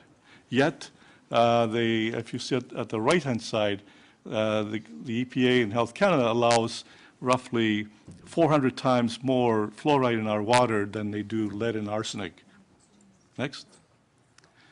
The government of Canada lists fluoride as a toxic substance in their list of substances. Please. The Health Canada recommends toxicology reviews be done on the product of fluoridation to ensure its safety at the maximum use level. Health Canada and the US EPA have no record of any toxicology studies ever being done. Next. Peel Region has been sued by a resident claiming that water fluoridation violates the Charter of Rights and Freedoms, the Food and Drug Act, and the Safe Drinking Water Act. Post-Walkerton, the Safe Drinking Water statutory care requires decision makers to do their due diligence to protect the public health when making decisions about drinking water systems. Justice O'Connor has said those whose actions fall below the standard of care, fail to protect the public, and cause harm could face significant penalties. The Peel Region Community Water Fluoridation Committee has reviewed water fluoridation that municipal councillors do not have the detailed familiarity to interpret data regarding the efficacy of hydrofluorosilicic acid in water fluoridation. And municipal councillors are struggling to, that's the motion we sent to the province, struggling with a range of conflicting reports and public concerns on the matter of fluoridation. So 7 months have gone by and the province hasn't responded to regional council's request. Well, why haven't they? Well, I believe that they haven't responded because under the Supreme Court ruling, fluoridation is a medication, which is a Health Canada responsibility, and so they're not. So obviously, they're not responsible for medications, and most likely that's the reason why they haven't responded. So I'm asking, Mr. Chairman, I'm asking that this motion, which has been put together, and also I had some questions about the legal opinion staff provided to council back in 2014, and I have some questions about that, and I think it's important to get hear about that legal opinion that was provided to us back in 2014, and I'd like to move into camera for that and under the advice of the solicitor. And with that, I'm asking council to support my motion to ask that an independent qualified lawyer look at the merits of the Ciancino claims and to see whether regional council has done its due diligence in the matter of fluoridation. As I said, just sending the motion to the province, asking them to take responsibility and to do the toxicology studies that are required by Health Canada, which they never enforced, I don't believe that really we have done our due diligence based on the requirement of the Safe Drinking Water Act. So, Mr. Chairman, I'm asking that we go into camera so we can, the solicitor can address some of the issues that was contained in the legal opinion, which should not be done in public. Thank you. I need a seconder for that. To go in camera? Yeah. Can I have a seconder to go in camera? And ask staff to put the motion on the screen too, please. I'm going to move to the list then. Councillor Parrish. Call the question. Okay. Well, I didn't have a seconder, John. And that's, Yeah, you did. Oh, sorry. I didn't see. I didn't see that. But Oh. I'm also on the board, and I don't know if, I don't think my. And I have called the question. No, I'm going to backstep because I didn't realize there was a seconder to the motion to move into camera. My apologies on that. I apologize for that. So we'll move into camera then. Chairman, on a point of order. Yep. I didn't know if you had a second order. I think this amounts to a reopening of the issue. It does. Yeah.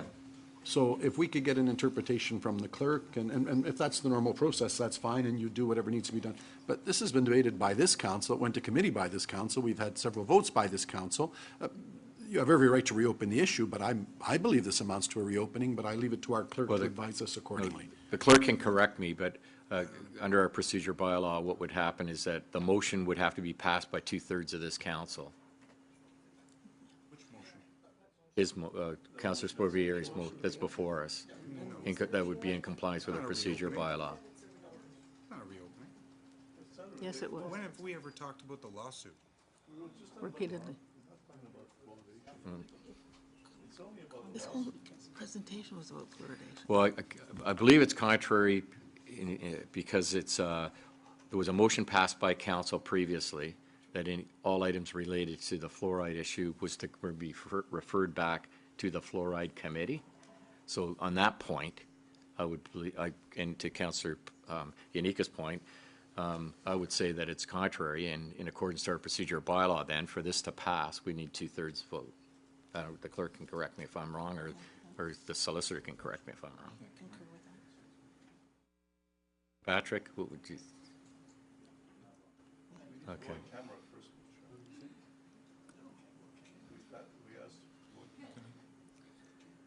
Vote on going in camera, and if they turn Yeah. it down, then you don't go in camera. Yeah, no, I'll call the motion on going into camera. I didn't call that vote because I did apologize that I didn't see a seconder. So all those in favor of going into camera? All opposed? Okay. Sure. Okay.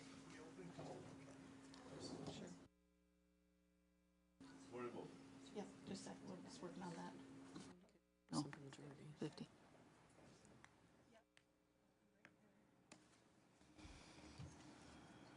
So we have to vote now on this? Stop it.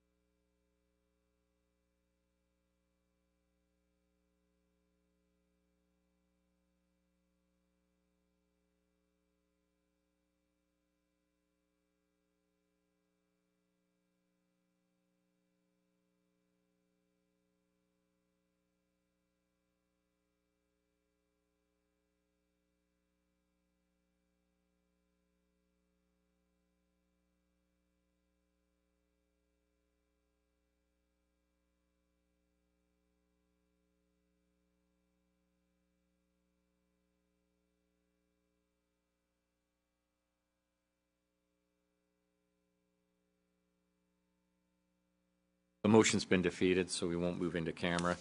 And Councillor Parrish put a motion forward to call the vote. I did. So that'll be a recorded vote. All those in favor of calling? Oops, sorry. Call the questions 2/3. Yeah, oh, and we need two. Just a minute. If you haven't spoken, though, you still get to speak. No, not once I Not call. if someone's called the question, I It's have, over. there's a motion forward with respect to calling the question. We have to vote on that. We need 2/3 to support that. So if it's defeated, then we can continue on with the list. The reason I asked is because of the city of Brampton, and is it that procedural, this regional procedural bylaw says you can't, okay. Thank you. Okay, on point of order? Can we get an explanation of what we're voting on? Because my understanding is you'd have to vote on this, you'd have to reopen the question first? No? Okay.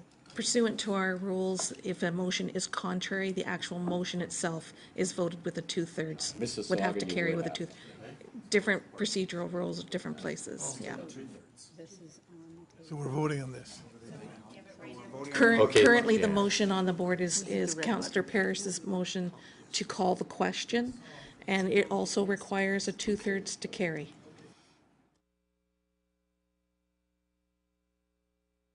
We're voting to call the question? Make your selection, please.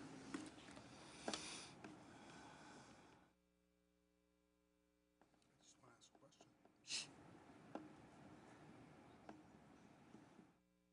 don't know how Linda carries on with you guys. So that motion passed, so now the main motion's on. And so it needs 2/3 to pass, so 2/3 yes votes would. We're voting no.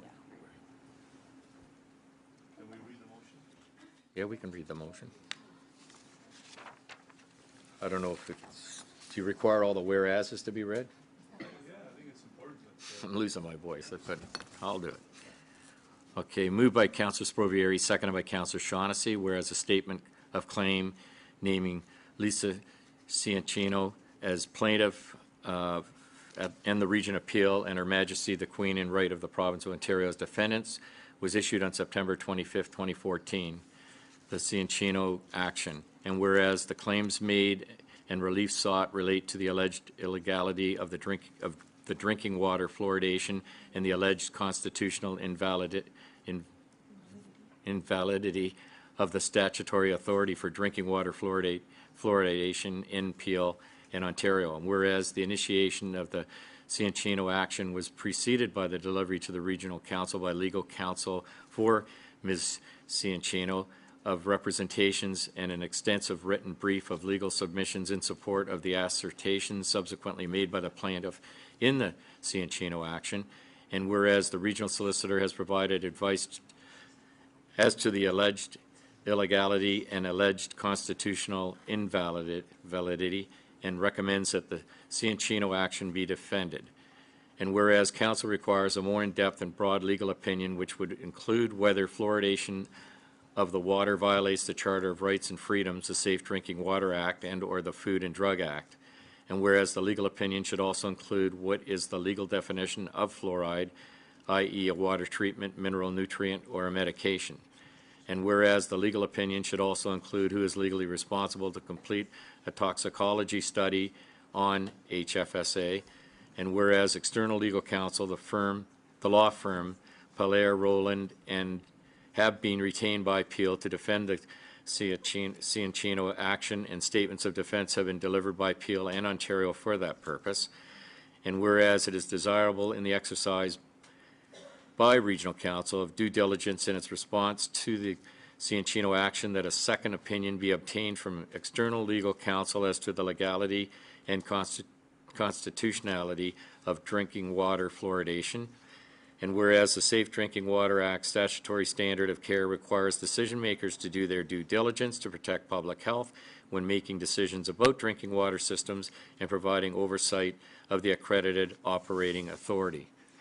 Therefore, be it resolved that the regional solicitor, through a competitive process, retain a qualified lawyer to provide regional counsel with an in-camera report and presentation providing an opinion of the assertions of illegality and unconstitutionality raised in the Ciancino action as informed by the submissions and brief previously delivered to Regional Council by legal counsel to the plaintiff in that action, and recommend any steps that council or councillors should be taking to fulfill the post-Walkerton statutory standard of care and respect providing safe drinking water.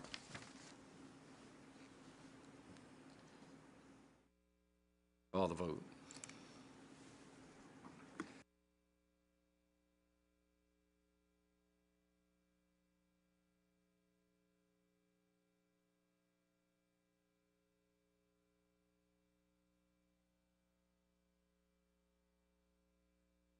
The motion's defeated.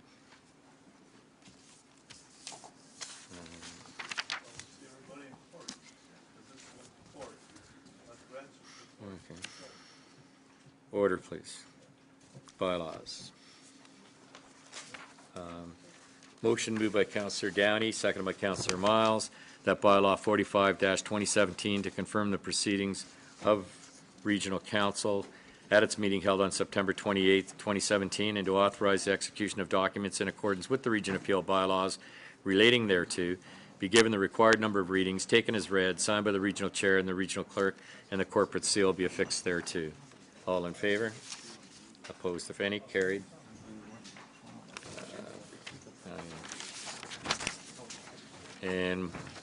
Motion moved by Councillor Mahoney, seconded by Councillor McFadden, that the September 28, 2017 Regional Council meeting be adjourned. All in favor? Opposed? Carried. Thank you.